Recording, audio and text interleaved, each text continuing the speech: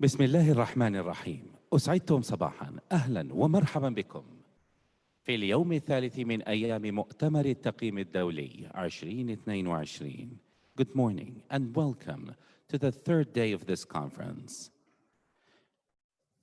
Our valued audience, please note that this conference is interpreted from Arabic into English and from English into Arabic. Please make use of these simultaneous interpretation headsets distributed at the entrance of this hall.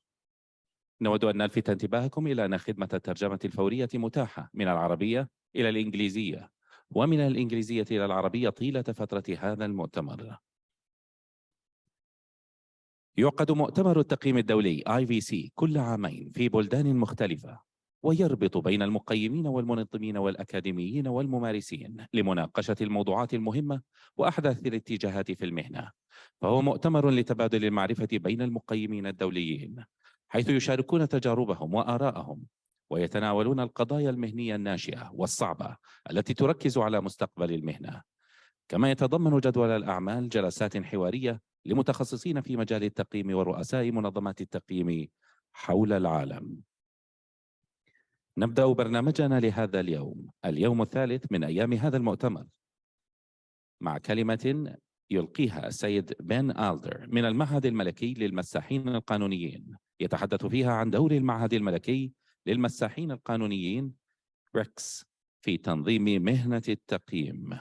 Ladies and gentlemen, please join me in welcoming to the stage Ben Éildre from REX, speaking about VPO perspective. REX.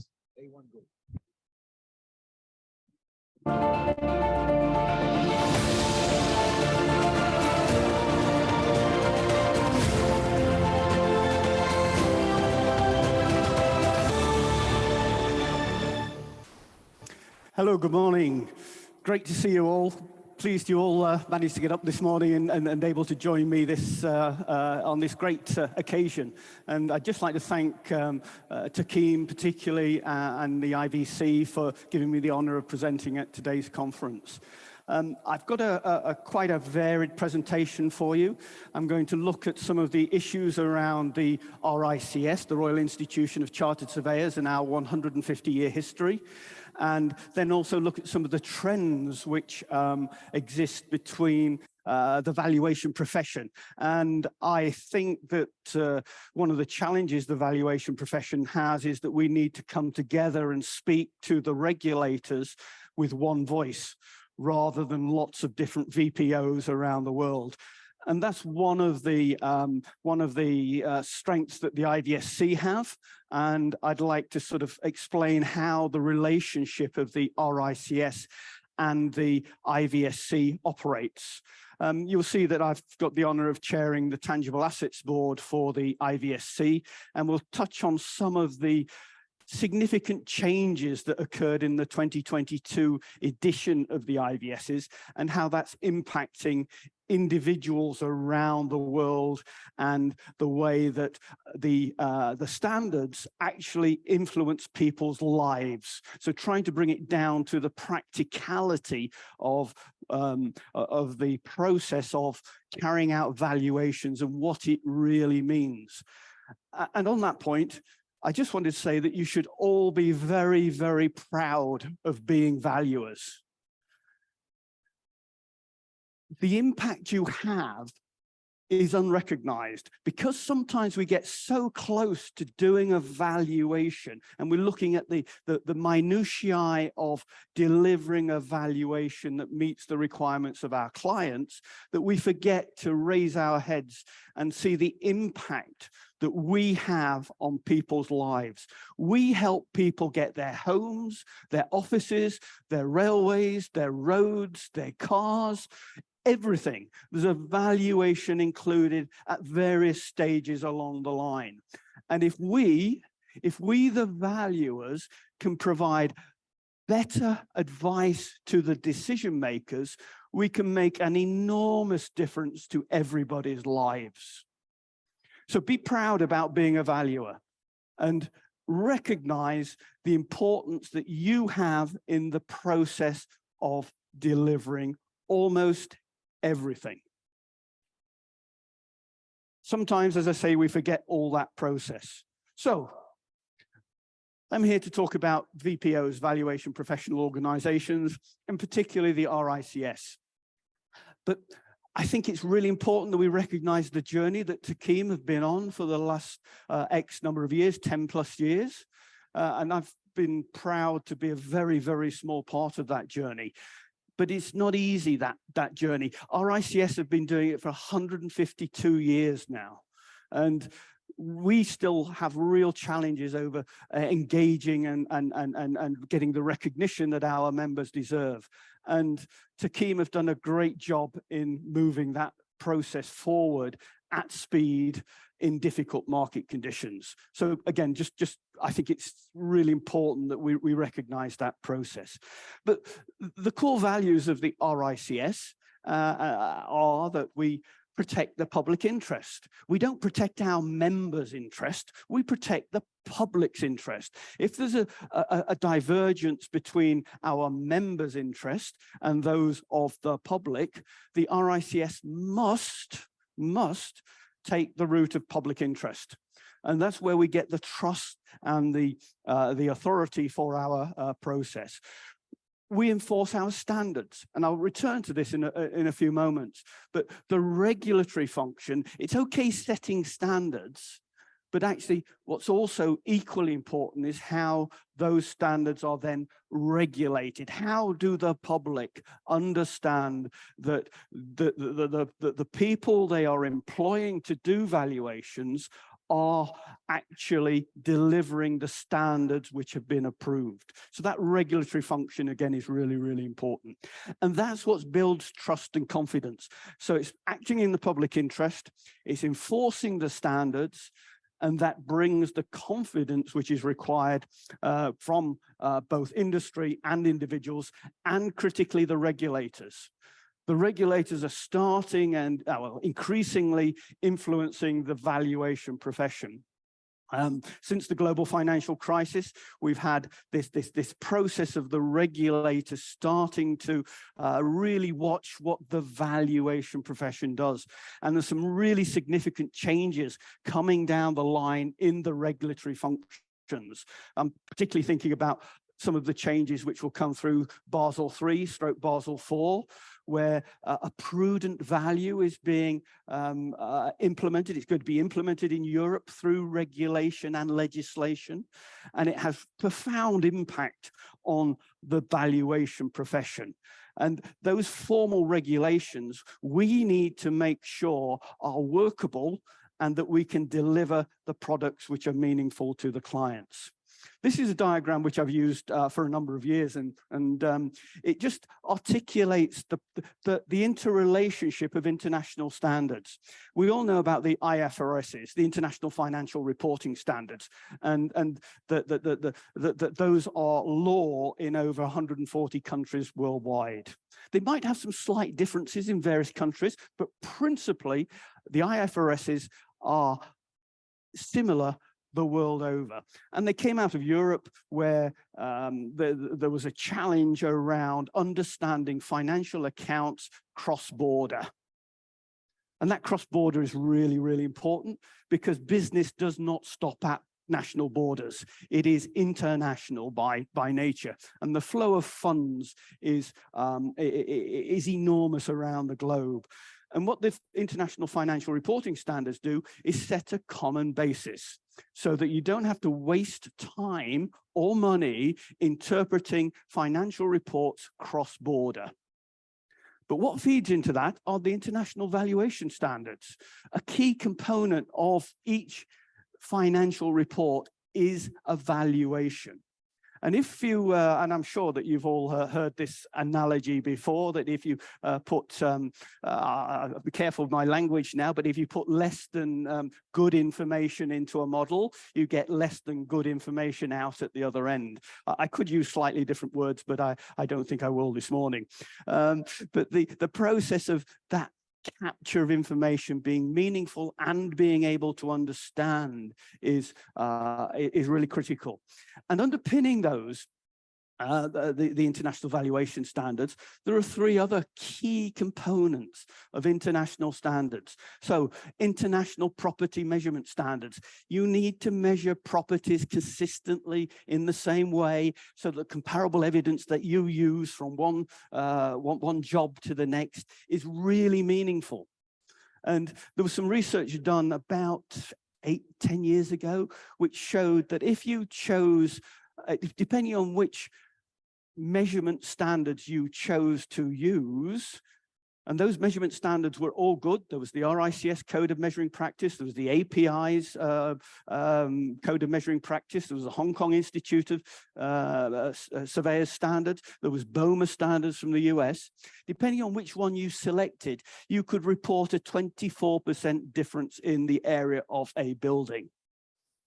None of them were wrong, they were all just different. So do you include the lift shafts? Do you include the vents? Do you include the kitchen? All sorts of different parts which needed to be included or excluded. And what the International Property Measurement Standards do is set a consistent standard globally so that you can report to your clients that if you've measured to International Property Measurement Standards, they know what that means. And I've heard lots of talk today, and we'll return to it today, later on today, about ESGs. And that's one of the critical things which is missing from the ESG agenda is consistency through the benchmarking. And we need to get that in place quickly so that we can deliver proper ESG information to our clients. And part of that is measuring the property in the same way. And international construction measurement standards. What's included in the bill of quantities?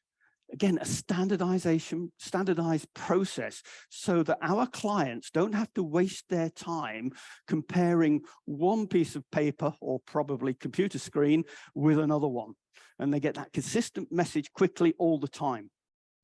And international land measurement standards. Now that's probably not what you think. It's not about measuring land. We've actually been quite good at measuring land for an awful long time. This is about measuring how the land is occupied, the tenure process. And I'll look at that again when I touch on some unregistered land issues towards the end of the presentation.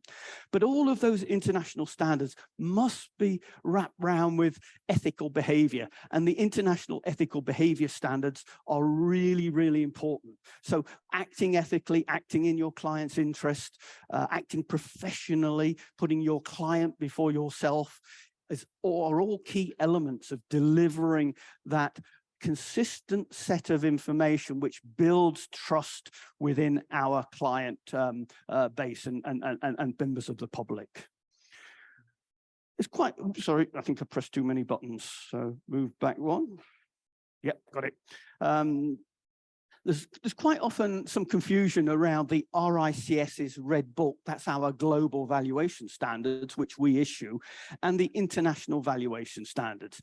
RICS adopt the international valuation standards, but because we can't rely, or sorry, not rely, because we can't use another organization's standards to regulate our members, we create the Red Book, which is a framework which our members must follow. It's written by us. We incorporate the international valuation standards, but the control over our members is delivered through the Red Book, not the IVSC. So our Red Book provides a framework which RICS can then regulate the behavior of our members. So if they break the Red Book rules, then we can remove them from membership, we can fine them, and various other sanctions through a whole range of issues. But the requirement to follow the Red Book is delivering valuations that meet the international valuation standards. So if our members follow the Red Book, their valuation will be compliant with the international valuation standards, which is absolutely critical and core to the RICS's requirements. So RICS have registered valuers. This is the regulation part of what the RICS do. So we set standards, which is my area of work, but we have another department who regulate the behaviors of our members. And we look at that process of delivering that confidence through controlling the behavior of our members. And we do that through a proactive regulatory function of inspecting our members' work in the valuation areas. So we go out and look at files of our members to ensure that they are following the Red Book and making sure that the clients are receiving exactly the right information which is set down in the Red Book. And if we look again, some of the presentations yesterday and the day before talked about COVID-19. Christian Luff spoke about it in detail yesterday, and we've obviously got the terrible war in Ukraine. So the residential market, or the residential market I've put in the UK there, around the world, is changing so rapidly. It's really, really difficult for the valuers to keep up with the changes. But that's our job. We shouldn't use this rapid change as an excuse for not being able to interpret the market. That's what we are good at. That's what we're trained to do. We need to make sure that we are able and in a position to advise our clients, because if we don't, they'll stop coming to us and somebody else will start to provide that vital information. But we're good at it, and we need to recognize that that process. And this slide just shows some of the skill sets which are required of a valuer. And this slide was actually written for real estate, but actually it encompasses the other key areas of valuation. The business valuation area, again, which RICS have a section for, but also the evolving financial instruments valuation process. And that's something that the IVSC have been really involved in over the last 1 to 2 years, trying to incorporate the financial instruments valuations into the international standards. And I'll return to that again in a few moments. But looking at rules of conduct, ethical and professional practice, we've also already looked at that within a set of slides. Inspection. What about inspection? What about inventory capture? Again, that really vital point of us gathering information. Now, I'm pretty old, as you can see. And when I started in the valuation profession, I liked to capture all the information myself. I used to like going to the buildings. I used to like reading the leases, reading the documents, so that I got a really clear picture of what it was I was valuing. But I've had to recognize more recently that actually there are a lot better people at collecting certain parts of the information than I am. For example, the car which we have at home, it's a Mercedes. And when we purchased it, they talked to us about the service arrangements for the vehicle. And what they said was, if we don't have the car serviced by a Mercedes dealer within, I can't remember the number of days, but 20 days, of the red light coming up on the dashboard, the car would stop. It would no longer run. And I, being a very sort of argumentative guy, said, come on, that's really terrible, because you are monopolizing my business to come back to your franchise. And the guy said, well, he said, you can accept that, or your finance agreements will double in price, because what that does is provide us with evidence that your car has been serviced appropriately at all points which are critical. Therefore, its resale value is massively increased, because we can then pass that guarantee on to the next buyer. And that's what they're doing in buildings. That's what they're doing in buildings now. They're barcoding a lot of the steel which goes into buildings, so that when it comes to reusing it, there's a lifelong or a number of years guarantee, and they'll be able to resell the elements from a building into a second-hand market, and again, thinking about the ESG process, into the market again with a guarantee that this steel beam still has 30, 50, 60, 90 years left of its life. And that increases the resale elements of a building enormously. And that starts to impact the whole process of valuation. So understanding those technical changes is really, really interesting. And again, going back to the COVID-19 process, I'm really proud that the standards, both the Red Book and the international standards, stood up to, I hope you understand, having its tires kicked really hard. Well, I used to get telephone calls, emails from all around the world, and people saying, can I do this and still be compliant with the standards? Because they couldn't inspect the buildings. They couldn't gather the normal information. And the standards were flexible enough to allow that to happen. We didn't have to amend any of the standards through COVID. We were able to adapt them, but without losing the meaningfulness of having the standards there in the first place.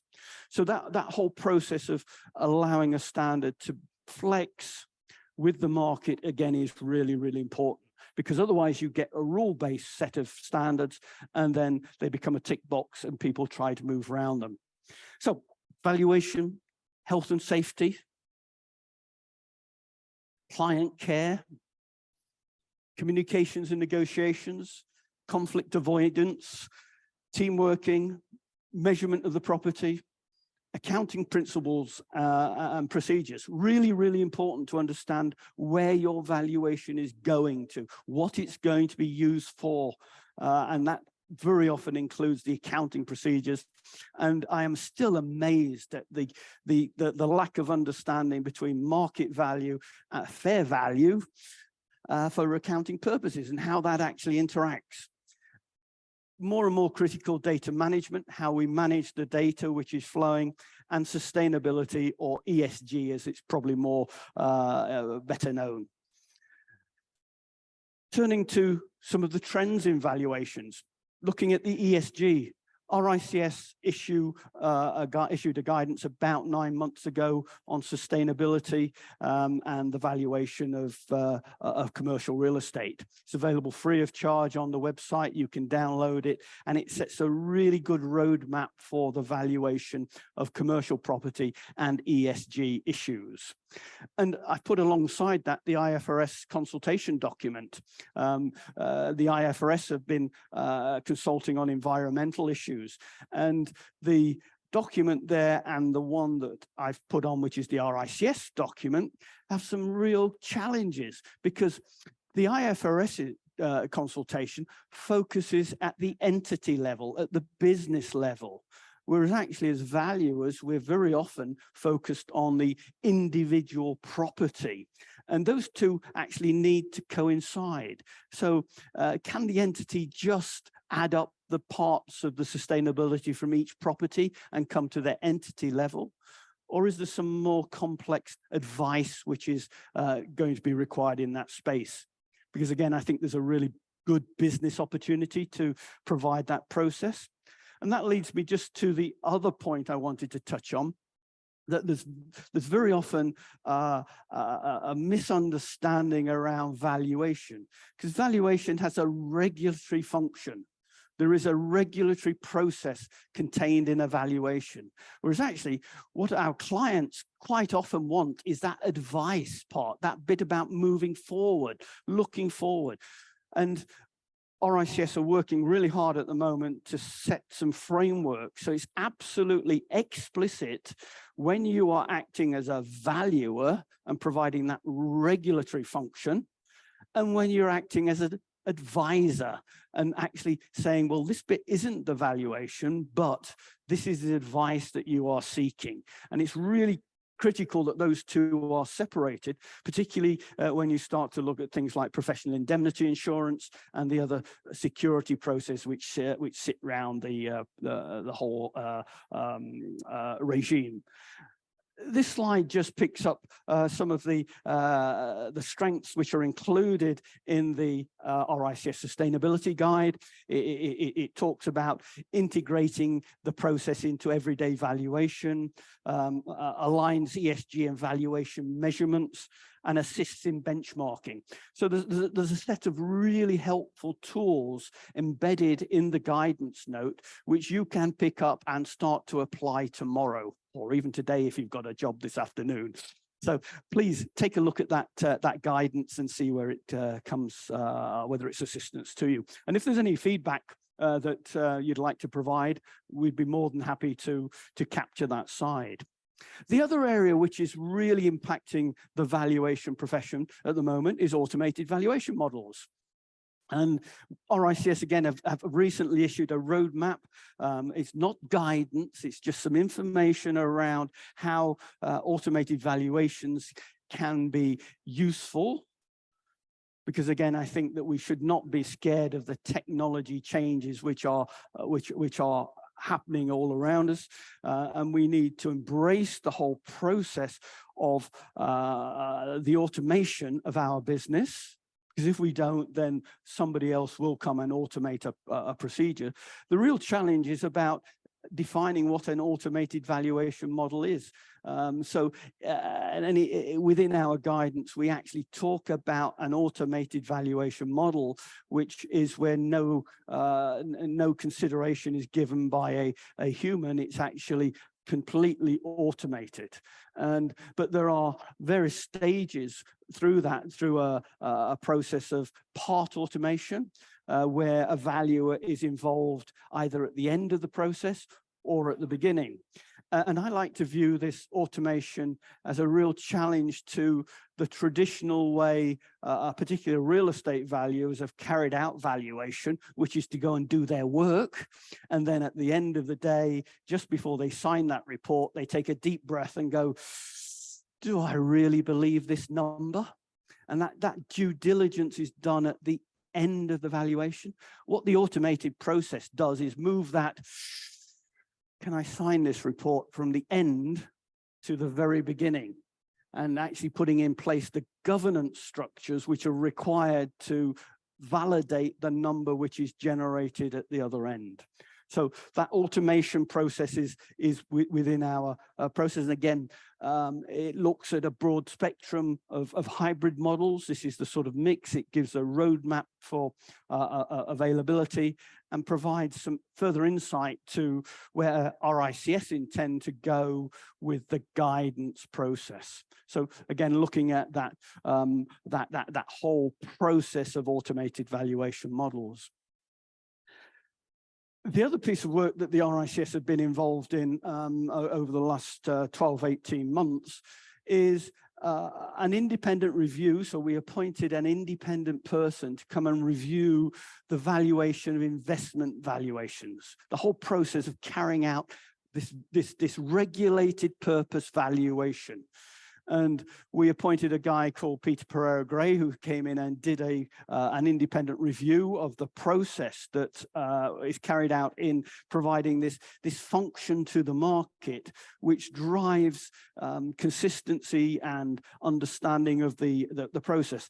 And Peter came up with 14 recommendations. And you'll be delighted to hear I'm not going to go through the 14 recommendations this morning. I'm just going to pick up on a couple.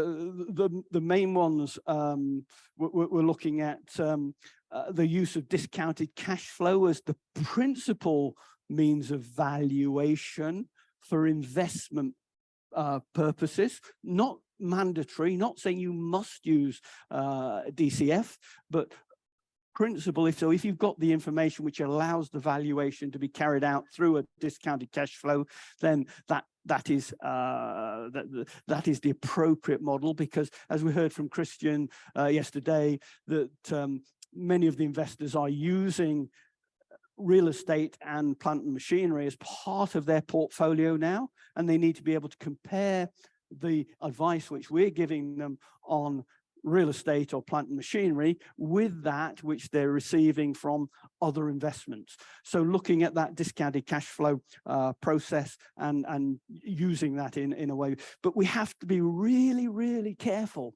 when we're using the discounted cash flow that we don't start to mark to model rather than mark to market. In other words, if our clients are starting to dictate the interest rates or the returns which they require, that's really useful information to them, but that's not market value. That's probably investment value, which is worth. So again, making sure that the information that we mark to market when we're requested to mark to market, and we mark to model when we're requested to mark to model, is really, really important. And this diagram is from the IVSC. This is what we were discussing at the AGM 3-4 weeks ago, and this is trying to align the valuation process to incorporate the financial instruments world, as I touched on a few moments ago. So trying to capture the financial instruments world into the general process of carrying out a valuation. And many of those parts mirror what's already in the international valuation standards. So there's a scope of work. So getting your instructions. There is the basis of value. What basis of value? What's the purpose of the valuation? What is your client going to use it for? So is it market value? Is it investment value? Is it fair value?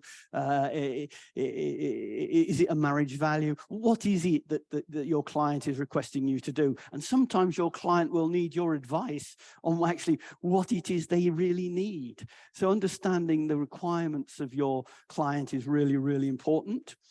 Then there's the valuation approach and method. So how are you going to do the valuation? What is it that you're going to carry out to deliver that, that basis of value? There's the data that is collected for the marketplace. So how do you handle the data? Then there's a modeling process. So you then put that data into a model, even it's a very simple model of a spreadsheet on an Excel. And for those of you who are maybe as old as me, Lotus 123 and all those other wonderful spreadsheets that came before, or SuperCalc, if you can remember back as far as that. But the modeling approach and the limitations of that model. And then you look at the execution analysis. What is it? How are you actually going to execute that process? What are the quality controls around that execution? And then there's reporting. And if you've done all of those steps, then you're in compliance with the IVSs, not just for real estate, but for plant and machinery, business valuation, and for financial instruments. So creating that consistent flow of decision making is part of what the IVS are trying to achieve. And what we've done there is look at that in two sections. One is the overall process of carrying out a valuation, and again, it's really helpful sometimes when you're doing that valuation is to divide those steps up really clearly, rather than sort of pushing them all together and doing a valuation. You're really clear when you start to do one part of the valuation, moving on to the other. And then there's the valuation governance and making sure that those middle steps, there's a proper governance around the process that have taken there. And IVSC are probably going to require some form of written governance statement by valuers who are claiming to be IVSC compliant. Now, most of you will have that already. Absolutely. And the Red Book actually becomes that governance structure. So you can adopt the Red Book and meet those governance requirements because you've got them set out by a VPO, and Taqiim and others will make sure that that documentation is in place for you. But it's around that consistency of approach. And just before I finish, because I'm running out of time as always, you always wonder when you start these presentations how you're going to fill 40 minutes, and then you suddenly realize you've used 39 of them already. But this is something which is really dear to my heart, and if I had to be proud. I'm coming towards the end of my tenure as chair of the International Valuation Standards Tangible Assets Board. I stepped down after 6 years in March next year. If there's one thing I'm really proud of achieving, was that we made a change in the last edition of the IVSs, and that allowed for unregistered land to be incorporated into a valuation. Before that, you had to demonstrate a legal right to occupy some pieces of land. But within the 2022 edition, we said that it was the legal requirement as normal, or we recognized that some value was held in communal land, in people who occupied land without the relevant documents to show that they legally owned it. And this has opened up an enormous area of benefit for many people who occupy lands which is unregistered. And there is an enormous amount of land globally which is unregistered. Even in the UK, there's about 30% of the land which is unregistered. When we say unregistered, we don't mean nobody owns it. We just mean it's not in a formal registered land cadastral process. But what this unregistered land does is allow the IVSs to capture this process. And what RICS have been working with UN Habitat and FIG is to create a manual for the valuation of unregistered land. So it allows people who haven't got normal access to the financial systems to gain access to those systems. Just for example, there's, I won't say in which country, but in large parts of Africa, there is lots of land which is occupied, not illegally, but not registered. And those people weren't able to access bank finance. Because of the manual and the changes in the IVSs, we have now convinced some of the bigger valuation firms that they can actually carry out these valuations for the banks. And it's provided access to finance for millions of people who wouldn't be able to access finance otherwise. Now, whether finance is a good thing or a bad thing is another question, but the process of actually allowing people who couldn't access it previously to being able to access it now, I think is really, really important. And what I've put at the bottom of this slide is, it says, valuers are not policymakers. What we found was that in many areas, these processes were happening informally, and the valuers were being left to make policy around valuation, what was fair, what was right. And what we've spelt out really clearly in this document around unregistered land is that it allows the credibility of the international valuation standards to be wrapped around this type of valuation, so they can be included in the formal valuation process. But we've also been talking to the policymakers to explain to them that they have to get their policies right, because the valuer has to deliver within that structure. It can't be left to the valuer to turn up at a particular parcel of land and make policy decisions. That's the realm of the policymakers. And we've had some really good successes in convincing and talking to governments and land agencies around this whole process of policy making and the delivery of valuation for unregistered land. And as I say, that element was included. And this slide just articulates the sort of the areas where we're trying to work at the moment, both with the World Bank and other agencies, in that market value captures the normal processes that we would recognize. But then when we start to move into investment value, which is sort of worth, when we're starting to look at worth, we start to get identification of non-market values. And this is really challenging. We're being asked to put numbers on things which don't fit into the marketplace. It's really challenging. But isn't ESG exactly that?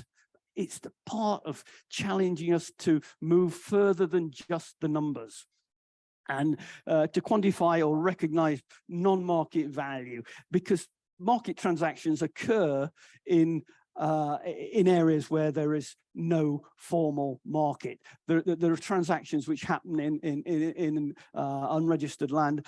And I think, again, if I'm just trying to tie up the ESG challenges, the climate change challenges which we face, and unfortunately, this is likely to lead to mass movements of population as they move out of affected areas. And where are they going to go? They're going to go to urban areas, and there is not going to be enough housing or infrastructure to deliver to all those people. So they will occupy land illegally.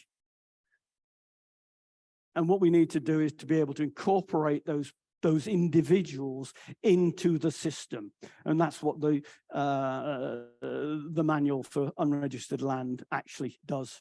And we need to continue that journey. We've only taken very tiny steps on it, and there's a lot further to go to be able for valuers, the important job that you do, to help deliver the social requirements of the future generations.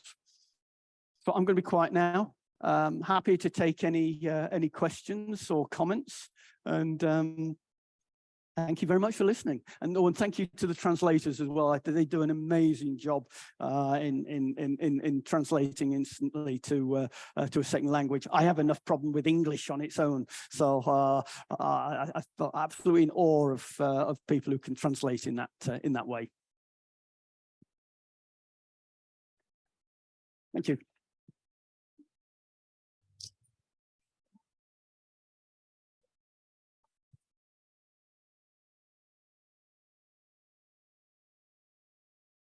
Thank you indeed. I'd like to invite نود أن ندعو إلى المنصة سعادة مستشار الهيئة السعودية للمقيمين المعتمدين الأستاذ فهد الفاضل من أجل تكريم المتحدث. Inviting Mr. Fahad Al-Fadil to the stage.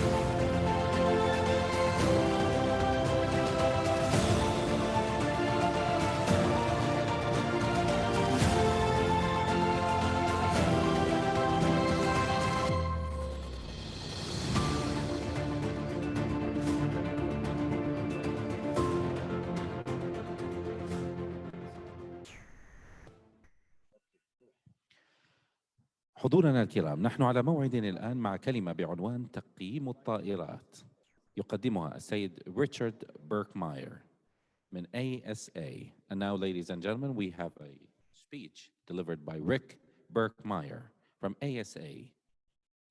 And the subject is aircraft valuation.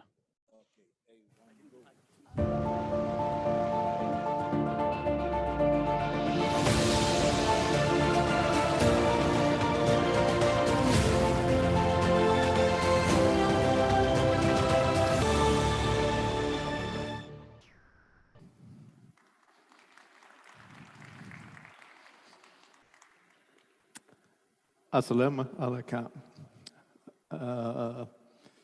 Ben has asked me to take all his questions. So if you have any questions, I can answer them now. Looks like there's no questions. So my name is Rick Berkmeyer.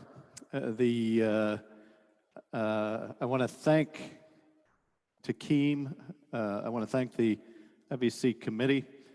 I've been here 5 times, and I've helped or I've taught machinery and equipment classes at Taqiyyim, both here and then down south, Al-Hassa. Have enjoyed my interaction and the like with the Taqiyyim team and valuers and the like. A little bit of background on myself. I'm president or international president of the American Society of Appraisers. Ben's presentation for me is a little bit of a random walk in terms of I was one of the original members of the IVS Advisory Forum, Secretary General of the International Ethics Standard Coalition, and I teach the US standard, so I'm kind of a standards wonk. I have about spent 30 years in banking and appraising with some money center banks, leasing companies, so Bank of America, Citigroup's investment bank, and today I do a fair amount of aircraft appraisals, and I'll chat a little bit about that. I'd like to take Ben's thing one step further. He talks about the importance of valuers. I think as valuers, I've always looked at it like we're great storytellers.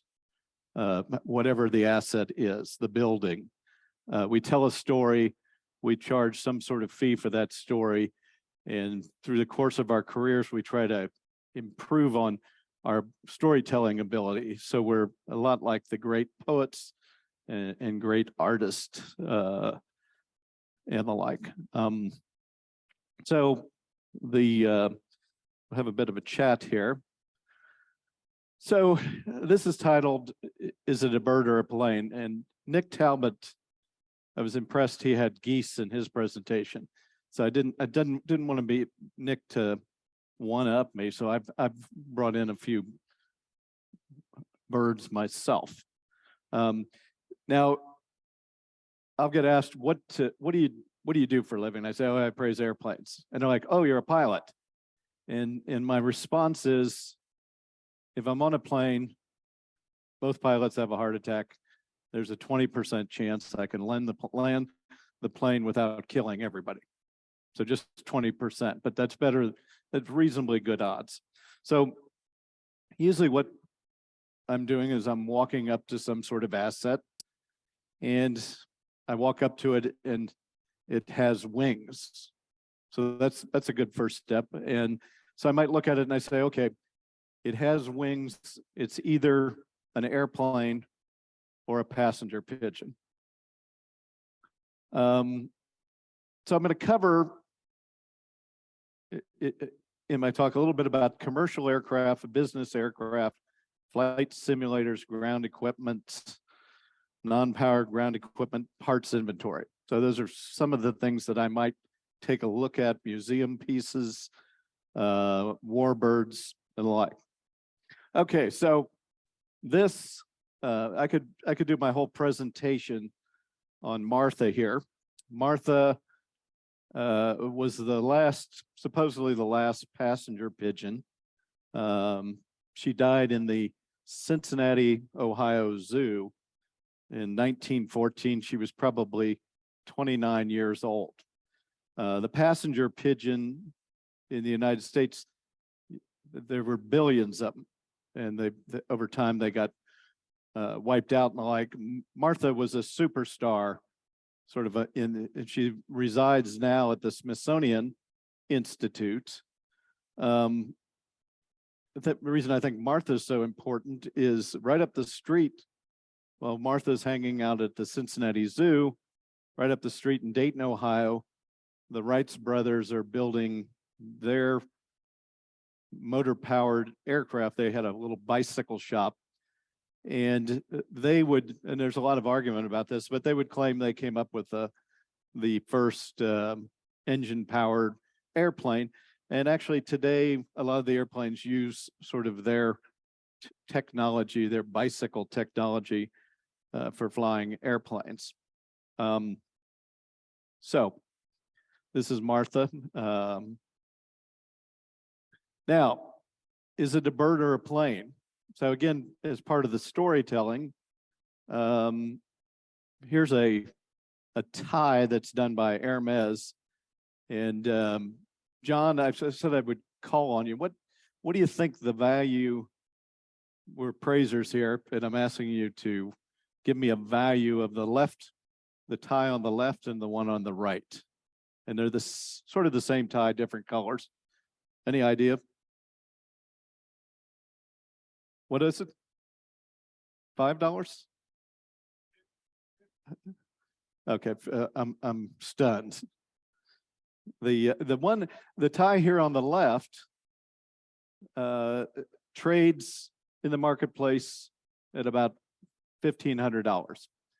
The same one in red, and it trades because it has this Boeing label. So Boeing gave these out to their salesmen. And then the one on the right is about $300. And these things trade on eBay.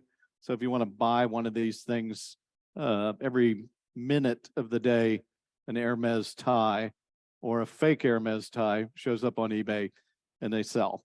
And you might say, you're probably upset at this point because we're talking about passenger pigeons, Hermes ties. But again, it's all sort of this storytelling process about things.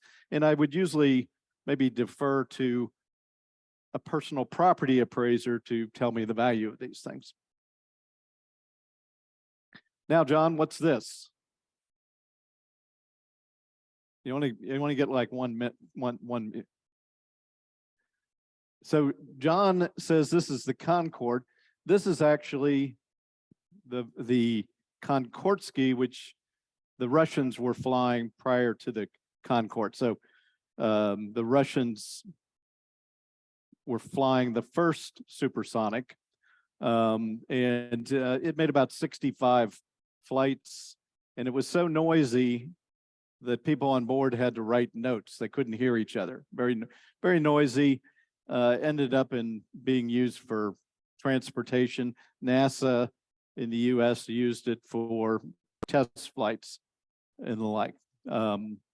So generally people, they see this and they say, oh, it's a Concorde. And the Concorde stopped flying 25, 30 years ago. It's an iconic aircraft. It had one of probably the best safety records of any of the commercial airliners. And it hit some rubbish. I think one of the airlines dropped some rubbish, ingested in the engines. It crashed. There's some thought Richard Branson was trying to buy these airplanes, and they'd still be flying today. There's a lot of talk, a lot of projects looking. In fact, I'm looking at some of them where they're looking at kind of bringing back the Concorde or a supersonic. Here's a commercial jet. This is actually, when I'm doing one of these, I'll have this in my appraisal report. So it'll lay out sort of what the aircraft consists of. Here's a Lockheed Hercules C-130, kind of used by the military, firefighter. Canada uses a lot of these. United States fight fires. Here's a Sikorsky S-92. I think there are about 16 of those here in the country. Some of them part of the presidential fleet. In the U.S., the presidential fleet consists of about 18 of these in a different configuration and the like. And here is, this should actually be, instead of the Blackbird, I believe it's more like the SR-74, kind of a U.S. spy plane that sort of in theory is out there. And here's an example of a jet engine. It's I'm coming off of it. It's the season for briefings. So last week I was at Boeing. The week before I was at Rolls-Royce. Then I was at Pratt Engine. There's I think a brilliant opportunity for valuers or appraisers in Saudi to kind of look into this space. Somebody had mentioned to me the AMSTAT lists about 200 corporate jets and helicopters in the kingdom, but it's more like 400 maybe registered elsewhere, but 400 corporate jets. And on the corporate jet side, globally, we're producing lots of billionaires. And so as we go through this, I'll show some data, and it may look a little US centric on the corporate side. 64% of all corporate jets reside or fly out of the US, but the Middle East is starting to build out. You'll see Africa will, because of its rich environment and distances, they're starting to build out their fleet and the like. So there's tremendous opportunity to look at these things. Here's some other type equipment, ground equipment. We also, here's an Airbus 320 simulator. So we look at those kind of assets. Usually the simulator has a life similar to the airplane. So someone can get in these simulators rather than actually flying the airplane. Getting a simulator is a lot less expensive than flying these aircraft. And here's the iconic Antonov A225, which due to the war, this plane was, if you pull it up on the internet, was destroyed. And I'll probably do some insurance work on that particular aircraft. There's a second one that is not finished. I don't know that it'll ever be finished because it needs quite a bit of work to pull it off and the like. But this was sort of a one of a kind and was destroyed in the recent war.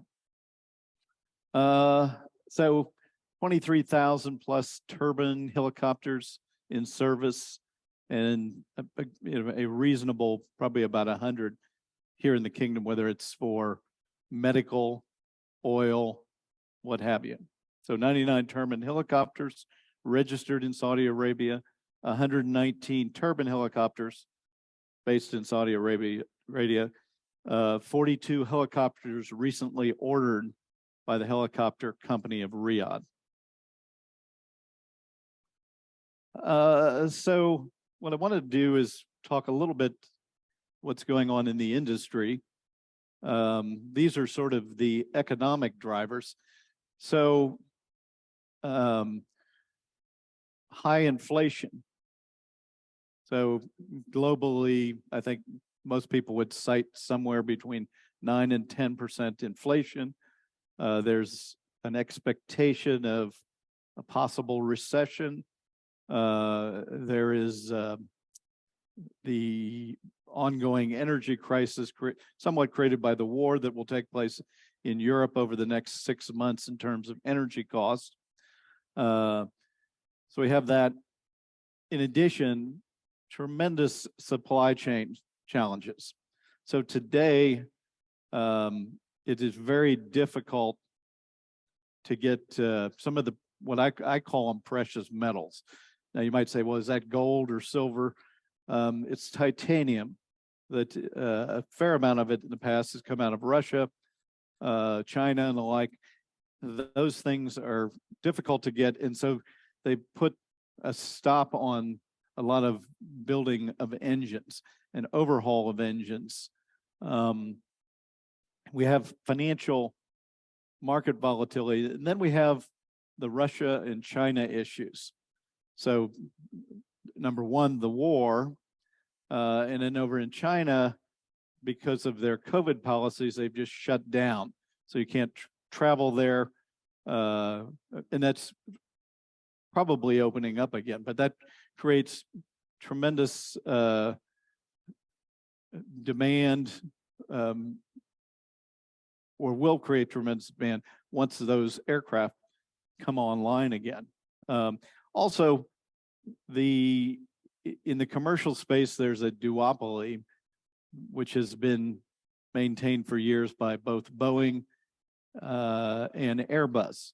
But both China and Russia now have airliners, narrow bodies, that are being certified and will come online in short order.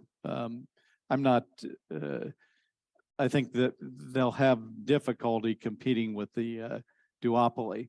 That mentions Boeing has had huge amounts of issues with its MAX product. There's currently about 300 airplanes that are in storage, looking to be recertified for flying again.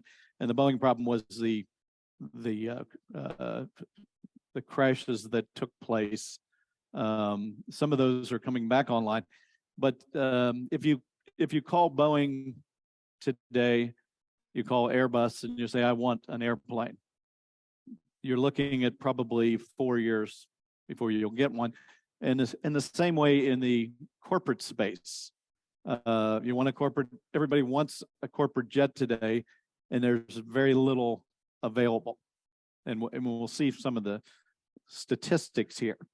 And on the corporate side, there's this tremendous demand because, number one, because of COVID. So COVID, somebody wants to be able to fly themselves, their family, their business associates without being exposed and having to go through security and all the other stuff. And so there's a tremendous demand on the charter side for these aircraft, for ownership. We are creating record numbers of billionaires, and they want to get someplace safely, soundly, quickly.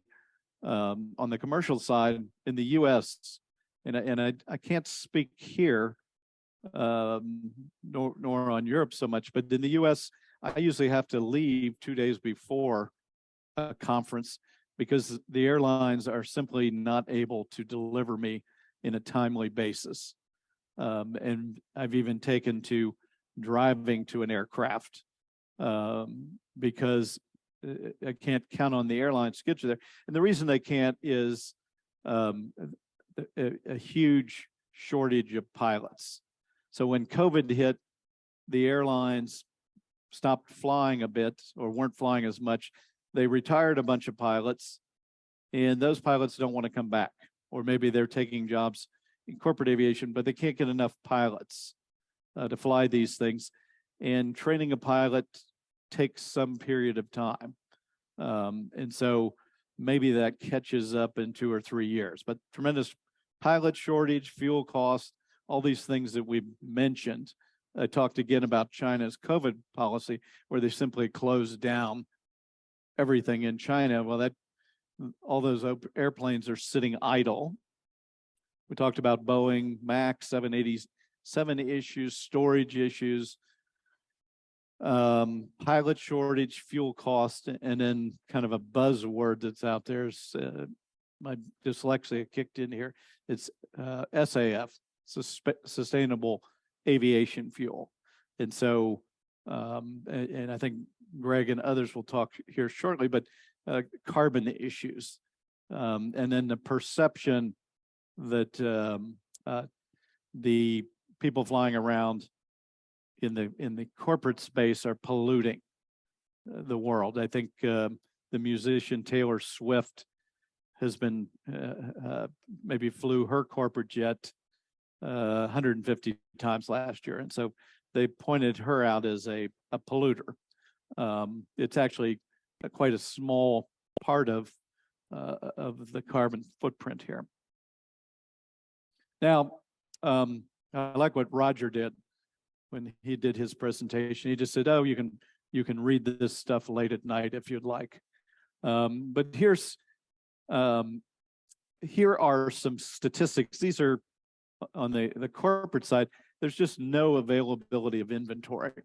I had a conference call yesterday, and a bank had 2 new aircraft that are being delivered, and the company paid $10 million for them, and they're being delivered in the next month or so. And the bank said, "What do we do?" The valuation tables or the valuation guides are saying these things are worth $12 million. They just paid $10 million. And I'm like, I think they're worth more than $12 million. And they wanted to know how to justify that. And the justification is, if you want an airplane, you can't get one. There's none available. If these were available, people would fight to get in line to pick up 2 brand new planes and the like. So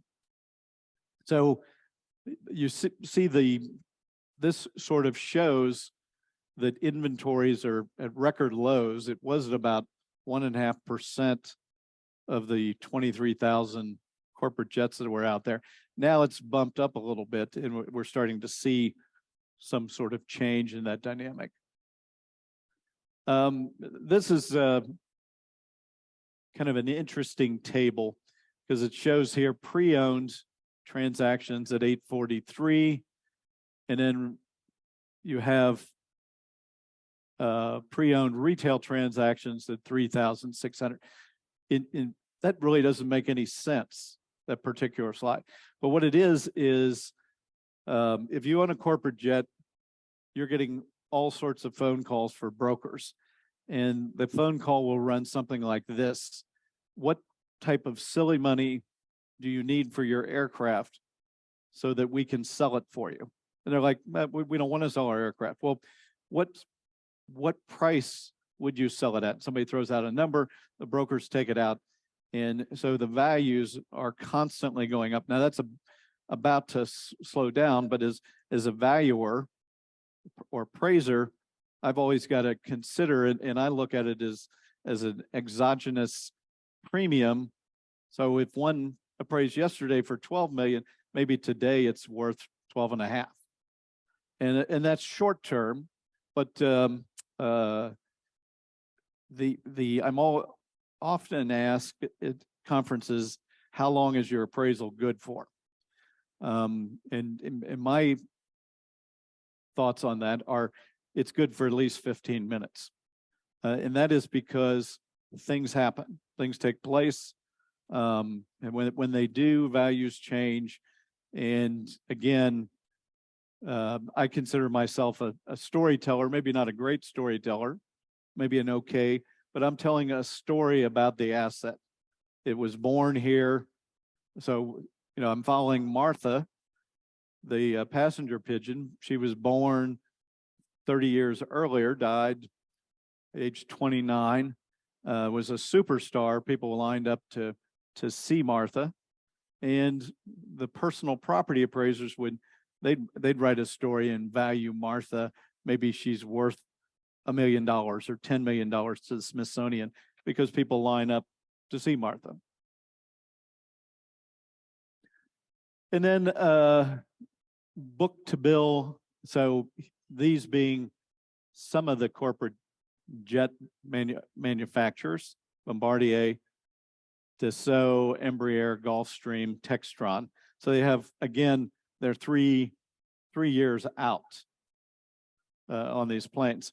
By the way, I'll just mention Bombardier, which has had significant financial issues, somewhat maybe subsidized by the Canadian government, but they had a plane called what's known as the C series or the Airbus 220, and Airbus bought 50% of that plane for, I think, $1, and then they picked up some amount of debt. But it's a great airline. I would imagine you all have an airline coming on board. You might see these, I believe it's RAI, is a new airline coming on board, and they'll probably be flying this particular asset. But it's a fabulous commercial airliner.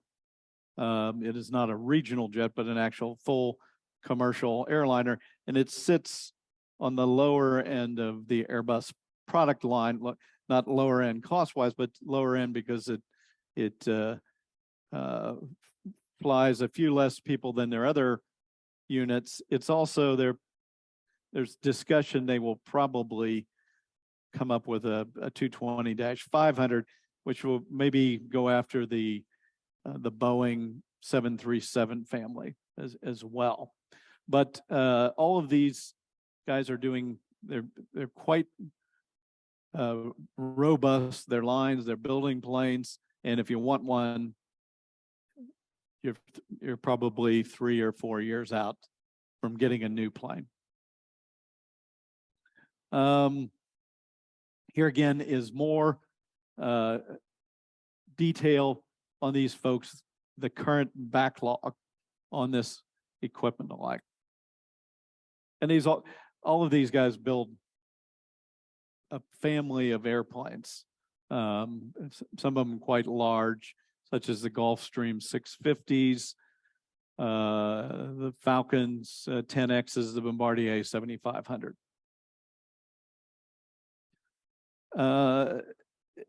Just a little bit of statistics. Now the corporate guys have been heavily criticized that they're out there polluting with these corporate jets. Probably the worst case was several years ago. General Motors, the car manufacturer, was going bankrupt or was in bankruptcy, and their corporate executives flew into DC in a corporate jet, even though they were bankrupt, and Congress sort of read them the riot act. They would have been better flying into Philadelphia, renting a small car and driving over to DC, but they got caught, and so they were heavily criticized. But this sustainable aviation fuel is a bit more expensive. There's a lot of production taking place, certainly not enough to meet any sort of the current demands, but a lot of banter in the industry on this. And I think you'll see it here. You'll probably have production facilities in Saudi at some point. So here are some statistics. Now, again, you might say, well, this is really a U.S. presentation, but the movement on the corporate side is really into places like Saudi Arabia, into Africa.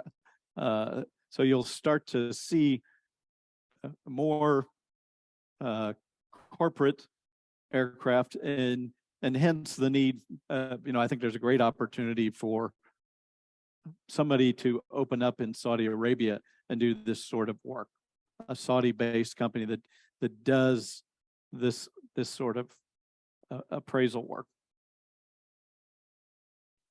And then here's some statistics. New aircraft purchase probability in the next 12 months. Well, you can't get one in the next 12 months, but you can see there's a 50% that people are open to this, mainly because the airlines can no longer, in the US at least, and it's probably the same in Europe, they can't deliver you on time. So if I'm going to a conference, I go 2 days early. So that means I have to incur the cost of hotels and what have you. Recently, I was looking at I live in the East Coast, and I had to go to Los Angeles to look at a G4, which is a big, older jet. And that would generally take me 1 day. I would go out in the morning, look at the plane, come back on the red eye. It took me 4 days. I was delayed, canceled on the way out. I can't easily tell my customer, you got to pay 4 days worth of expenses, all that sort of thing. Maybe I can get a per diem or whatever. But it all goes back to the airlines cannot deliver you in a timely basis. And I may be speaking domestically, but I think you'll see that as China comes back on board, all of a sudden, it'll increase the shortage of pilots and the like. And then here's a statistic. So back in 2008, we had there was a global financial crisis, and a lot of the millionaires, General Electric, which was doing a lot of the financing, they were financing the homes and the aircraft, and they were cross-collateralized. So they were repossessing the airplane and the home. And you'll see in 2008, we had a lot of aircraft sitting in warehouses. Today, we have it's completely upside down. We have a real shortage of those planes. And as said, as inventory-wise, maybe 1.5%, and that's trending, looks like it'll be 3% over the next few months. And then we have, again, some statistics on installed base. Same thing on small and mid cabins. These were, I want to thank Barclays for letting me use these slides. Again, stuff you can look at late at night. Oops.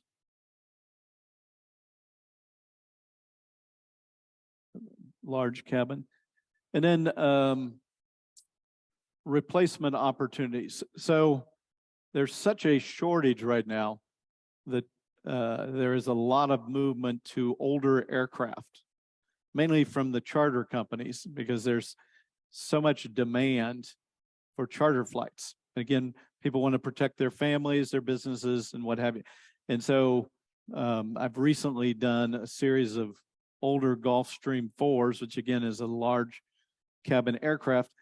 And those aircraft have doubled in value over the last several years, just because somebody wants to get a hold of them and fly them constantly. And so you have an older fleet. Well, that's going to impact, and again, it's the opportunity that's going to impact what takes place 5 years from now, because those planes are sort of at the end of life. And part of the end of life is today in the commercial and corporate space, we have new engine technologies that are 20% less expensive. And so the problem is producing those engines because of supply chain issues. So again, it provides plenty of work for appraisers. And then here's replacement opportunities by segment. And you can see an aging fleet of aircraft. And then fleet growth by flight activity. Again, these planes are getting used quite a bit. In the US, if I wanted to go skiing, let's say in Aspen, there's no available, I can't charter a plane, I can't get a seat because they're all booked out.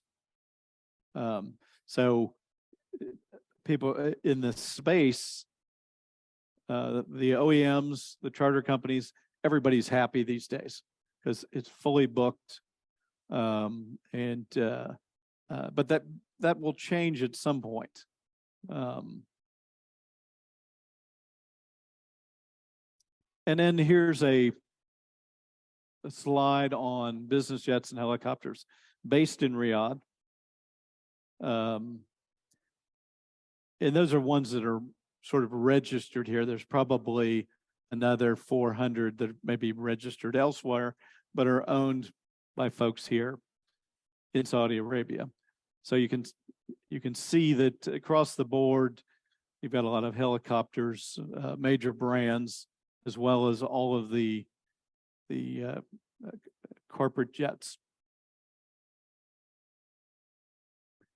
Top 10 fixed-wing aircraft models by number registered in the Middle East. So Caravans, which is a Textron product, Gulfstream, King Airs, etc. And then Boeing business jets and Airbuses equivalent of those and the like. Top 10 business helicopter models by number purchased in the Middle East. So again, you have all of the name brands here. By the way, JetNet is one of the data sources that tracks all these airplanes. So if you subscribe, if you're an appraiser and you subscribe to that, you can locate any plane, how it's configured, where it resides, what sort of the ownership might be. So tremendous data out there in the space for appraising these things, as well as constant briefings that are done by the OEMs.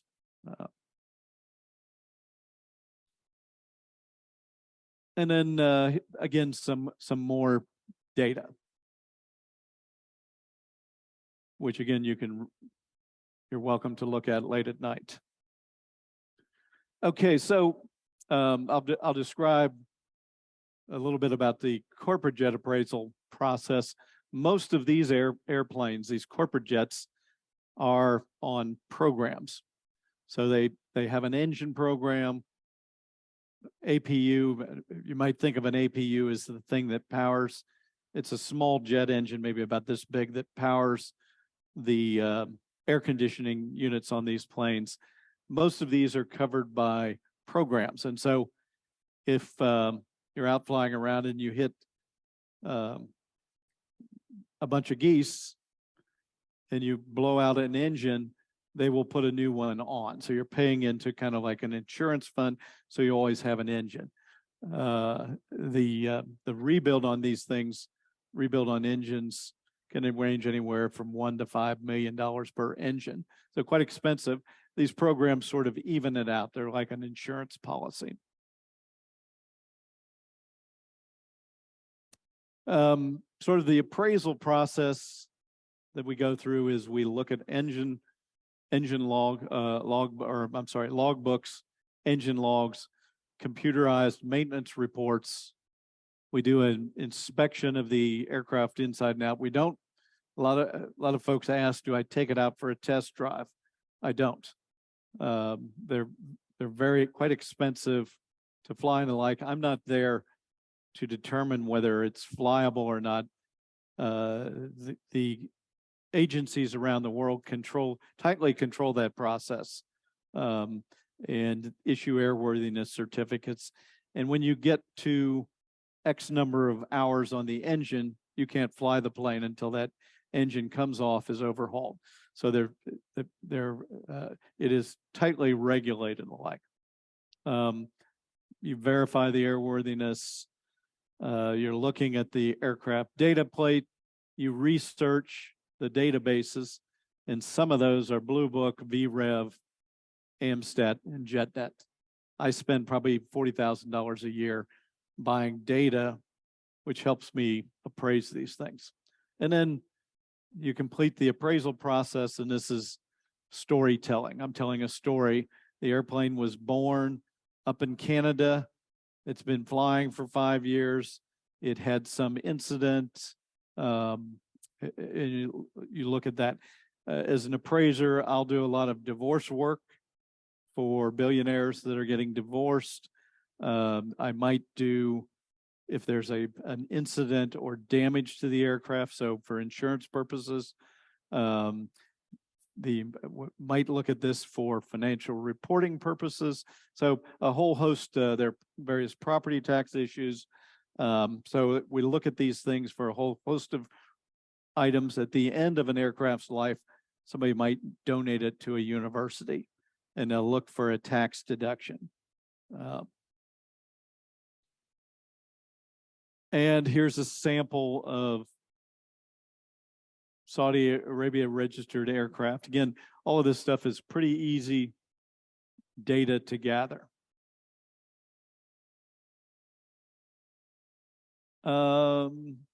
We talked about inspections.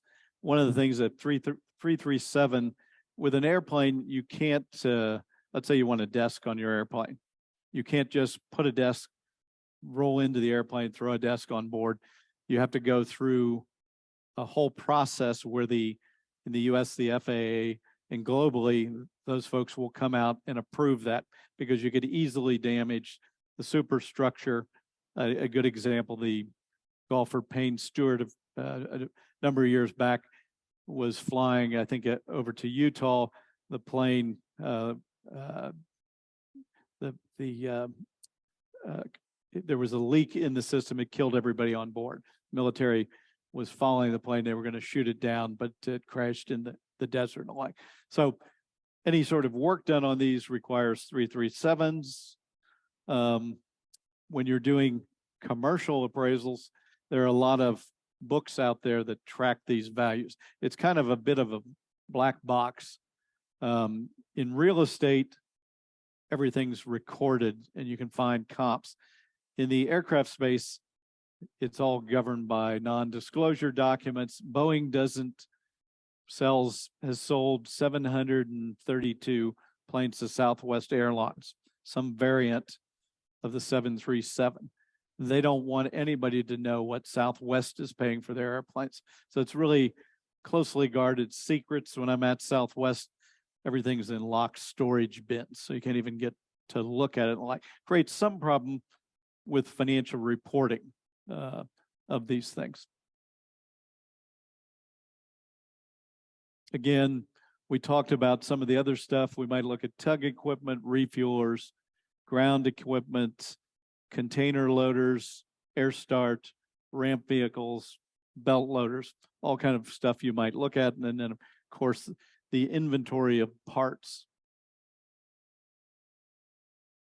Some other types of equipment.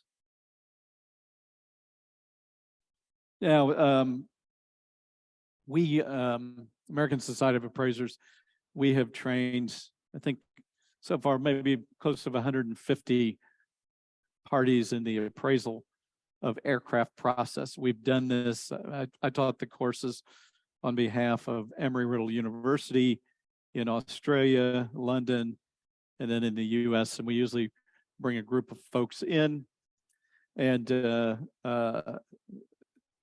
we try to get in front of the assets, and a lot of this is networking. So if I don't know, so for instance, I did the C-130, and I didn't know too much about C-130, so I hired somebody who was an expert, went over to Portugal and spent a week with a C-130, kind of looking at it alike.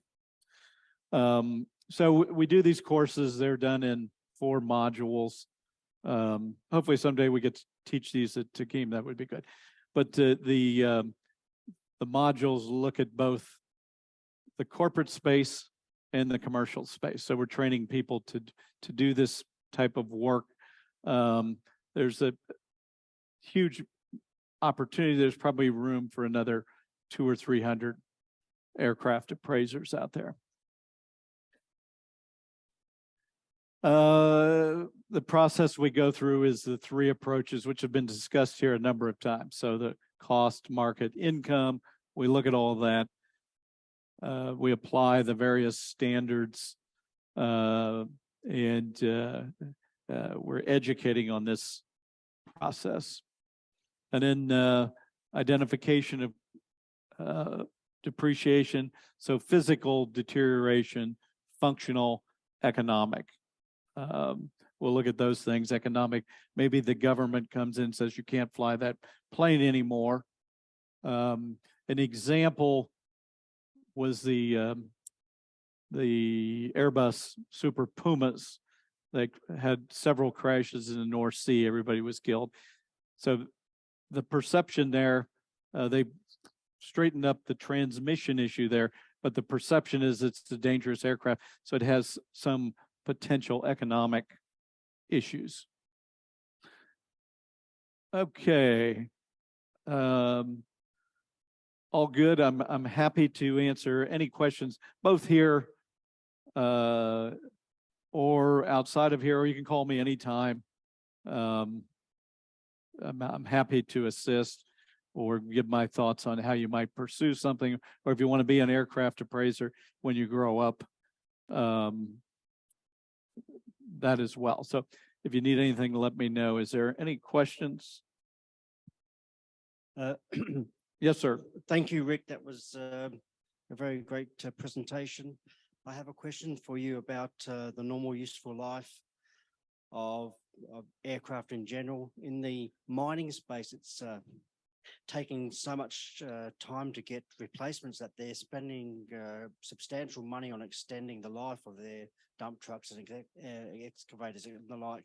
It's the same thing happening with aircraft in order to get extra life out of there. So right now, the older commercial jets are pretty hot properties. They're expensive to fly because the engine technology is dated, but a lot of these folks are insensitive to the fact that fuel prices are going up. They want to be able to get someplace safely, their families, they don't want to catch COVID, all this kind of stuff. So those are going up. The plane I kind of like to you talk about normal useful life, the American bomber, the B-52, those planes are 70, 80 years old, and they'll probably be flying when they're 110 years old. So some planes last a long time. It listed, there's here in the kingdom, there's several 727s. Well, that's a 30 or 40-year-old jet, has 3 engines, very inefficient, but they're still flying.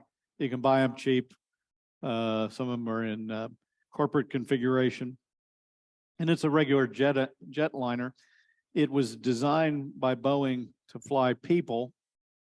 Later in their life cycle, they go into cargo configuration. Right now, cargo, mainly with COVID, cargo just exploded. You know, there's tremendous demand for cargo aircraft and conversions. So that's going on in the marketplace as well. I hope that answered. Thank you. Yes. Other questions? We have time for one more question. And there's 6 questions. But over here at the middle table.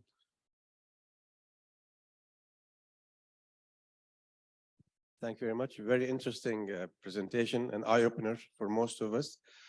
My question is, we know in machine equipment valuation, maintenance records affect the value. Is it, I understand in the airline industry, I'm not an expert, that this is a given. I mean, you cannot fly a plane without complying with standards like the FAA or things like that. So is it important in the airline industry, or it's just a given, you don't consider it because everybody has to do it?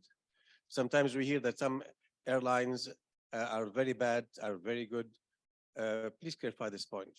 Yeah, so, you know, how one maintains their aircraft takes care of it and the like. Some people, maybe they don't change out what's called re-rag. They don't put in new leather every 5-10 years. They don't paint it. The paint's falling off, stuff like that. So there are things outside of the FAA. The FAA will control hours on the engines, and then every part within an airplane has to be recertified. And there are things called life-limited parts on engines. So certain discs, once those time out, you can't use them. They get tossed. They get scrapped out, and you have to put new at quite an expense. In the corporate space, a lot of it's controlled by programs, but still, how one maintains the plane is certainly an issue. And I would say most of the corporate jets I go out and look at.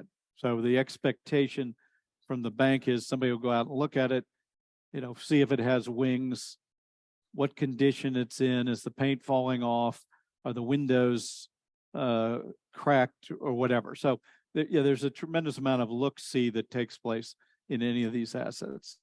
Was there another question here? Yeah.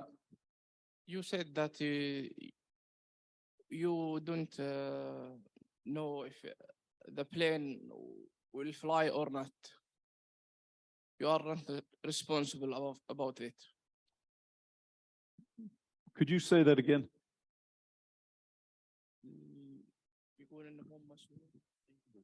He's saying that part of it is not part of your evaluation or your responsibility to check whether it flies or doesn't fly.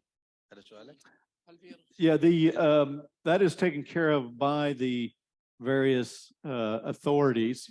In the US, it's the FAA. So they're going to issue an airworthiness certificate. That airworthiness certificate is generally on board the aircraft behind the pilot. And that's going to go into every report that I look at. So I'm not guaranteeing that it's airworthy. Somebody else is guaranteeing that. But I'm certainly looking, if I don't have that, my appraisal doesn't have much value. So, okay, any questions, we can take them outside at breakfast or at breaks or whatever. If you need anything, let me know. Thank you.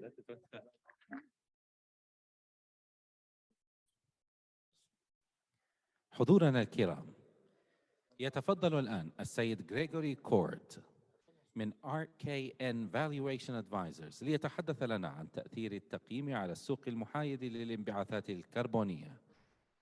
Our valued audience, please welcome Gregory Court, RKN Valuation Advisors, to speak to us about energy in a carbon-neutral market.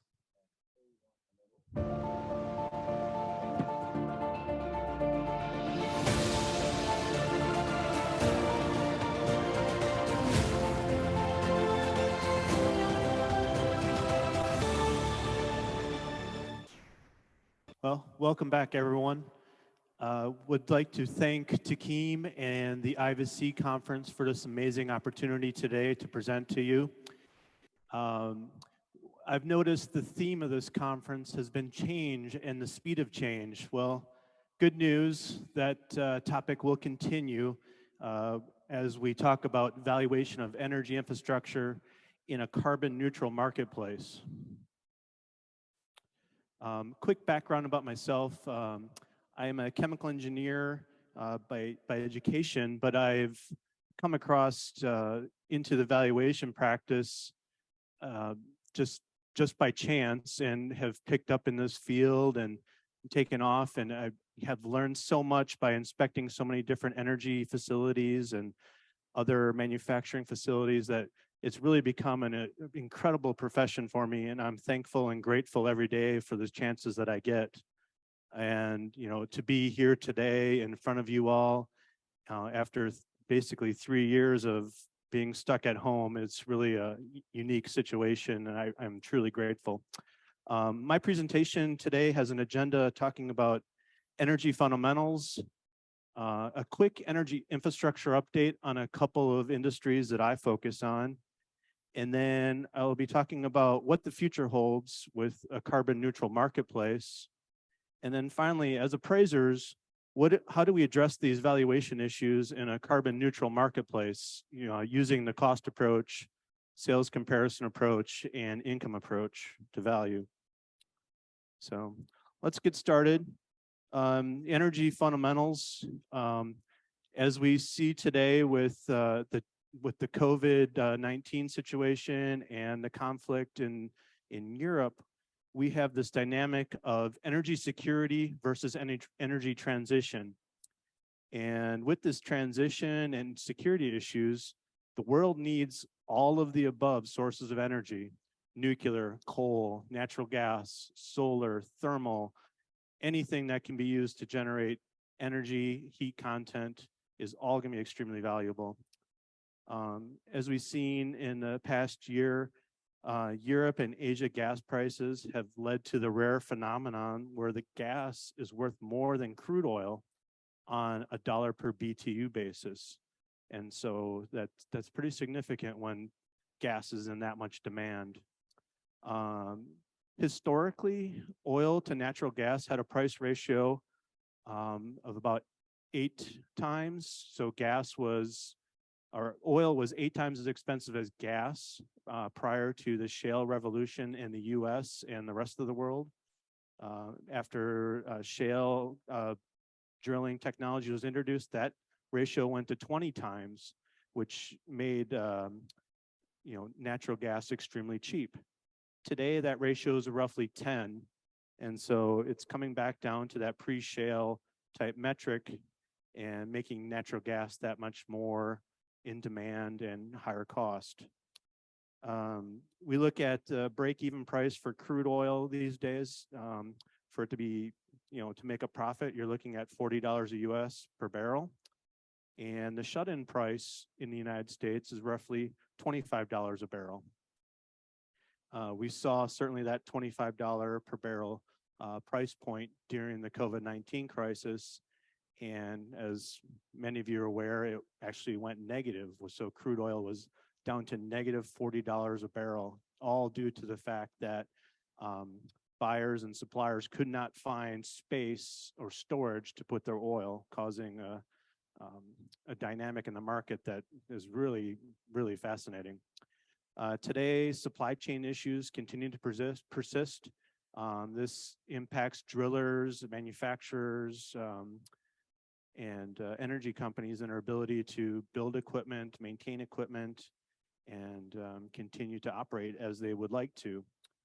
And then on top of that, all of these companies are dealing with workforce issues, retirements, staff shortages, people that are working from home that need to be on site, making it much harder to manufacture the components they need to do or make the products they need. This chart is West Texas Intermediate crude oil and Brent oil prices from 2010 to 2022. And we go to this bottom blip in 2020 during COVID, and you see just the world was shut down, causing that crude price to plummet to roughly an average of $20 a barrel. And as we come out of that with an economic tailwind of low interest rates and stimulus, that crude price then jumped up to $100 and then further escalated with the conflict in Ukraine, getting back to some of the highs of 2010, 2008 timeframe, but since come down a little bit. And this again is global energy prices of US gas and European gas compared to Brent crude and coal prices. And what it's showing is that European gas prices are extremely high compared to the rest of the world. And that's just due to the fact that they can't get gas from Russia, and it has to be imported through liquid natural gas regasification plants. And it's going to remain high for a while until they can address the infrastructure issues of regasification in Europe. And this high gas price has enormous impacts on the entire chain of manufacturing in Europe, from chemicals to manufacturing to heating of homes. And so Europe is going to be faced with some high prices for quite a while until they can address their infrastructure issues. Moving on to some of the industries I deal with. So we have electricity generation. Just wanted to kind of bring you up to speed on what's going on there. Natural gas in the United States is still the main fuel source for power plants. It's going to be different country to country, but this being a US-centric type presentation, I've kind of focused a little bit on that. Wind and solar are making significant inroads in the United States, and it's basically replacing the retirement of all these coal and nuclear powered power plants that are in our country. And it's certainly been good from the environmental standpoint.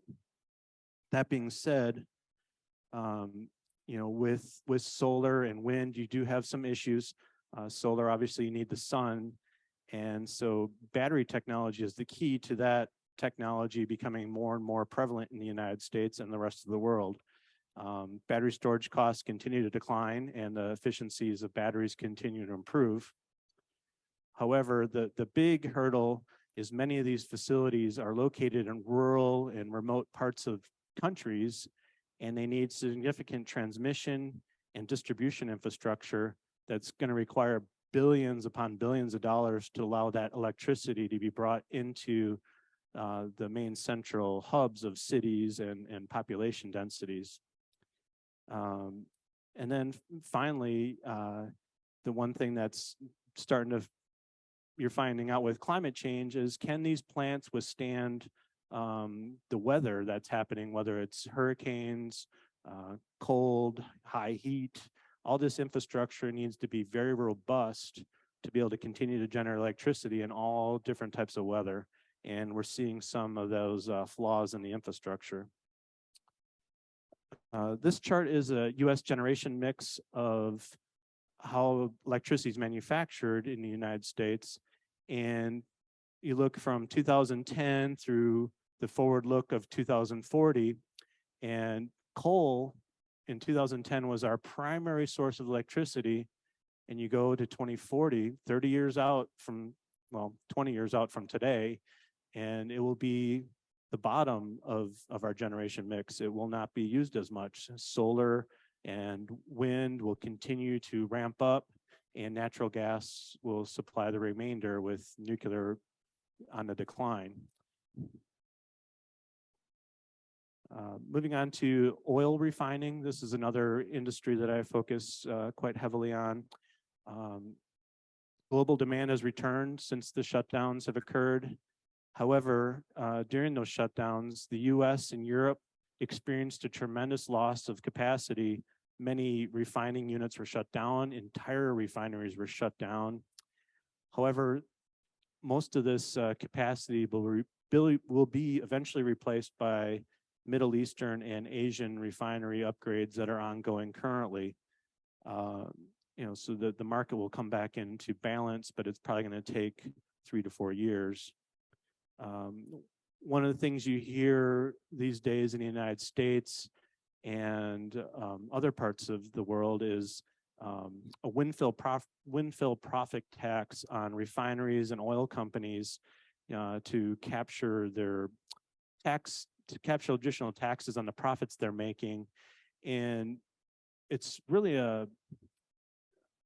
tough for some of these refining companies that some of the governments feel they're making this additional money, when as a matter of fact, they're actually paying more in operating expenses due to high natural gas prices eating into their margins. They have to pay for electricity to run their facilities. They use natural gas to heat their furnaces, to heat the oil and the other products and feedstocks to make the fuels that are used in our vehicles and in infrastructure. And finally, the last component that uses natural gas is hydrogen. Hydrogen is a significant fuel source that's going to be used in the future, but right now it's currently used to clean the fuels of sulfur and other environmental components. And that hydrogen expense has ramped up significantly due to the high natural gas prices.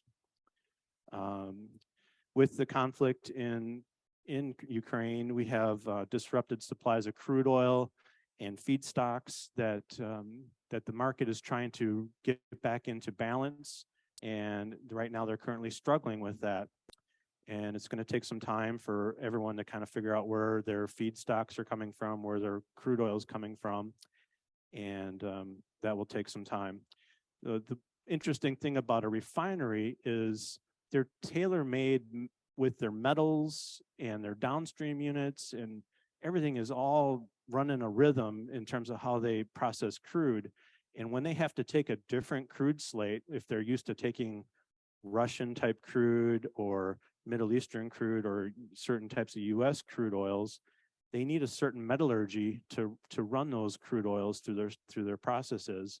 And when these dynamics of imbalances in crude oil occur, a lot of these refineries can't process the crude that's available in the marketplace, and they kind of have to curtail their capacity or shut down certain units. So it's been kind of fascinating seeing how refineries respond to these dynamics. This chart shows US miles traveled, again, with the COVID shutdown showing the complete, destruction of demand for fuels in the United States and how it's ramped back up here into 2022. And I would imagine it will continue to increase pretty significantly into in the future. Moving on to petrochemicals. Again, the primary driver for petrochemicals in the industry is, what is the oil to natural gas price ratio? I talked earlier about this dynamic of post-shale being 20 to 1 natural gas to oil, and that drove significant investment in the United States. Over $250 billion was invested in new petrochemical infrastructure in the United States throughout the entire country. Most of it, though, on the U.S. Gulf Coast. That investment is starting to slow down as this ratio has come to 10 to 1. But many plants are being built currently based upon these economics and are now facing the future of high natural gas, which results in a high raw material cost. So they certainly will have their issues as they come online. And then, the part that really drives all this investment, besides the low natural gas, is the growing middle class across the world. If you look at the statistics of the middle class in parts of the world, they just continue to grow, and they'll require more plastics, more fuel, and more demand for the products that are made. And then we go further down the chain as we get into the ESG components of the current way we view things, and plastics kind of have this bad viewpoint of being disposed of, and so it really is a heavy focus on reducing the amount of plastics, reusing plastics, and then also recycling plastics. Huge push to make plastic bottles to be all clear plastic so that they can be blended and made into reused products.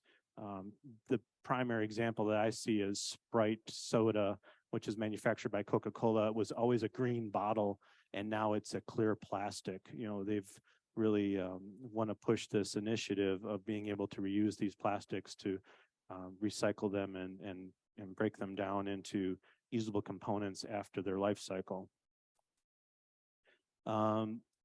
This chart is ethylene production costs. Ethylene is the primary building block of petrochemicals. And if you look at this slide, it shows the production cost curve of ethylene manufacturing. And Middle East, with its access to vast supplies of natural gas, they are always historically been at the number one in terms of manufacturing cost. North America, with its ethane shale gas, that's allowed them to compete. But then you start getting into the European and Asian markets where they deal with naphtha-based or more liquids-based feedstocks. They struggle on the cost curve and are much more expensive to manufacture ethylene. LNG infrastructure update. So LNG, this is a big hot topic these days with the conflict in Europe. We have historically Asia being the primary destination for LNG. A lot of that changed once Russia halted the Nord Stream 2 pipeline. And as we talk about change and volatility, I wrote this presentation about 3 weeks ago, and now Nord Stream #1 is not just constrained, I think it's going to be permanently shut down. So things move fast. Europe is now the primary destination for most of the world's LNG. The European Union has pledged to replace over half its Russian gas imports in 2022. It seems to be that they're on track for that. And they plan to take themselves off completely of Russian gas by 2030. Well, they're going to have to hurry real quick. U.S. is expanding LNG export capacity rapidly. I think there's roughly 20 LNG export facilities on the books to be built, with I think there's 10 up and running currently. So that would be 30 very large scale facilities to export gas to the rest of the world. And these LNG export facilities are economically based upon long-term contracts that they sign with various energy companies throughout the world. And they average about 15 years. And that allows them to get the financing they need to build these large-scale facilities. The remainder of their capacity is going to be based upon spot price contracts, and these allow them to have the flexibility to capture higher price gas and continue to make their investments very profitable. Now, with all that being said, interest rates are rising in the United States, and I've seen a lot of investor headaches and heartbreaks in terms of some of these LNG facilities. A lot of them have private equity money, and they're starting to kind of have some second thoughts on going forward with their projects. So of those 19 that are planned to be built, you don't know if all of them will end up being online in the next few years or not. So then we get into LNG regasification. So the US and the Middle East are big, and Australia are big LNG exporters. Well, who's taking all that gas? And you look at the regasification facilities, China is #1, and they have tremendous amount of regasification facilities under construction and still quite a bit planned. India is #2. But then you start getting down further into the chart and you start seeing the European countries really starting to add quite a bit of regasification facilities. with Germany having a lot of construction ongoing, and the UK is starting to bring things online as well. So all these things are going to be extremely important to wean off Russian natural gas. Moving on to the carbon neutral future that we're all going to be looking at here.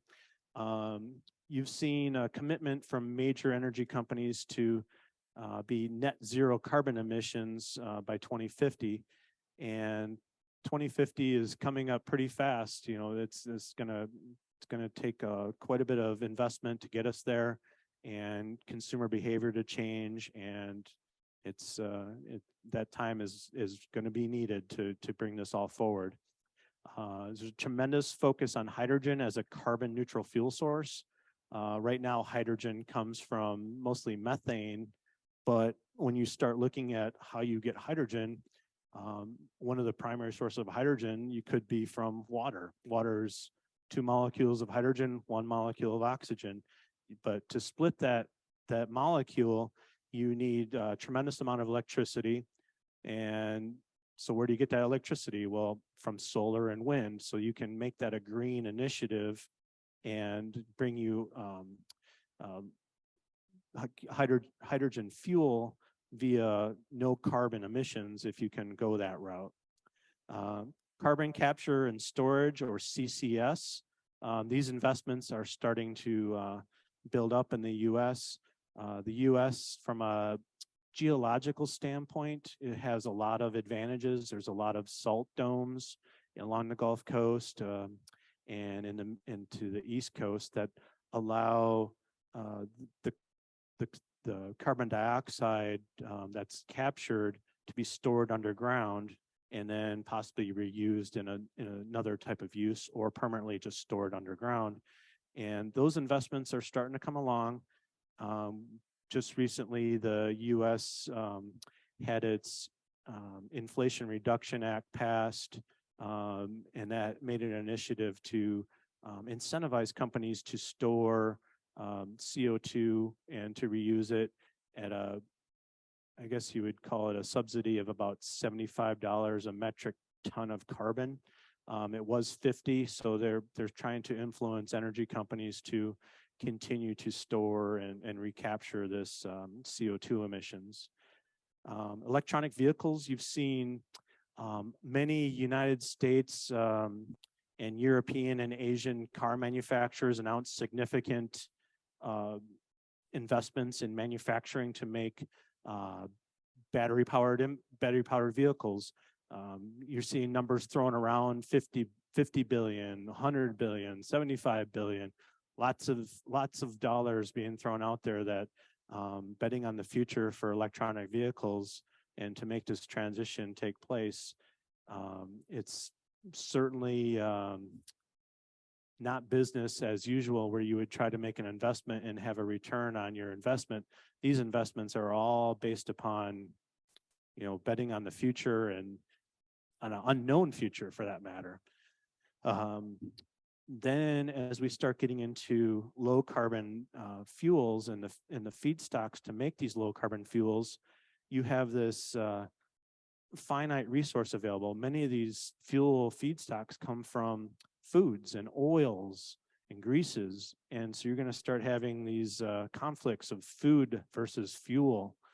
And those things need to be addressed. You have grid strain. I talked about the amount of infrastructure that's needed for distribution and transmission of electricity, and then certain unintended consequences of renewable energy. In Texas, when it gets extremely hot, the winds stop. So if you're heavily dependent upon wind turbines and you have no wind, it's a tough condition to make electricity in.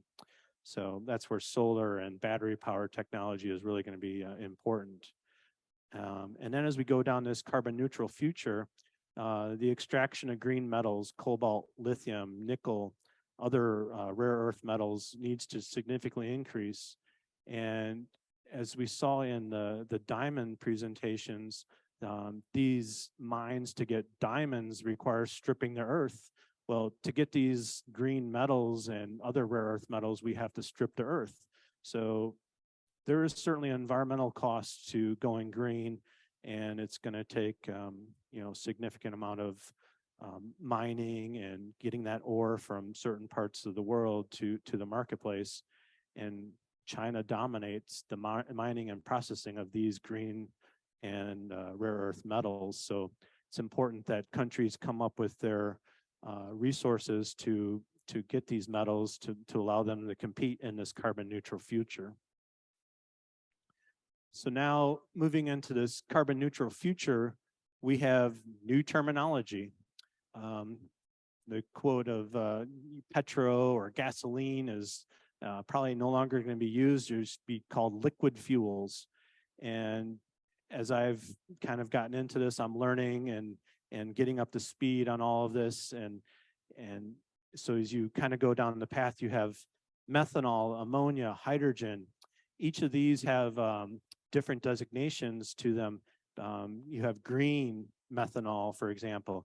Well, if you're green methanol, that methanol comes from a feedstock that is entirely renewable, does not emit carbon, and if it does not emit carbon at all, and so that allows you to become green. To be blue, you can use carbon emitting feedstocks, but you have to capture your carbon dioxide emissions and be able to account for that. Gray methanol then would be methanol that's coming from natural gas or crude oil type feedstock, and that does not have carbon capture. So as you can imagine, each one of these categories is going to have a certain cost associated with it, and therefore a certain price. And the market's going to have to be willing to pay for these various grades of methanol, ammonia, and hydrogen through the marketplace and through consumer demand and response. And as was talked about the other day, these ISSB standards, International Sustainability Standards Board, many of these rules that we've made in Europe and the United States and the rest of the world will address these issues and dictate how much carbon each company can use or buy credits for, and then that will in turn create the demand for these green, blue, and gray type liquid fuel products. Rick mentioned sustainable aviation fuels. This is now the SAF term. This is in its infancy in the United States aviation business, but it's picking up speed as certain plants are coming online to make these fuels and start testing them. And going forward, renewable diesel and biodiesel, again, this ties into this sustainable fuels. And these plants are starting to come online in the United States and the rest of the world. Again, these are competing for food type oils and used greases. My question to many in the world is there enough French fry oil to make these fuels? We'll find out. Next is ethanol. Ethanol has been used traditionally as a blending and raw material in the industry, but I can see a big demand for that given it's based upon corn and completely renewable. So I could see ethanol being used more and more as a raw material for a chemical building blocks, and then also as a fuel. And then finally, carbon dioxide. This will need to be stored or consumed. If you think about the possibilities of manufacturing with CO2, I'm sure there'll be businesses that are lined up to not just use it in oil field extraction, but you see it in carbonated beverages. But I imagine there'll be all kinds of uses for it as the chemistry evolves and as the demand from consumers continues to evolve as well. And as we look at this energy transition, you've seen a couple of refineries closed in the United States, and now they're being transitioned into low carbon fuels plants and low carbon petrochemical plants.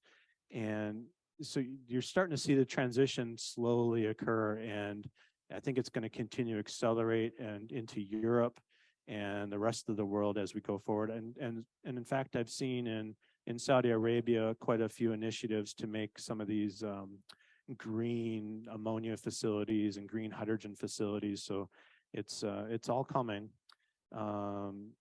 Then if you do have a shutdown plant, one of the things that in the United States, once you shut a plant down, you have to clean it up, and that's really expensive. So one of the ways to kind of get around that is to continue to use the site for manufacturing purposes, but also industrial development and commercial development where people won't live there, but you can certainly work there and not quite have to do the huge environmental remediation that's required.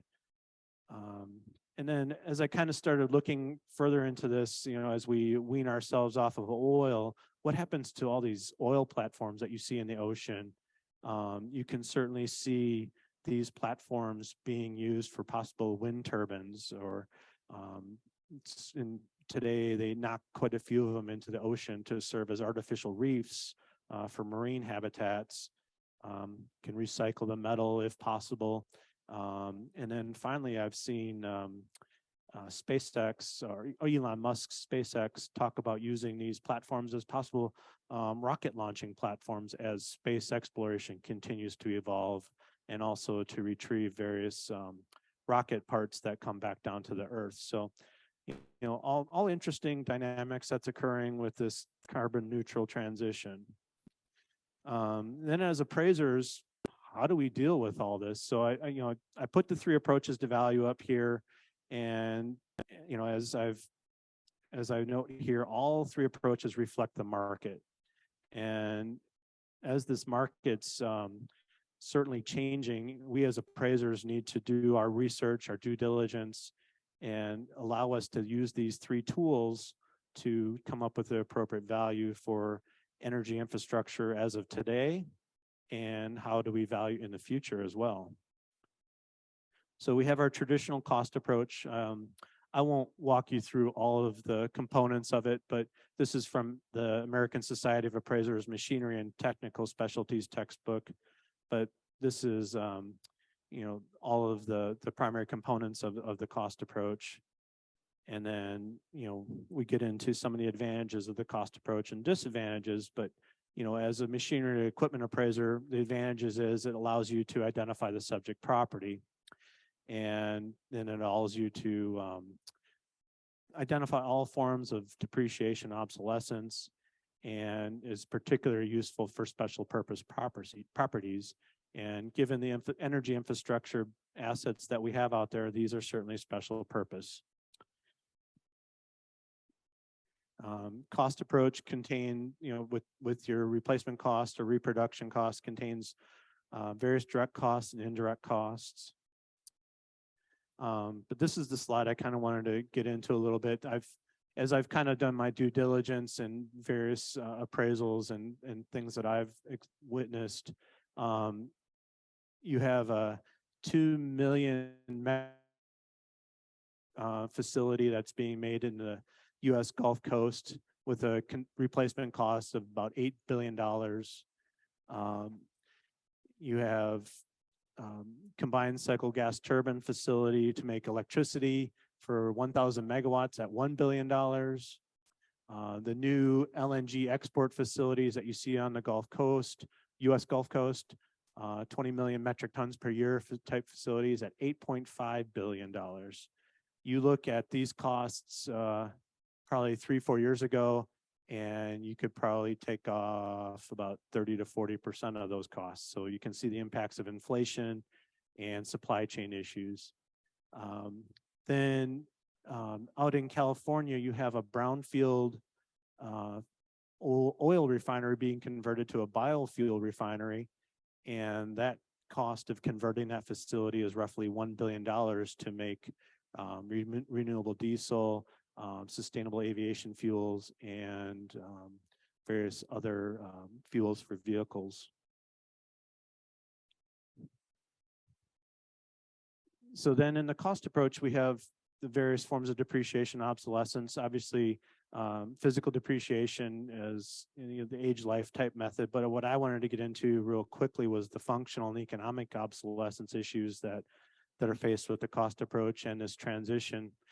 And it's really important as an appraiser that you talk with your contacts at these facilities and understand all of the obsolescence issues that are taking place as the carbon neutral future continues, and as appraisers use the tools to quantify these obsolescence issues.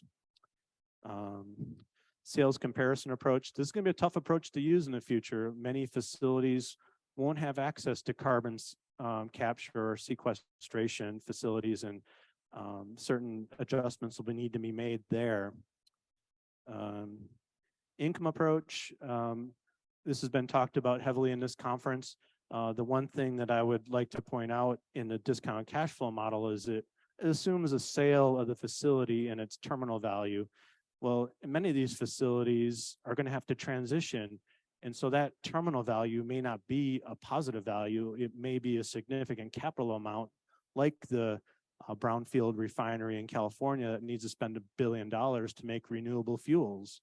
So those things need to be considered in your discounted cash flow analysis. Finally, I'd like to give you all additional resources that I periodically use, primarily Oil and Gas Journal, Energy Information Administration of the United States, FERC.gov, and various other industry publications that are extremely useful as we move forward. And with that said, thank you so much for this amazing opportunity.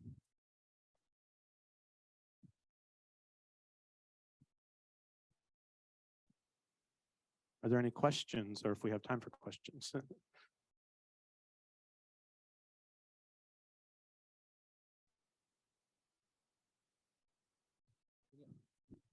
We have time for 2 questions.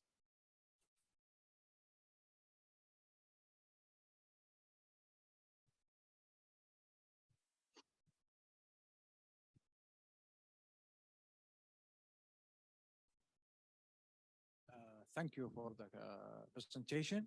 My question is about the green metals. Why it is a green metals, while it is the extraction is very expensive and it is very rare. I'm sorry, I'm not picking up. The sound's not quite loud enough. About the green metals, you said the cobalt and the rare metals, it is a green. But from what I see from the research and the market, it is not that green. So why you consider it a green and the community considers it green, while it is very expensive to extract it and refine it and all the sort it. Thank you. Yeah, so the question is green metals, the fact that you have to they're not as green as one would think due to the amount of intensity to mine them and to manufacture them into batteries and to various other components that are needed for electronic vehicles. I think the initiatives of just getting off of petroleum are just driving that. I think you're right that there is a tremendous amount of emissions and carbon that's emitted through the extraction of these metals, through making the battery, to disposing of the battery at the end of its life, that just has not been accounted for. And I think we're kind of in this transition where we just being told what to do. So, Greg, it seems to me that hydrogen solves everything, but I know in the aircraft space, Boeing probably has 1,000 engineers studying hydrogen alike, and so across the board. But is hydrogen 50 years away, or any thoughts on? I'm sure there's a lot of projects, but it's not. And then maybe will we be driving hydrogen cars as opposed to electric? Any thoughts on any of that? Hydrogen does have some penetration in California. I can certainly see hydrogen becoming a vehicle, like auto vehicle type source, but for aviation, that might be tough. One of the things that I forgot to point out in my presentation is ammonia. As I was talking about, you have the various categories of ammonia. Ammonia is one nitrogen atom with 3 hydrogen atoms, and there's all of this chemistry going on to be able to split that ammonia atom into the hydrogen to make it a green source of energy. And it's going to take billions upon billions of dollars to get us there. And it could be even trillions when it's all said and done. And I don't want to be political, but I think the fake money is running out, and there's going to be some tough decisions to be made. So you see companies throw out $50 billion like it's $1 million. I don't understand it. And so the consumers ultimately are going to determine where everything goes, in my opinion, whether it's hydrogen, EV, or sustainable type fuels. So we'll see where that all leads.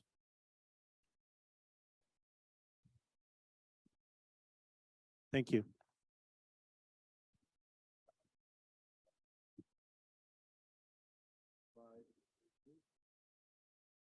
Thank you indeed. ندعو الآن سعادة نائب الأمين العام للهيئة الأستاذ عبد العزيز المطلق من أجل تكريم المتحدث.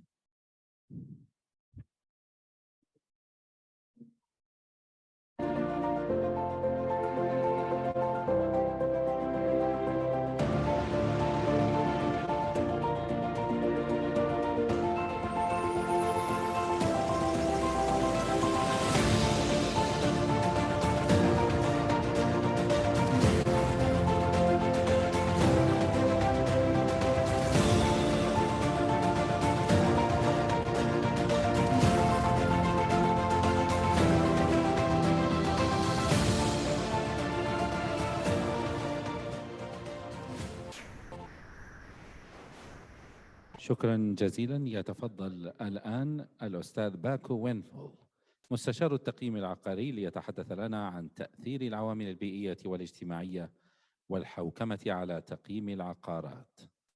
And now, ladies and gentlemen, please welcome Paco Wenfel from تقييم, speaking about sustainability and ESG in real estate valuation.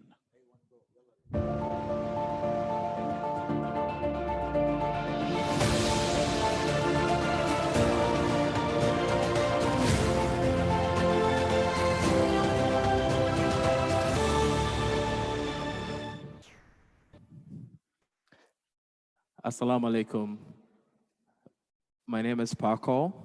I consult on valuation matters for Taqeem, and I'm also the head of the real estate sector for Taqeem. If you excuse the Pirates of the Caribbean style look, it's because I had a little incident, and I'm required to wear this for a while. But I have one spare eye, so that should be fine. We can continue as planned. My topic today is on ESG. ESG is quite a chunky topic. So what I'm going to do is look at it more so from a sustainability aspect as it relates to real estate, and narrow that down further to within the wider real estate definition. We're going to be focusing on the land and the buildings, not natural monuments, etc., which may necessarily be a part of the land. Just to give some context, so the overarching global agreement that sets the tone for the ESG discussion as it moves forward is the Paris Climate Accords, otherwise known as the Paris Agreements.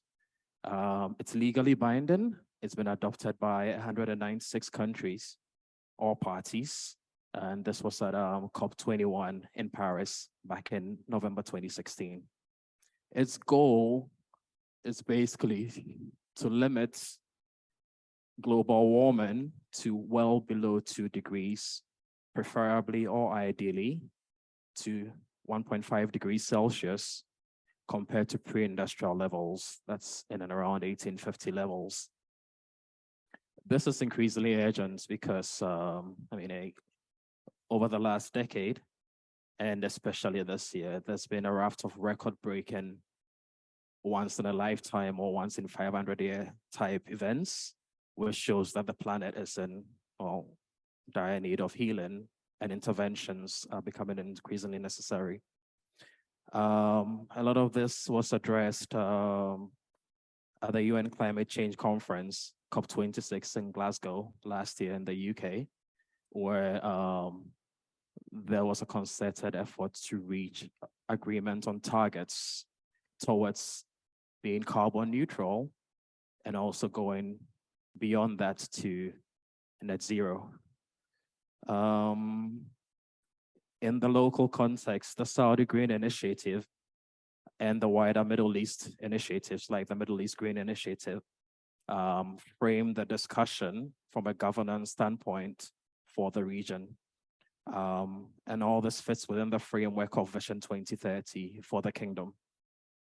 Taqiyyim, as the regulator, working within these wider structures, provides direction and guidance on the sustainability agenda to the valuation profession in the kingdom. Our focus, like I mentioned earlier on, given how chunky ESG is, will be on real estate, and within that, on the environmental sustainability aspect of real estate.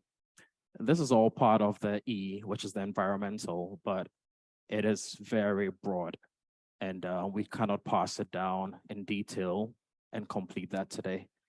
So the S and the G, the social and the governance, will be explored tangentially as they intersect with the E, especially with a focus on environmental sustainability. This is a high-level introduction. Like I said, the subject is broad. For granular detail, valuers can refer to Taqiyyim's Sustainability and ESG in Real Estate Manual.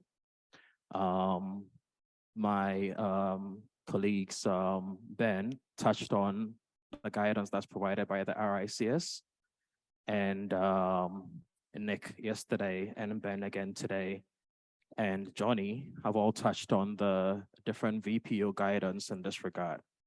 There's a move towards convergence. There are some variabilities at present, but the target is to get to that stage where all the standards, all the guidance converge, and there's a standardized framework for reporting and for scoring. That's the real estate definition. I'm not going to read it in detail because most of you are familiar with real estate. It's same difference really in terms of a real property interest definition. The terminology varies. The definitions are pretty much the same in terms of what it actually means. So moving on to sustainability and ESG. Environmental, social, and governance, the three planks that make up sustainability. The environmental, that makes up the sustainability discussion. This definition is quite simple. It's from the RICS, and it sums it up really well. So it's the criteria that taken together establish the framework for assessing the impact of sustainability and ethical practices. Emphasis mine, because this will run through the entire presentation. Sustainability and ethical practices of a company on its financial performance and operations. As Ben mentioned earlier this morning, once again, the wider ESG discussion focuses on the entity level or the company level, which poses challenges when you're trying to pass it down to the tangible asset level and the real estate level. Sustainability, that's another definition from the RICS Red Book. As you can see, is the consideration of matters such as, but not restricted to, the environment, climate change, health, well-being, personal and corporate responsibility. All these have an impact on the valuation of an asset, and it behooves some valuers to factor these into their valuation analysis and their reporting. So the three strands, once again, intersect. The environmental is broad.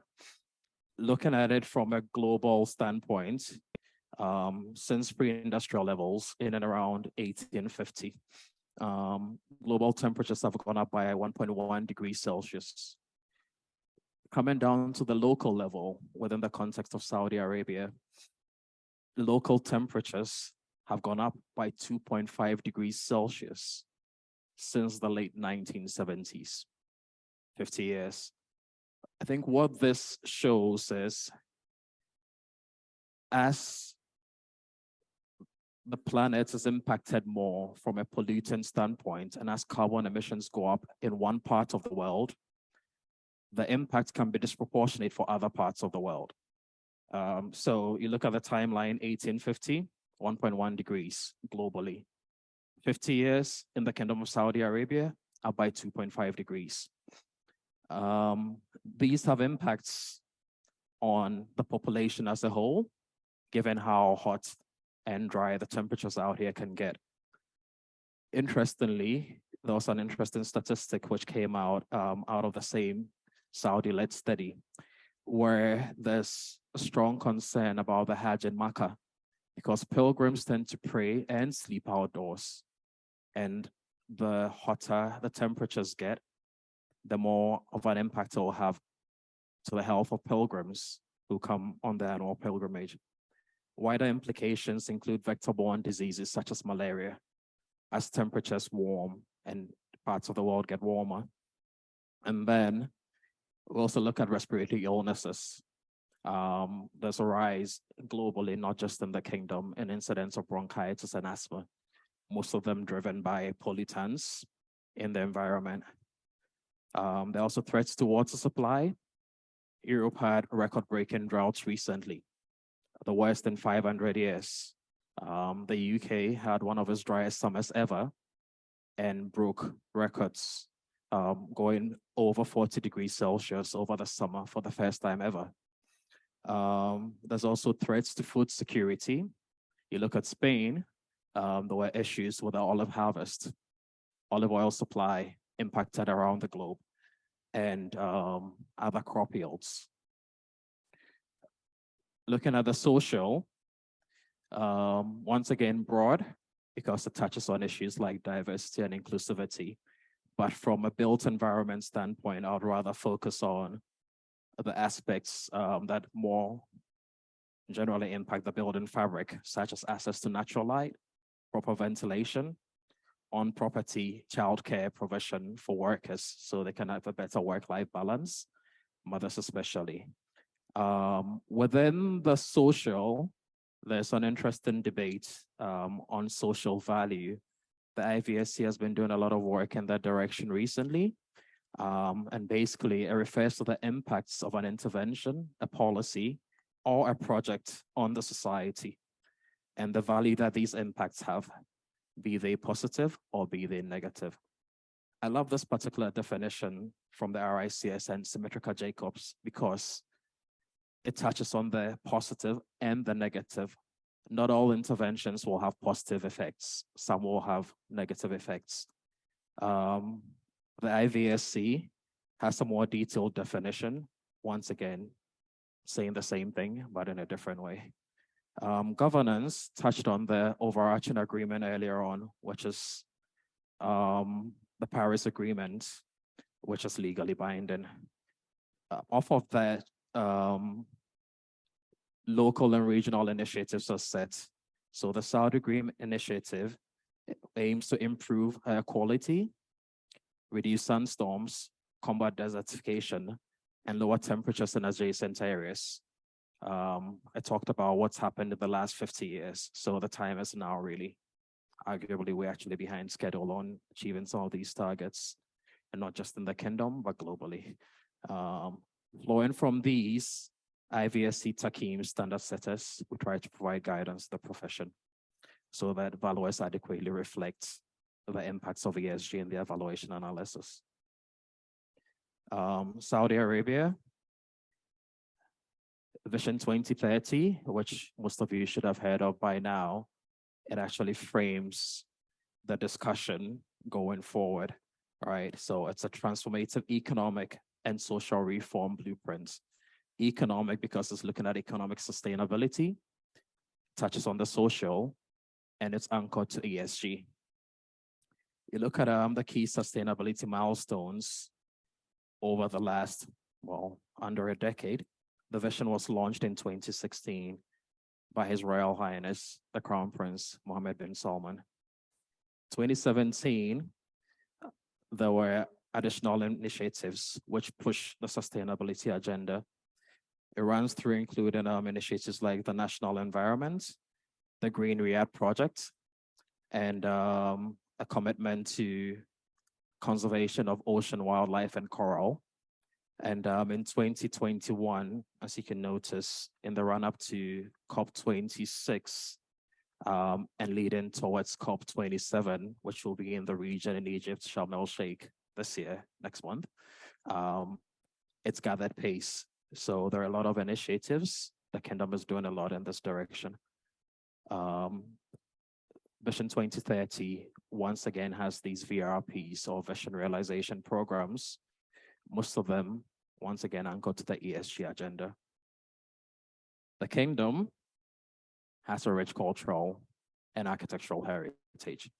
Depending on which part of the Kingdom you're in and where you focus, in central Saudi Arabia, where we are for this conference, that's the use of a lot of adobe, or a form of desert mud or clay. It's malleable, it has insulating properties, so it's well suited to the Kingdom. Western Saudi Arabia, you tend to have more stone and red brick. In Jeddah, you have coral from the Red Sea. These are examples of locations in the Kingdom listed on the UNESCO World Heritage Sites list. They're including rock art and stuff, which isn't technically real estate within my narrower definition. You have locations like Algeria, which is part of the Greater Riyadh region. You have Al Asa, the Oasis. You have Al Ula, and then you have Jeddah. These reflect what I was talking about earlier on in terms of the types of construction and the materials used in construction. These projects, restoration and protection and conservation of these projects basically are not just, well, for show, because they also have a real lean-in on the society. You look at the Al Ula development, which I showed on the previous slide. It's designed to create 38,000 jobs, attract 2 million visitors a year to the Kingdom, expand the population of the area or increase it to 130,000, and contribute $32 billion to the Kingdom's economy. Once again, not just environmental sustainability, but economic sustainability, which actually makes it easier to drive the agenda because people see real benefits to them from the ESG agenda. Architects in the Kingdom and contemporary architects are increasingly reflecting the Kingdom's past and its present. So you have projects like NEOM, which has been built as a living laboratory, basically.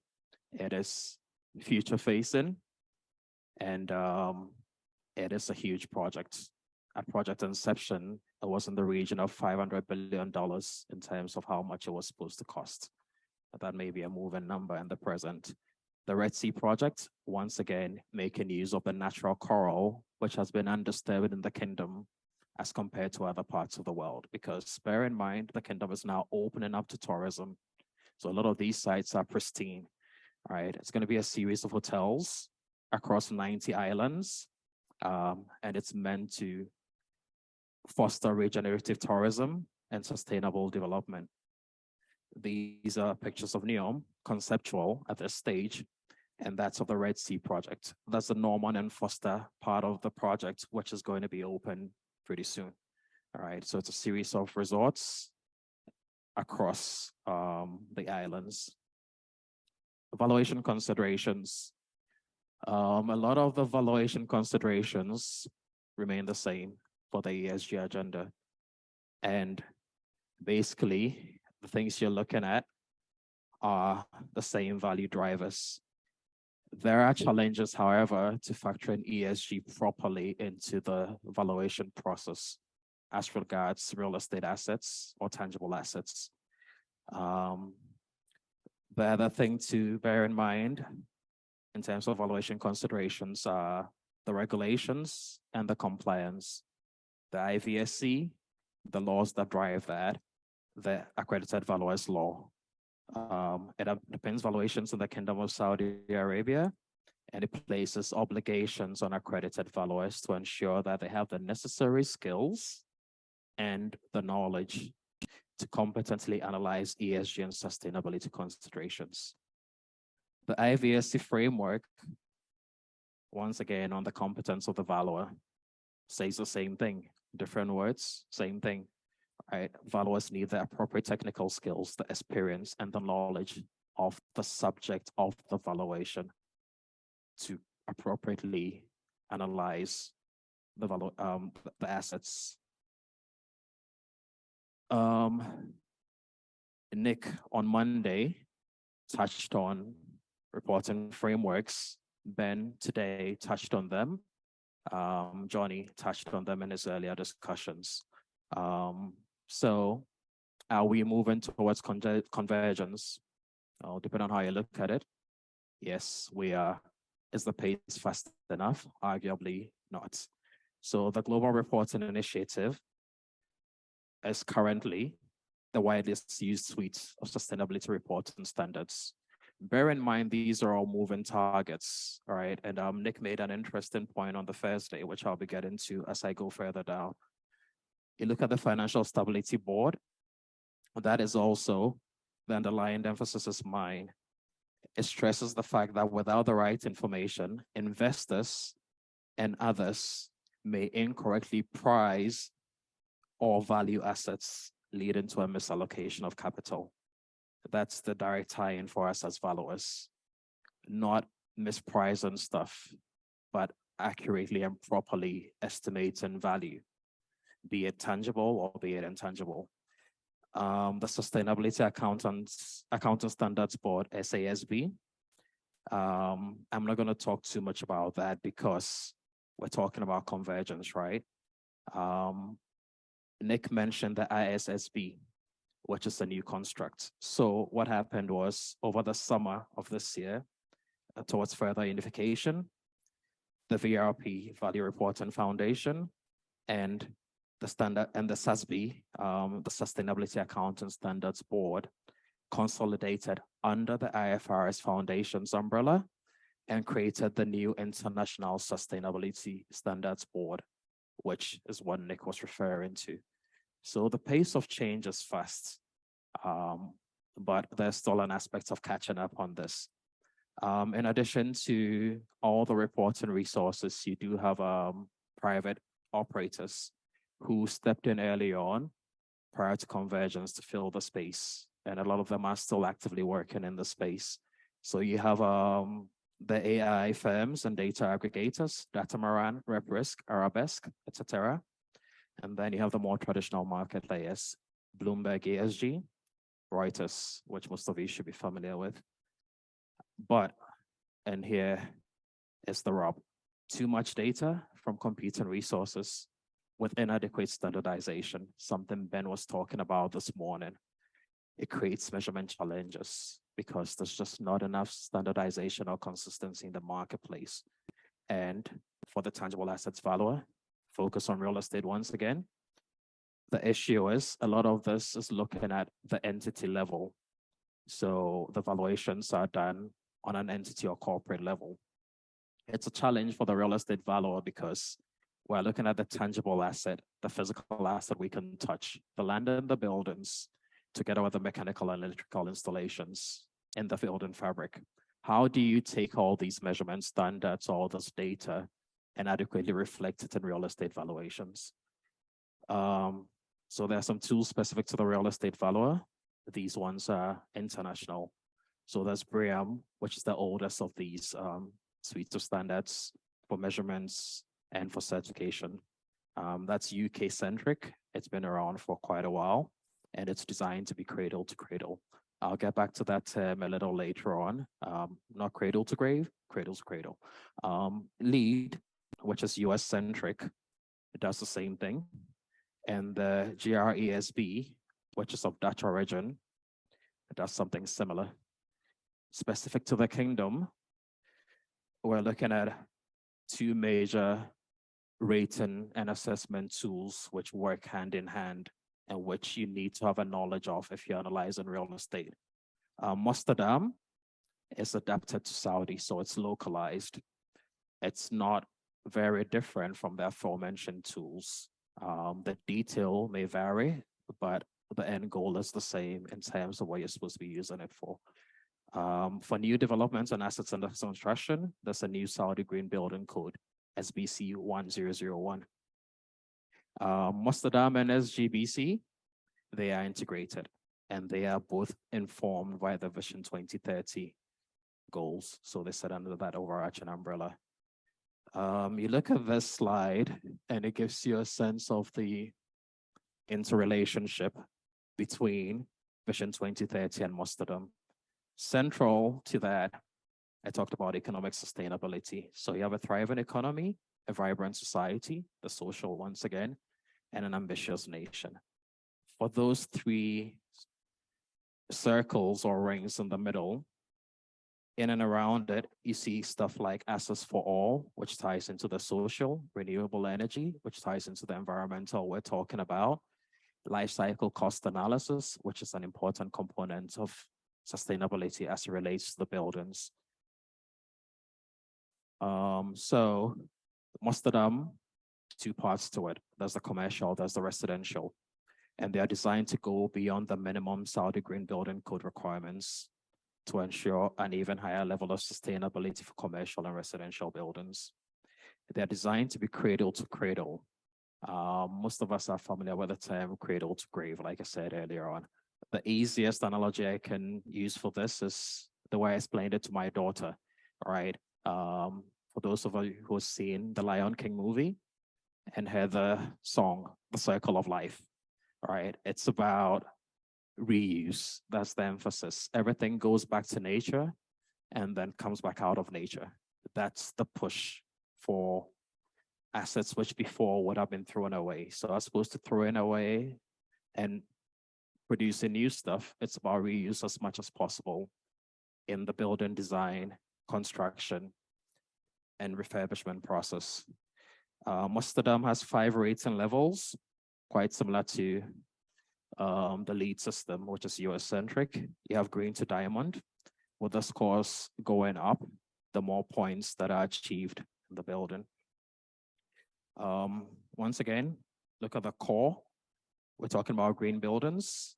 We're talking about the mechanical and the electrical installations, HVAC, etc., which are integrated into the fabric of the building.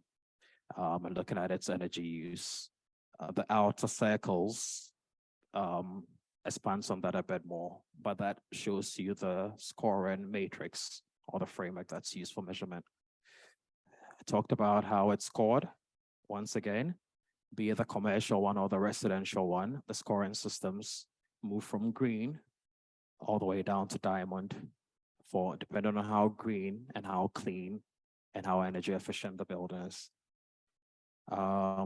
Other considerations for the valuer are the conservation, repair, and maintenance costs, because reusable buildings, it comes up a lot in the sustainability debates.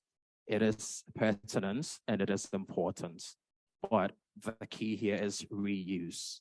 If it's an old asset which bears protecting at all costs, it may not be economically viable, right? So modern thinking clearly shows that a balance has to be found between preserving aspects of our heritage at all costs and permitting some change, sympathetic change or practical change, which allows for the use of the properties. Another thing to bear in mind is traditional materials can be expensive, difficult to source or make. So looking at the Gateway to Makkah project, for instance, it's a stipulation that only Red Sea mud and coral limestone is used to restore the walls. Another example from recent times is you look at the Houses of Parliament in the UK, that refurb is running into billions and billions of pounds currently because of the quest to reproduce like for like, which can be cost prohibitive for projects.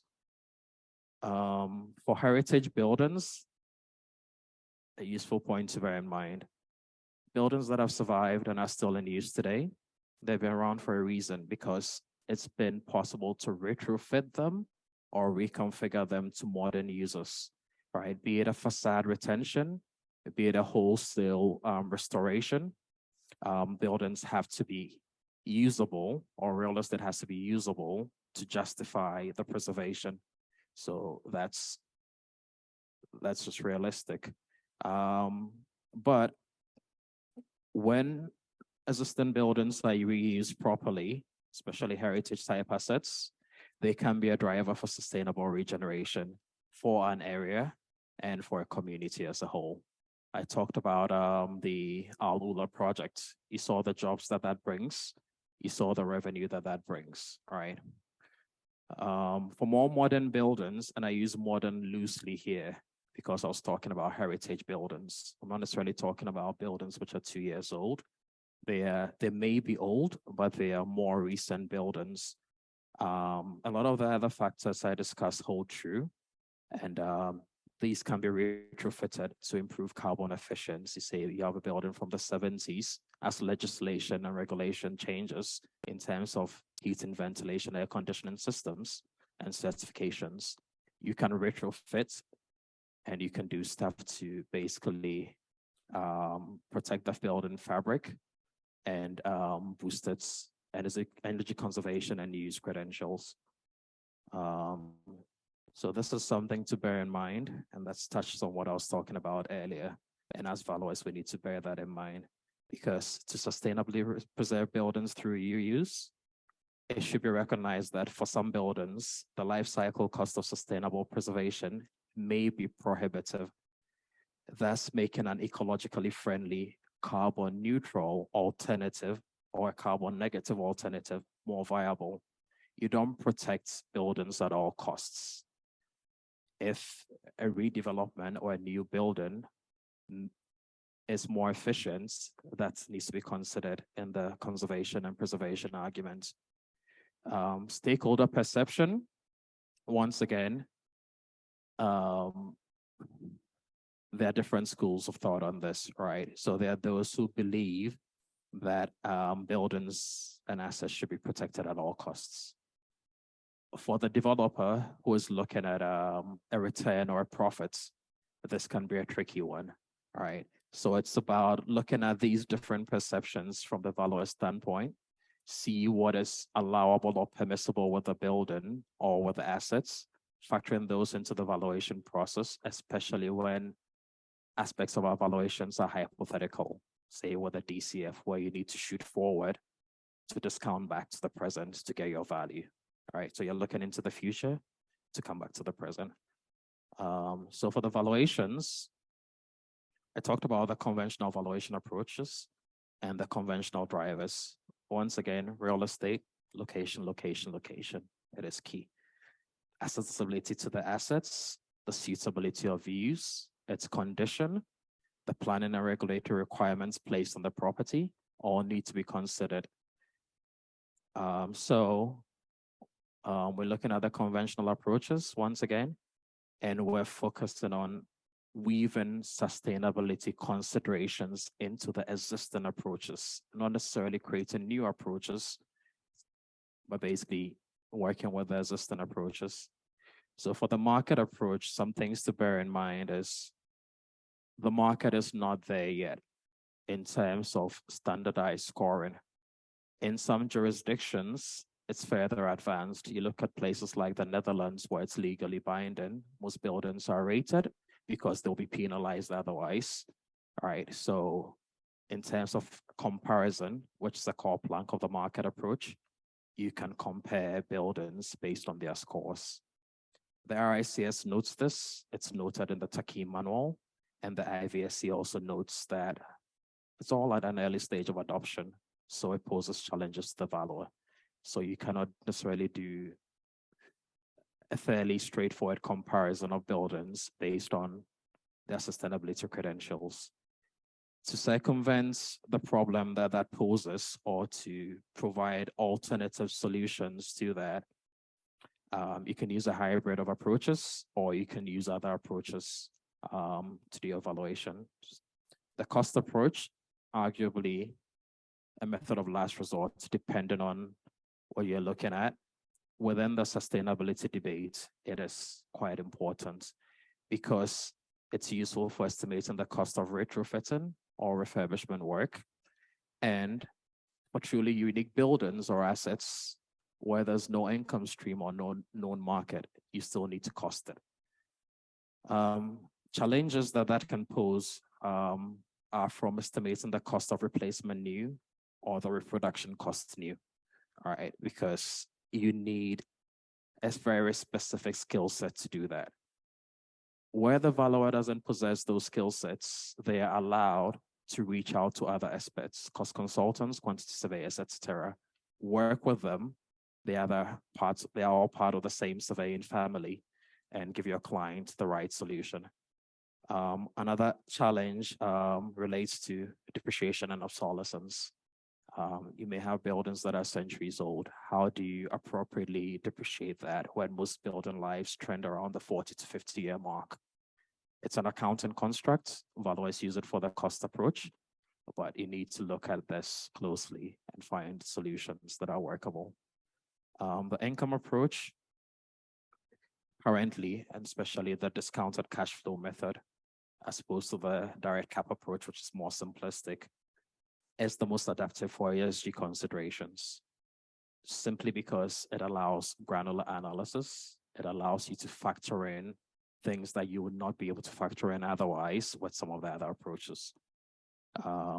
So these are things that you need to consider, right? And these are things that the users, the occupiers, and investors who invest in these properties will focus on. So the income streams or your rent, that's a product they have a green premium versus a brown discount based on its ESG scoring using the tools we discussed. Vacancy and collection loss, a building with higher ESG credentials is more attractive to occupiers given the life cycle costs and associated with running these properties, and also the savings they make in energy use. Operating expenses, once again, similar thing. If the building has higher ESG ratings or the building is more efficient, it will save you money over the life cycle of the property. The CapEx, there are occupiers and investors or property owners who try to stay ahead of the regulatory curve. As governance gets stricter and stricter and building ratings become compulsory, there are those who stay ahead of the curve and do the work that's required, thereby also attracting better quality tenants and also protecting their buildings. Vice versa, there's the risk of market and regulatory penalization. Occupiers want to save on energy costs. Everyone has been watching what's going on recently with the war in Ukraine and the rise in cost of oil and gas, right? If your building is more efficient to run, you save over the life cycle of the property. The cap rates, the discount rate, the terminal capitalization rates. Once again, all these factor in risk, and they need to be analyzed properly within the ESG considerations and the ratings that I discussed. There are unique challenges for heritage buildings as regards applying a DCF. And I'm also going to touch briefly on non-market methodologies, all right? So some of the historic properties or heritage assets you come across are incapable of producing a cash flow, which makes it tricky to apply the DCF because there's just no income stream or cash flow that you can analyze there. Where there's a cash flow, sometimes the other issue may be that the cost of maintaining that old asset will outweigh the benefits that you derive from it, resulting in negative cash flows and a negative asset value in your analysis. Some alternative valuation methodologies which focus less on our traditional approaches that we use as valuers have been proposed to sort out and solve some of these issues within the wider social value, heritage value, cultural value debates, and also within the ESG debate. These include hedonic pricing, contingent valuations, cost-benefit analysis, the travel cost method. These are cost prohibitive and time prohibitive. And they're another topic of this discussion. If someone wants to read, if any of you want to read further on that from a valuation standpoint, Taqiim has a manual on heritage real estate valuation, which is part of Module 116, and addresses all these issues and provides examples in there. Valuer takeaways. Valuers should always consider the factors at hand when they're analyzing a property. Valuers need to investigate the legal and planning restrictions applicable to the property, and also touching on the cost approach and some of the costings that are required when applying ESG considerations. A good grounding in building pathology, understanding the fabric of the building, the mechanical and the electrical installations is essential. If you don't understand it, once again, the IVSC, Taqiim, RICS, they all allow you to outsource components of your work to professionals who better understand it. So the choice of approach or the combination of approaches that you use in the valuation analysis is dependent on the strengths and the limitations as relates to your subject asset.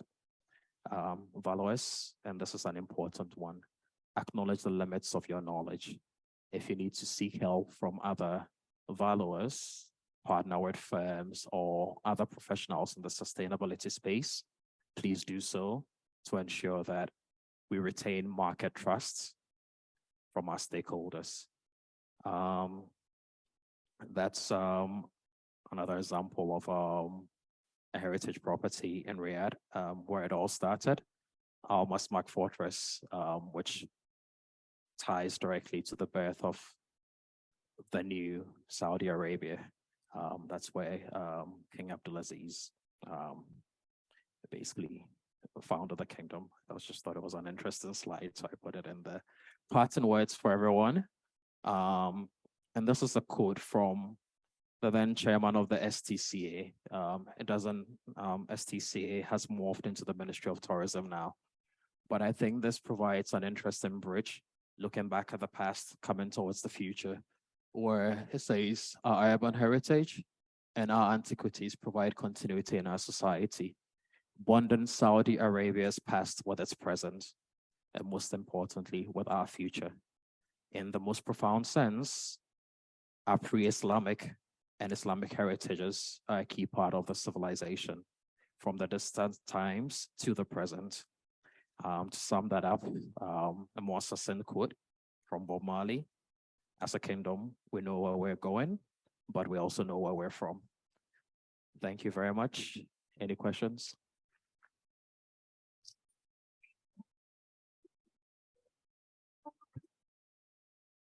Thank you indeed. We apologize. We don't have time for questions. نود أن ندعو الآن سعادة النائب الأمين العام للهيئة الأستاذ عبد العزيز المطلق إلى المنصة من أجل تكريم المتحدث.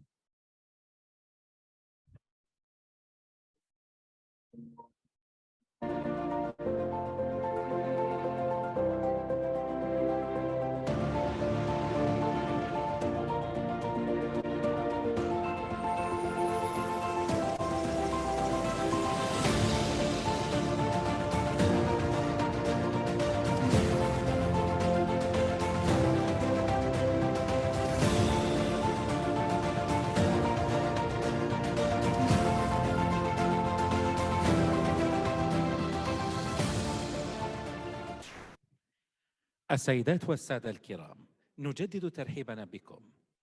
نحن على موعد الآن مع كلمة بعنوان تقاطعات فروع التقييم وأثرها على التطوير المهني، يلقيها السيد دانيس ويب من Primus Valuations. Ladies and gentlemen, please welcome Dana Swipp from Primus Valuations, speaking on multidisciplinary valuation for professional development.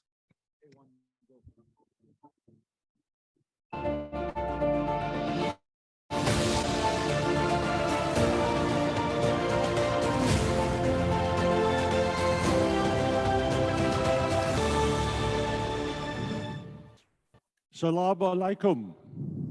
Welcome. This is my first time in country, and I must say I now know why Saudi hospitality is so famous. So thank all of you for that.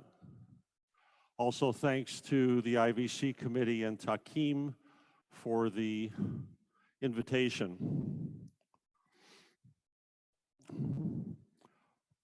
This topic is on multidisciplinary evaluation, and I've had an unusual opportunity to be practicing multidisciplinary evaluation for more than 25 years. My original training is in engineering, and it's interesting because engineering is essentially multidisciplinary. It draws on the sciences to solve problems. This is my third career. The second one was securities, the securities business, designing partnerships and that sort of thing. I started appraisal in 1988, and I got my MAI designation.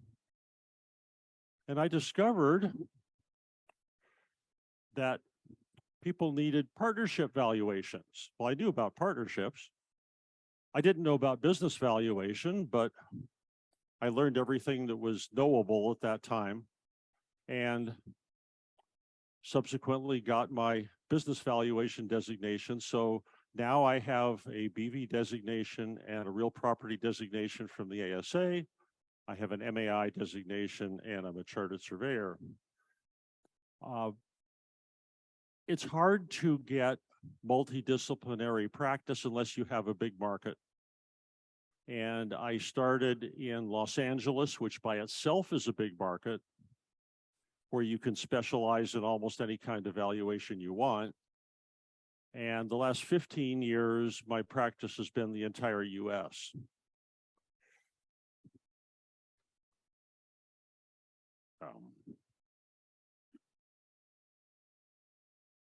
There we go. So this is what we're going to be doing today. We're going to look at a framework. What is multidisciplinary evaluation? We know it involves more than one discipline, but we don't know too much more than that. So I'm going to demonstrate that certain types of multidisciplinary valuation can be adopted easily. And the reason is I designed a way to do that. It took me a long time to figure it out. And I do think also that multidisciplinary evaluation can be a way to attract people into this profession. It's like once you learn what food is about, you start wanting to have spices. You want to make it more interesting. And I think it makes valuation interesting, just like spice makes food interesting.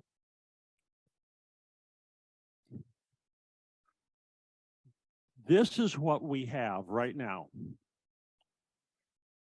We have different disciplines in silos. They're separate. They don't share very much. In fact, I suggest they share far less than we think they do. And I've divided them, and this is just for discussion because there's a tremendous spectrum of what can happen when disciplines are combined. Type 1 is one discipline that's expanding what it can a little bit. So it takes something from another discipline and then adds it to itself. We have a lot of that. Type 2 combines two disciplines with a lot from each one. That's the one that I'm most interested in. That's the one that's a problem. And for reasons you'll see momentarily, collaboration does not work for those two. flat out doesn't work. I'll explain why. Type 3 is more complex, generally involves special use properties that don't trade by themselves. They're part of a business, and all we can do is collaboration.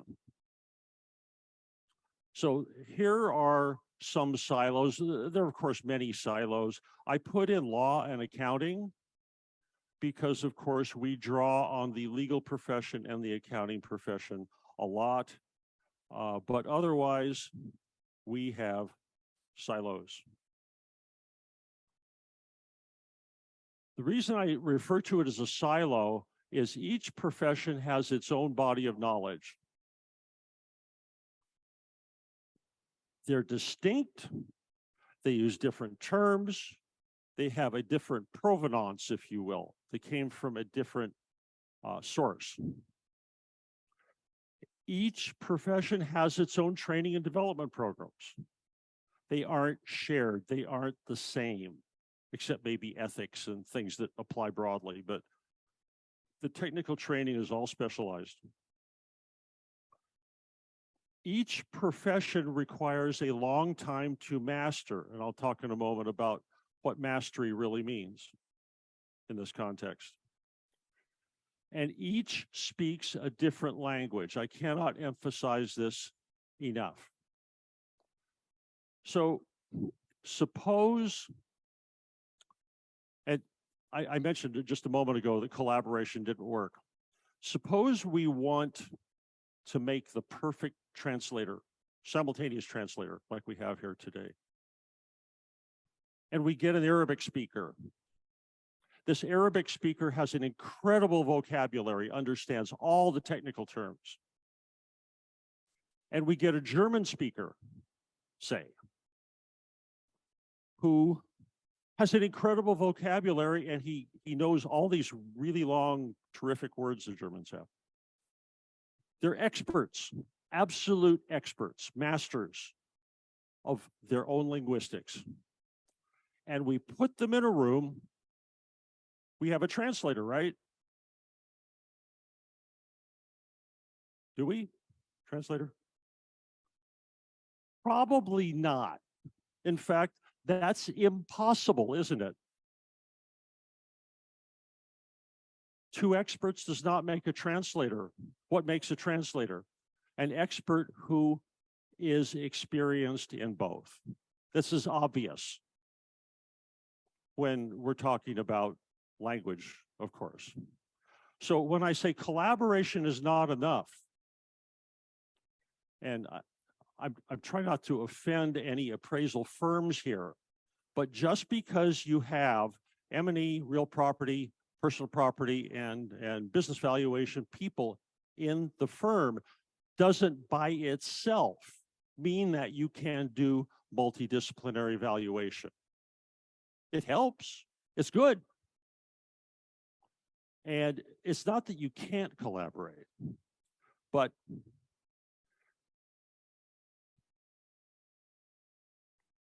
this is why. This is valuation practice. This is why we do trainings. This is why we're here today. This is why we join associations. And I would guess, unless you're a brand new appraiser, everybody in this room has a discipline that is their discipline. And not only do you know the right questions to ask, whether it's aircraft or a certain type of machinery or a business, you know the right questions to ask. Business appraisers I know have 20, 30-page intake forms. They know all the right questions. And most importantly, if you have enough experience, you know what you don't know. That is a key. Why is it a key? Because assignments come in, the public, by the way, doesn't understand silos. They don't know anything about them. They have a valuation problem, they bring it to someone in this room. And if you have enough experience, you'll know there's something in that assignment that you don't know or don't know well enough. For me, if it was certain types of businesses I don't understand. I just don't. Healthcare, I wouldn't even do at all. It's too specialized by itself. But the reason that you are a member of Taqeeim or ASA is you can pick up the phone. I belong to the 3 organizations. I can talk to valuers all over the world who will help me learn the things that I don't know. Or maybe I'll engage them as in part of the assignment. Here's the multidisciplinary trick. If you're practicing multidisciplinary evaluation, you're a business appraiser and you're valuing an interest in a partnership, but you're not a real estate appraiser. You hire a real estate appraiser who values the property as if it was available for sale on the market. What would the market pay for this property? That's the question they're asked.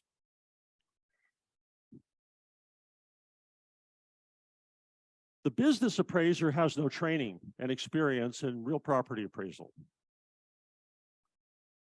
I will guarantee you that if you don't have substantial training and experience, I don't mean have a friend who's a real estate appraiser that you talk to occasionally. I mean going through the professional development cycle in real property appraisal. If you don't, and you're a business appraiser, you do not know all the right questions to ask. You may know a lot of them. And it's very unlikely that you know what you don't know. I'm not making this up. This is based on my direct observation over a long time. Here's what happens with the not knowing part. It creates blind spots. The blind spot is the one thing you don't want in your valuation. A blind spot means there's something you didn't see.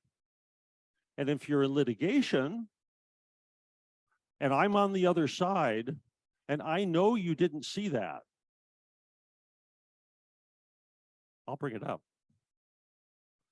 It won't turn out well. So this is what happens with professional silos. Now, the solution can't possibly be train everybody in multiple disciplines. You know how hard it is to get a designation in one. There are some people that have multiples, but even in the US, the number of valuers that are trained in multiple disciplines is very, very small. And I know also, but in small markets, you have to do multiple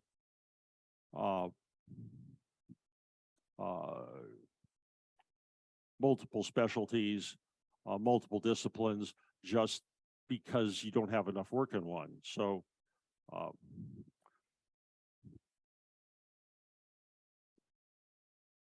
so we'll see how do we solve that. I want to sit here, and if I list enough problems, everybody will be depressed for the rest of the day, and that's not where I'm going. I'm going the other direction. Okay, here's what are multidisciplinary applications. So type 1. ASA has a multi-day seminar, and they give a designation on multidisciplinary evaluation. It generally applies to this type. And also we could consider multidiscipline or this type as also being industry specialties within business valuation. Some valuers specialize in construction companies. The accounting is completely different. Early stage companies, I don't try to value them. I have affiliates that do that.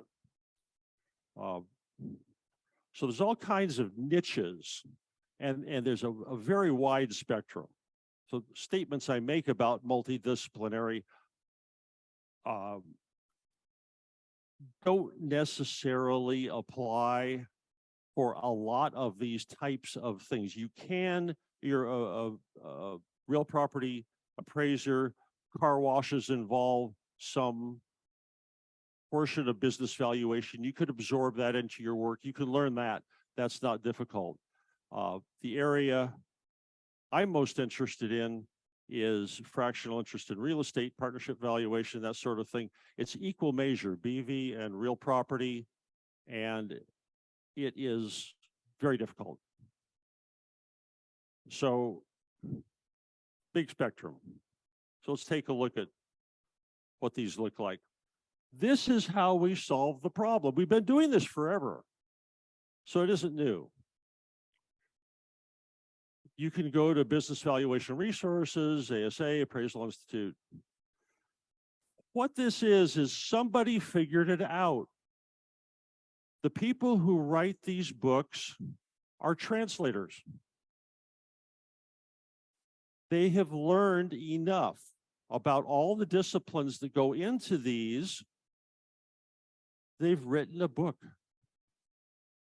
How do you learn to do the book? You want to value golf courses and country clubs?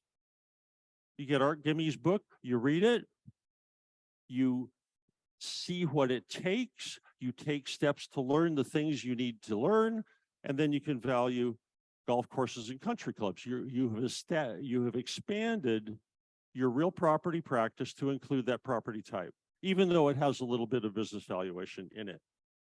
Hotels, restaurants. Hotels are a funny thing because the real property appraisers have one idea and the business appraisers have another idea. I let them work it out. But this is multidisciplinary evaluation. So this is how type 1 is structured. We start in the upper left with the application, and we're the specialist, the second bubble from the left, draws on whatever they need from the body of knowledge. Just like an engineer draws on physics and mathematics and chemistry and other sciences. So the practitioner, this is somebody who has had an opportunity to become a specialist.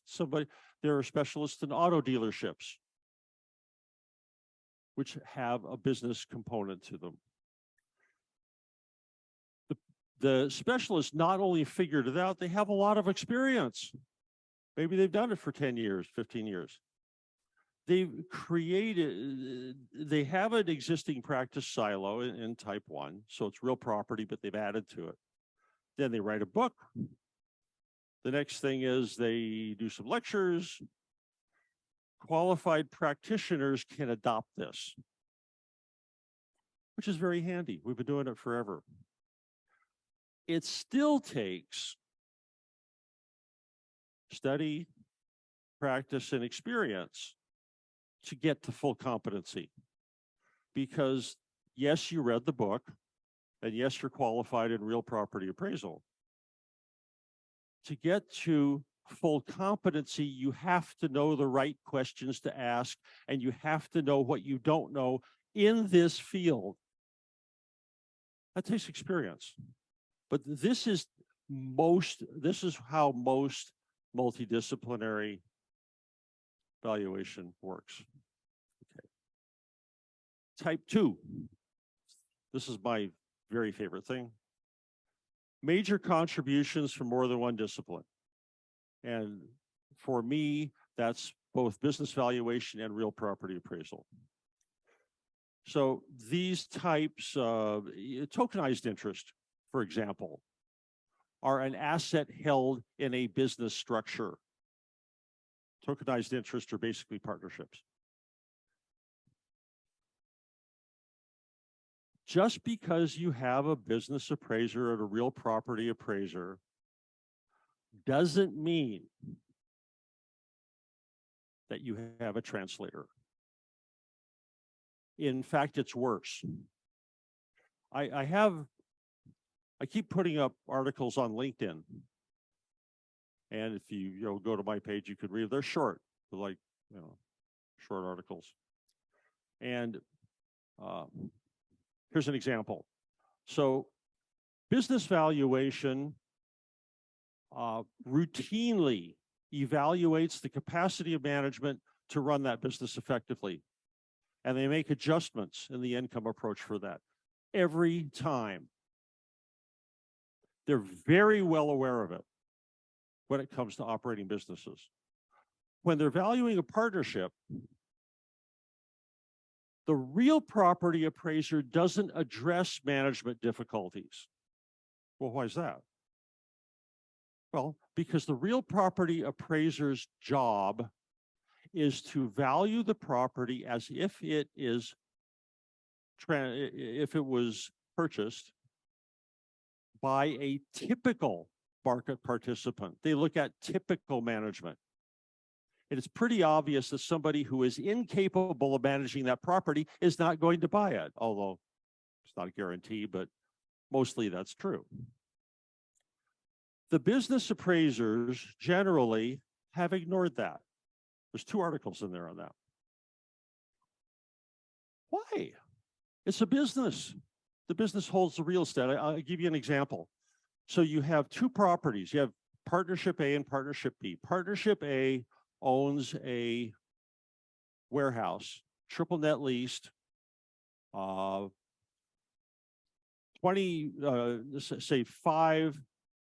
renewals on the original 20-year lease. In other words, it's triple net leased for a long time. What is the management's responsibility in that partnership? Cash the checks. That's it. That's all you can do. There might be a little bit of maintenance depending on the lease agreement, but that's all you do. You have another partnership, and say they own an older office building downtown here. And say there are 3 new construction projects, all for small office, and they maybe they have some retail units. Maybe they have a restaurant. All of these other buildings are coming online. What happens?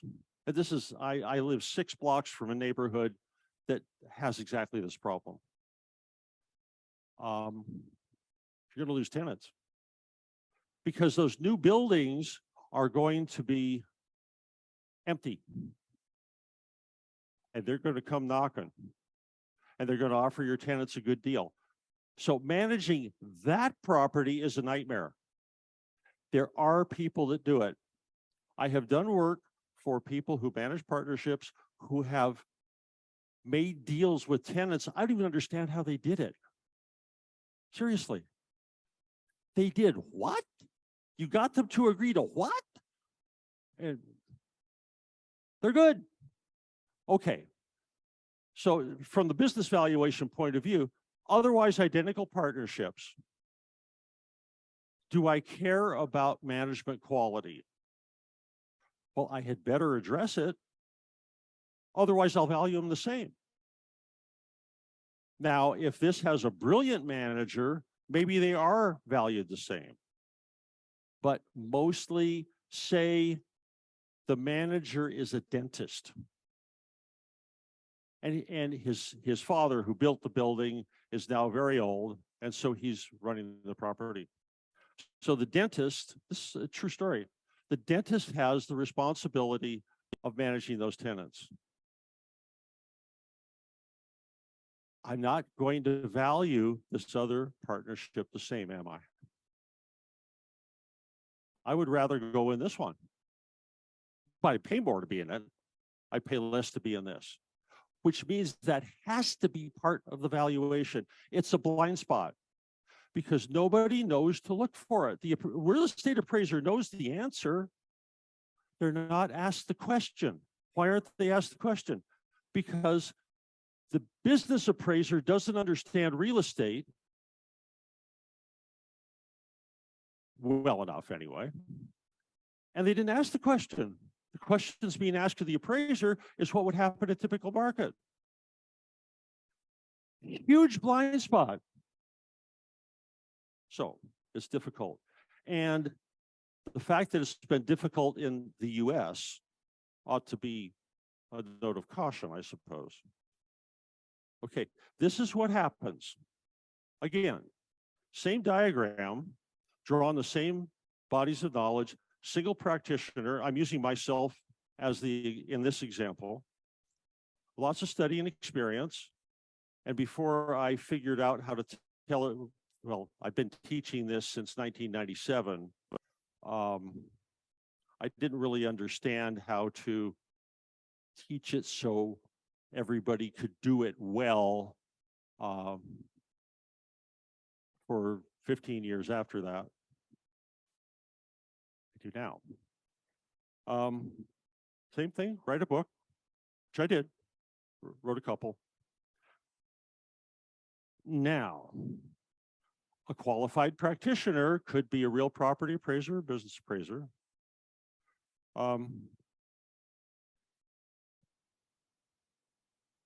This is the solution in this one case, and I think it can be used in other cases. I think it should be. It is possible, and I know because I built one, to build an app that supports competency, where it's the app that asks the right questions, that knows all the questions that are relevant, that asks the right questions, that contains the body of knowledge, the entire body of knowledge, not the BV body of knowledge, not the real property, but the body of knowledge about their combination. And it reveals all the blind spots. That management question wouldn't be able to miss it. You could use the app tomorrow, you would not miss that. So that's type 2. Type 3, this is hard.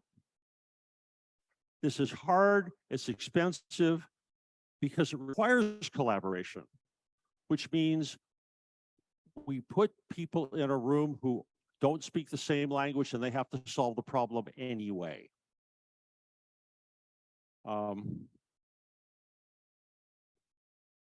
In that case, you can't really prescribe exactly what to do because the property types vary so much.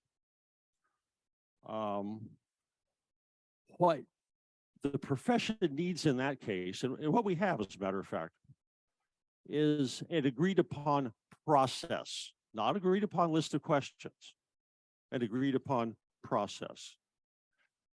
This is what I'm talking about. These are pictures from projects that I've done.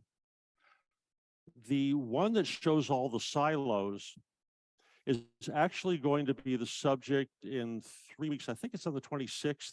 The ASA has a 2-hour seminar that I'm putting on this silo project. It was an eminent domain project where the Department of Transportation put in a new freeway, the I-70 in Colorado. And they were going to interrupt rail service to this facility for 1 year. And the question was, because this type of a property is always combined with a business. So you do not have rent comparables. Question is, what's the fair rent? It's the only question. Whole case study on that. What I'm going to do is I'm going to show the slide deck that I used in the litigation. This is public record now. You might not believe this, but it's true. This used to be a grain elevator. It's used to hold sand. That might seem odd that someone would build a facility to actually put sand in. You should go out and get some sand, right? But this is sand for hydraulic fracturing. And in the US, the best sand comes from the Great Lakes, which is, I don't know, maybe 1,000 kilometers away. This holds 600 rail cars worth of sand. What does it cost in terms of rent to the real property, not to the business, because that's not compensable under eminent domain. Only real property losses are compensable under the law. We won the case, by the way. or I probably wouldn't be presenting it. The one on the bottom is a metal grinding facility. Grinds about half the metal in the state of Colorado. Goes straight to Japan. That was another assignment we did. The upper right is a document you can get on the Appraisal Foundation website. It was prepared for financial reporting. So it's slightly, it has to be modified slightly for this type of application, but it's calculating the effect of contributory assets. It's basically the excess earnings method. And it's designed by, this is designed by a group, not one person that figured it out and thought about it for 20 years. This is a group, very smart appraisers. And what they did, they used the excess earning methods. Why? When you have multiple disciplines in a project, what you want to do is you want to find a language they all speak at least pretty well. So in this country, it's the English language, right? German comes here, they learn to speak English. Or if they come here and they speak English, then they'll be able to communicate. I'm glad your choice was English. But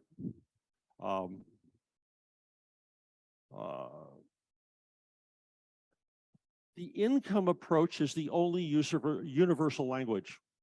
It's done slightly differently, but it's the same approach. The cost approach in real property appraisal is the asset accumulation approach in business valuation. We're already in trouble because it's got a different name. They're not the same. They're sort of parallel. They're not the same. Sales comparison is even worse. Real property calls it sales comparison, business valuation calls it the market approach. Of course, all approaches are market approaches, so that's weird. I know I have a friend who's a real property appraiser and from time to time does properties with business interest in them. And he tries to use Deal Stats, which is the BVR publication of transacted businesses. It's not the same. There is no communication between business valuers and real estate appraisers when it comes to comparable transactions. Zero. Real property has nothing like the guideline company method. And business appraisers think that the reported data, when a real property appraiser is using transactional data, they think that's good information. Ha ha ha. No. You got to call up somebody, talk to them. You find out what happened in that transaction. So way too different. Income approach, they can communicate. For my money, if you want to do multidisciplinary evaluation and want to involve more than one person, use the income approach. Period. I love it. Can't say enough good things about it. So this is that one. So what we do, instead of writing a how-to book, we write a how-to process book. And the Appraisal Foundation document is just that. And the challenge is for the process to prod everybody to ask the right questions. That's what makes it hard. Only way to do it. So it's mostly special use properties, and that's what we got. So I started out, I've probably thrown cold water on all sorts of ideas about multidisciplinary evaluation, and that'd be a terrible place to leave it. I'm glad I'm not done. That'd be bad. So what are our professional development goals? My favorite, undivided interest in real estate. I'll show you a little bit about how that was solved. There's a lot of detail we don't have time for. And then this decade's favorite, tokenizing. We're going to tokenize everything. You can tokenize the chairs in this room. People buy interest in the chairs. tokenize anything. And we'll have some conclusions. So, professional development is a big part of this conference. How do we get new appraisers in? How do we get them interested? And especially, the public needs to understand value. But the public doesn't understand silos. They might know, somebody who owns real estate probably knows a real estate appraiser. That's about it. They don't even know business valuation exists. So I understand there's 53 valuation countries in Saudi Arabia. What are you going to do? Every time you have something that you don't have an experienced person on staff that can do it, you're going to call in PwC or EY or somebody like that. How are you going to make any money? They charge a lot. And what good does that do the profession? What good does that do the members of Taqiyyim? It doesn't do them any good at all. So, of course, competence is required, and if that's necessary, then it's necessary for the client. The last item on the left side here behind me, here's what I think is going to happen. And the reason I think it's going to happen is because it's all I do right now. Partnerships were formed a long time ago, mostly after World War II, especially in the US. A lot of partnerships are held, or a lot of real estate is held in partnerships, either formed for the purpose of doing that or inheritance or something. And when the original grandparents were around, the whole family behaves. Isn't that amazing? Because if I'm grandpa, I got a pen. And I got a will. You will like real estate. You will be happy in this partnership. It's exactly what happens. What happens when they die? And they will eventually die. The gloves come off. You were daddy's favorite. I never liked you anyway. I'm not making this up. These are real cases. So I believe that as time goes on, and also your partnership, by the way, had maybe 4 people in it originally. How many is it going to have the next generation? 15? How about the generation after that? 40? You don't want to have a partnership with 40 people. You're the general partner. You want to buy them out. How do you buy them out? You go to a valuer. But nobody understands how a partnership is valued. So how does the family make a deal?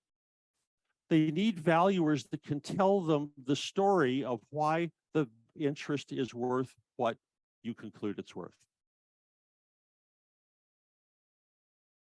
We will become very important to the preservation of future generations of real estate owners.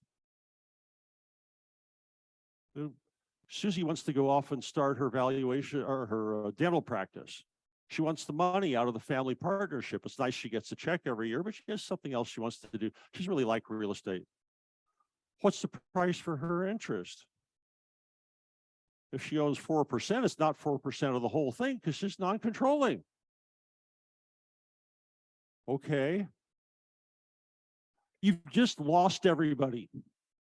The family doesn't understand. What I do when I'm called into cases like that is I write a report. The report explains everything. It explains why. And the hard part about that is sometimes there's intangible value. In fact, there can be a lot of intangible value in real estate. Huh? Yep.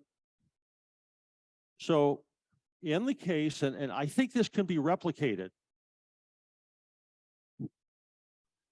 a software application that provides the right questions to ask, guides the valuer not to be fussing with valuation methodology, but to be asking questions of the family, to learn what they're doing, what's important to them, how have they been functioning over the years, and why have they been suing each other for the last 14 years?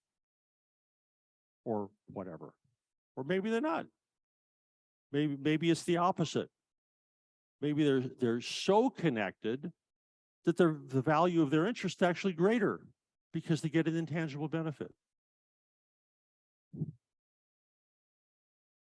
So that software isn't removing judgment. The judgment is interpreting what you learn from the family. What are they doing? How are they running the real estate? What are the real estate challenges? Maybe that long-term lease comes up in 5 years. Maybe they have to re-tenant the building. Had a case where that was the case, and the partnership was sitting on about $4 million in cash. Well, when their current tenant leaves, they're going to spend that plus some. So there's a lot to understand. That's where the valuer's attention should be. That, and then writing the story. The software could just give you the information you need. Okay, so very quickly, we're going back to the book story here. That's mine.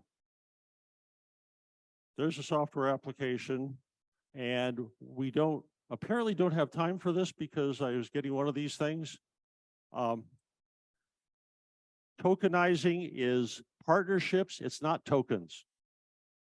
Value a token, it's actually, it's partnership. I'm sorry I have to do this quickly because this is really fun. A lot of this asking the right question can be solved by technology. It's available. I think because our time got a bit compressed here, I don't think we have time for questions. I will be around the whole rest of the day. I'm easily findable. And you can get your phone out there for that thing, or you can email me. Seriously, any questions about anything, even unrelated to what we've done, I love that. I learn from answering questions. So thank you so much. I'm very grateful to have had the chance to speak with you today. شكرا جزيلا. ندعو الآن سعادة نائب الأمين العام للهيئة الأستاذ عبد العزيز المطلق من أجل تكريم المتحدث.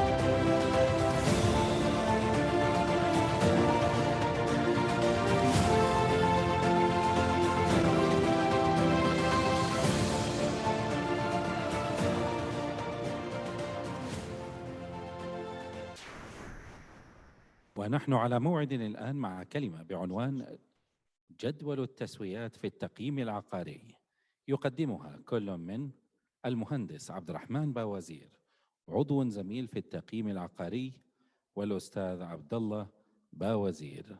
And now, ladies and gentlemen, with a speech titled Property Valuation Adjustments, delivered by عبد الرحمن باوزير and Abdullah باوزير.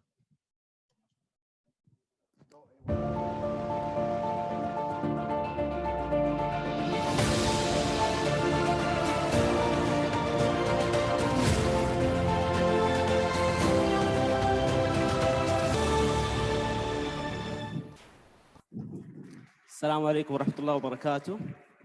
مرحبا بكم أعزائي الحضور. طبعا نتشرف بالمشاركة في مؤتمر التقييم الدولي والذي يقام لأول مرة في الشرق الأوسط.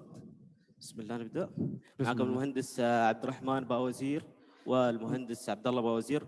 حنقدم معكم تطبيق طريقة المقارنة، جدول التسويات وتطبيقات طريقة الأرباح. بسم الله، مرحبا فيكم.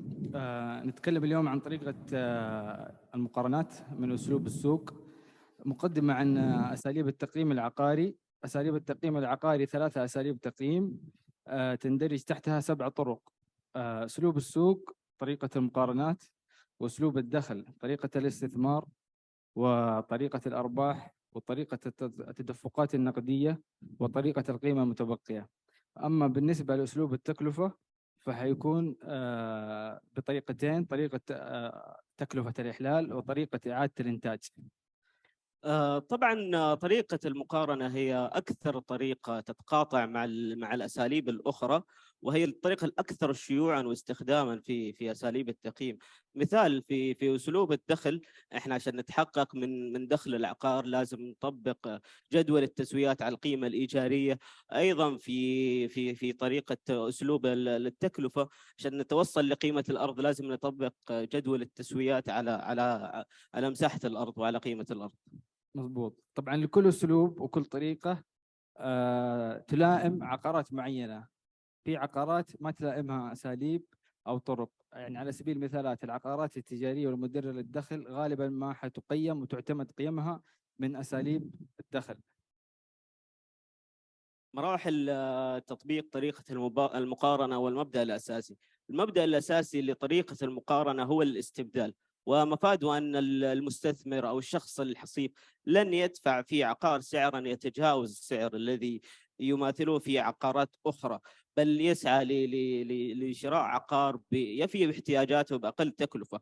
ولها 9 مراحل. أولها تحديد إطار زمني لعملية التقييم، وثم تحديد منطقة السوق اللي يتم بحث فيها، ودراسة تفاصيل العقار من الجوانب المادية والقانونية، وتحديد العوامل المؤثرة على التسويات، وجمع البيانات عن العقارات القابلة للمقارنة سواء كانت صفقات أو عروض بيع أو عن طريق المسح الميداني أو المكتبي، ومن ثم التحقق من بيانات هذه العقارات وتحليلها، وثم إجراء التعديلات والتسويات على الفروق وضبط التسويات، ومن ثم تقدير القيمة السوقية بناء على ترجيح بين العقارات المقارنة. راح ننتقل هنا لشرح المراحل لتطبيق طريقة المقارنة. في هذا السلايد نستعرض أول 3 مراحل. تحديد إطار زمني لعملية التقييم. لابد من تحديد الإطار الزمني ليتم عمل طريقة مقارنات وضبط نسبي صحيح. ثم المرحلة الثانية تحديد منطقة السوق. ثم 3 دراسة تفاصيل العقار محل التقييم. جمع البيانات عن عقارات المقارنة من أهم الخطوات في طريقة المقارنة هي جمع البيانات. لازم تكون البيانات اللي بنجمعها مشابهة للعقار محل التقييم، موثقة محققة، ومن من المفضل أن تكون صفقات منفذة في حال كان عقارات، أو عروض بيع فعلية مؤكدة. أيضا عن طريق مؤشر وزارة العدل. يوجد منصات في السعودية مثل منصة عقار ساس بتعطيك خيارات أنك تبحث برقم القطعة، برقم المخطط، تتأكد هل هي أرض هل هي مبنى. أيضا عن طريق المسح المكتبي والميداني. ولا بد التحقق من العروض لأن يوجد صفقات سواء في مؤشر وزارة العدل أو موقع الذي ذكر المهندس عبد الرحمن اللي هو عقار ساس، مبيعات لها حالات شاذة، غير ما نقدر نقول غير صحيحة، ولكن لها أسباب معينة. على سبيل المثال افتكاك رهن للعقار، هبة من أحد الأقارب إلى قريب له، فممكن تكون فيه أسعار غير حقيقية ما تعكس القيمة الصحيحة للمنطقة ولا للعقارات. فلا بد من المقيم التحقق من المبيعات التي تم التوصل لها في البوابات. صحيح. هنا زي ما ذكرنا نتحقق من صحة هذه البيانات. أولا نستثني القيم الشاذة سواء منخفضة أو مرتفعة، نتحقق أنه القيم هذه تمت على أساس قيمة سوقية، ما تمت على أساس بيع قسري أو تصفية منظمة أو ما إلى ذلك. أيضا التحقق من موقع العقار نفسه، ما نكتفي فقط برقم القطعة في مخطط معين، لا لازم نتأكد أنه هذه قطعة أرض وتم بيعها فعليا على أساس قيمة سوقية. من المراحل أيضا المرحلة السادسة تحديد العوامل المؤثرة على التسويات. طبعا في عوامل تأثر على التسويات، حالة وظروف السوق. اليوم المقيم لما يجي يبغى يعمل عملية تسوية في شهر أكتوبر 2022، ممكن المبيع حصل في شهر 1 2022. هل السوق في هذه المرحلة اختلف؟ في زيادة في المبيعات، في زيادة في الطلب، أم مستقر؟ هنا راح تأثر نسبة حالة وظروف السوق في الضبط على السعر الذي يتم عليه بيع العقار في العقار المقارن. الموقع كذلك، موقع العقار في نفس الحي في نفس المنطقة بس فيه شوارع أكبر، شوارع أقل، إلى آخره.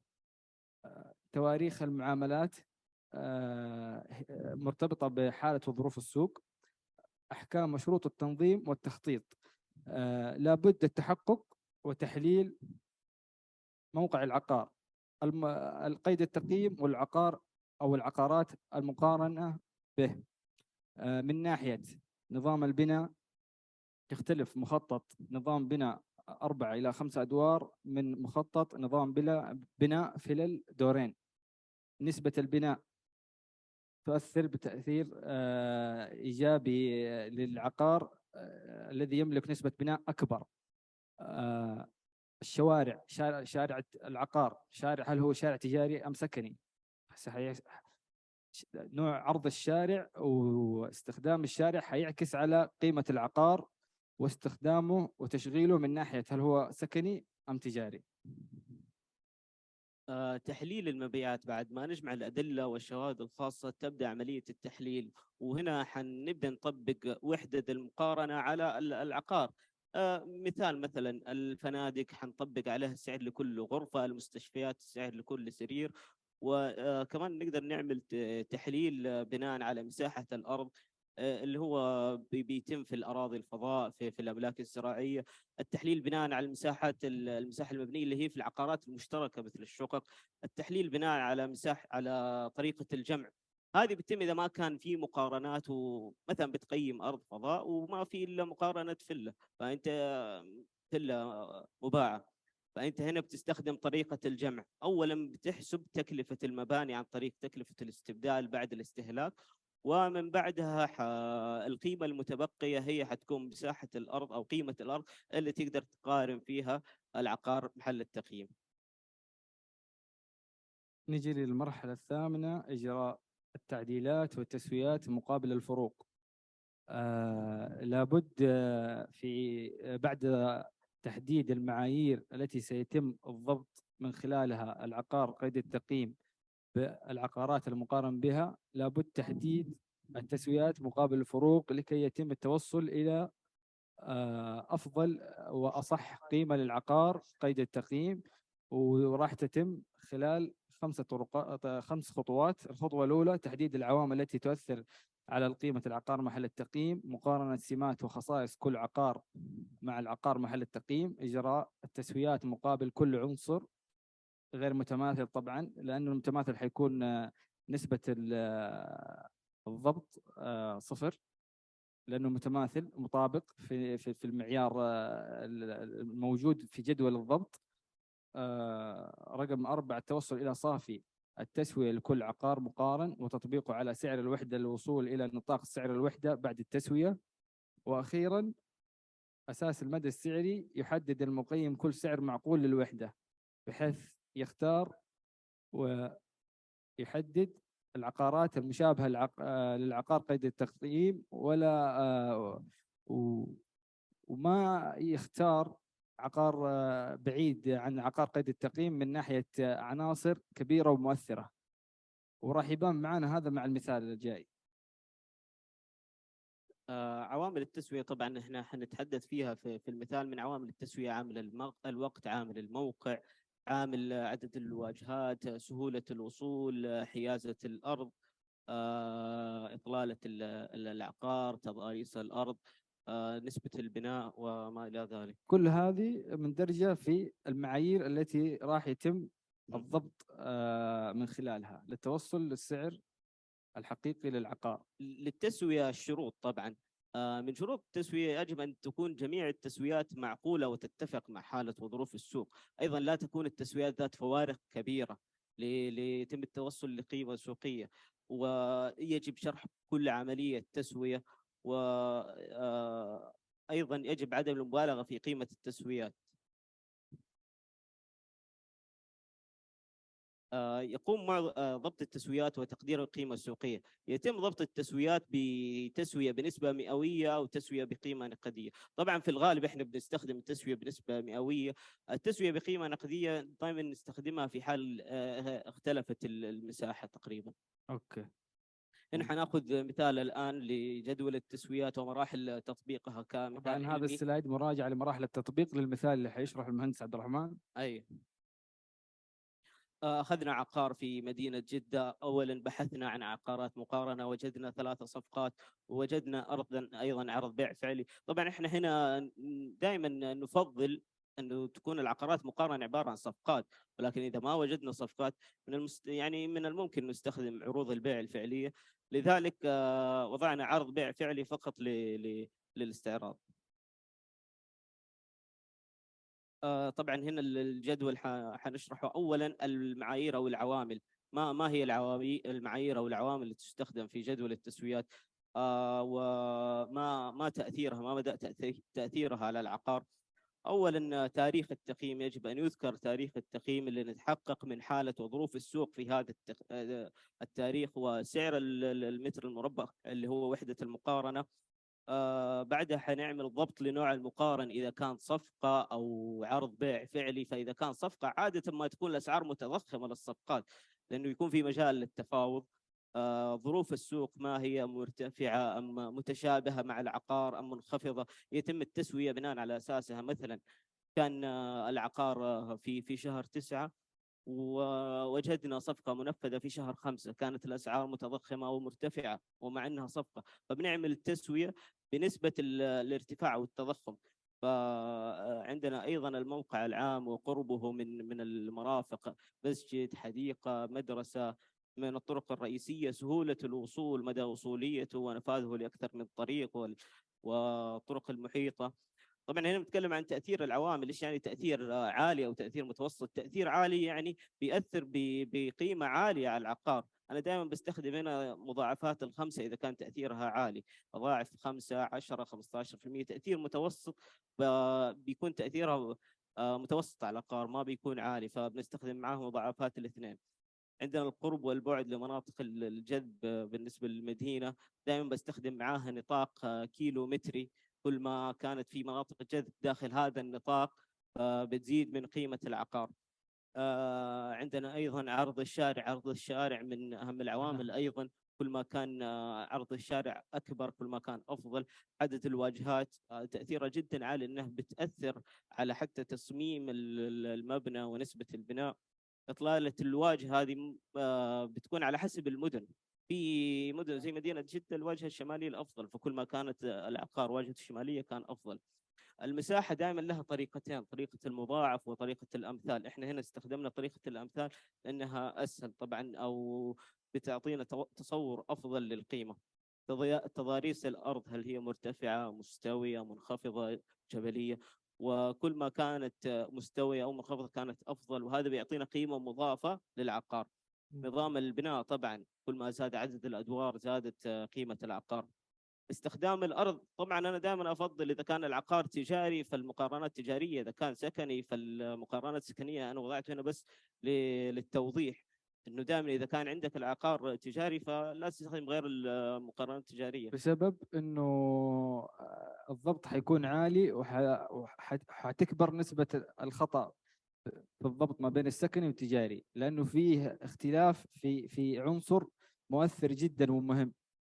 فلا بد في حالة المقارنات استخدام العقارات المشابهة من حيث العناصر المهمة، مثل الاستخدام للعقار قيد التقييم والعقارات المقارن بها وعدد الأدوار، لكي لا يتم احتساب نسب ضبط كبيرة تندرج تحتها اتساع في مرحلة الخطأ. أيوه صحيح. الآن نوصل لضبط التسويات ونسب الترجيح. وصلنا مثلا للمقارنة الأول المقارنة الثاني لهم نفس النسبة 5.5 5.5. لكن أنا طبعا استخدمنا أو رجحنا بنسبة 50% للمقارنة الأول. ليش؟ لأنه طبعا صفقة، فالصفقة موثوقيتها أعلى من عروض البيع، وطبعا ما واخذنا بالحسبان العرض. ومن ثم المقارنات الأخرى اللي كانت نسبها أو فروقاتها عالية مع قارنة 15 و17.5 رجحنا منها 15% و10%. وفي الأخير بعد ما تعمل كل العوامل هذه، بعد ما تضبط التسويات وتأخذ نسب الترجيح على أساس علمي وبناء على فروقات التسويات وحالة وظروف السوق، طبعا يفضل أيضا أنه بنسب الترجيح أنت تأخذ العقارات اللي هي في فترة زمنية أو المعاملات اللي تمت في فترة زمنية قريبة من العقار أو من تاريخ التقييم. نوصل لمزايا وعيوب طريقة المقارنة. من أهم مزايا طريقة المقارنة، واحد، طريقة المقارنة ببساطة تتسم وتطبق وشهرتها بالبساطة والوضوح، من حيث العمل على جدول الضبط النسبي، ومن حيث الوضوح بحيث يوجد للعقار قيد التقييم عقارات تم البيع فيها لفترة قريبة. فعملاء التقييم يكون عنده سرعة استجابة، بحيث تم مقارنة عقارك بعقار مشابه وتم البيع، ففي سهولة في مناقشة العميل في من هذا المنطلق وهذا المنطق. البند الثاني من المزايا طريقة المقارنة، تعتبر طريقة المقارنة الأكثر منطقية موضوعية بسبب السبب الذي تم ذكره سابقا، بيع عقارات مشابهة للعقار قيد التقييم، وبوجود منطق في هذا الشيء. البند الثالث، يتم تطبيق طريقة المقارنات في العادة في الحالات التي تنطوي على أنواع متجانسة، زي ما تم ذكره من حيث الاستخدامات سكني أو عقار تجاري، مقارنات عقارات تجارية. الخطوة الرابعة، تستخدم طريقة المقارنة على نطاق واسع بسبب الوفرة الكبرى. أغلب المقارنات تتم للعقارات السكنية، وغالب صفقات البيع والعقارات التي يتم بيعها على مستوى العالم في العقارات السكنية. فالمقيم في حال تقييم العقارات السكنية لن يواجه بإذن الله صعوبة في وجود المقارنات للعقار قيد التقييم. عيوب طريقة المقارنة، عدم وجود عقارين متطابقين. لا يوجد عقارات متطابقة أو متماثلة 100%، لابد من وجود فروق، ويسعى المقيم لجلب عروض وعقارات مقارنة أكبر تشابه للعقار قيد التقييم ليسهل الوصول للقيمة. إذا كان الشبه كبير حيواجه صعوبة وحيتسع زي ما تفضلنا أول نسبة الخطأ. الخطوة الثانية من العيوب، العقارات مختلفة من حيث الخصائص والعوامل. أكيد في عقارات من ناحية التصميم، من ناحية المساحة، من ناحية الماتيريال اللي استخدمت في إنشاء هذا العقار. رقم 3، في الغالب يجب إجراءات تسويات مقابل الفروق، ما يؤثر على دقة القيمة النهائية المعدلة. أي التسويات إذا كان في التسويات نسب غير منطقية راح تستنتج عنها نتائج وقيم نهائية للعقار غير صحيحة وغير منطقية. فلا بد الحرص على وضع تسويات صحيحة وعقارات مقارنة للعقار قيد التقييم مشابه وصحيح للتوصل للسعر الصحيح بإذن الله بناء على مهارة المقيم وخبرته. هنا الآن تطرقنا لطريقة الأرباح التي تندرج من أسلوب الدخل. طبعا كلنا عارفين إيش معنى طريقة الأرباح، أو من اسمها يوضح أنه هذه الطريقة متعلقة بدخل بفوائد. فالطريقة هذه من طرق أسلوب الدخل، بس الطريقة هذه يتم تطبيقها على عقارات معينة وتلائم عقارات معينة، ما تلائم أي عقار تجاري. ليش؟ لأن الطريقة تعتمد على النشاط الربحي، المبيعات للعقارات.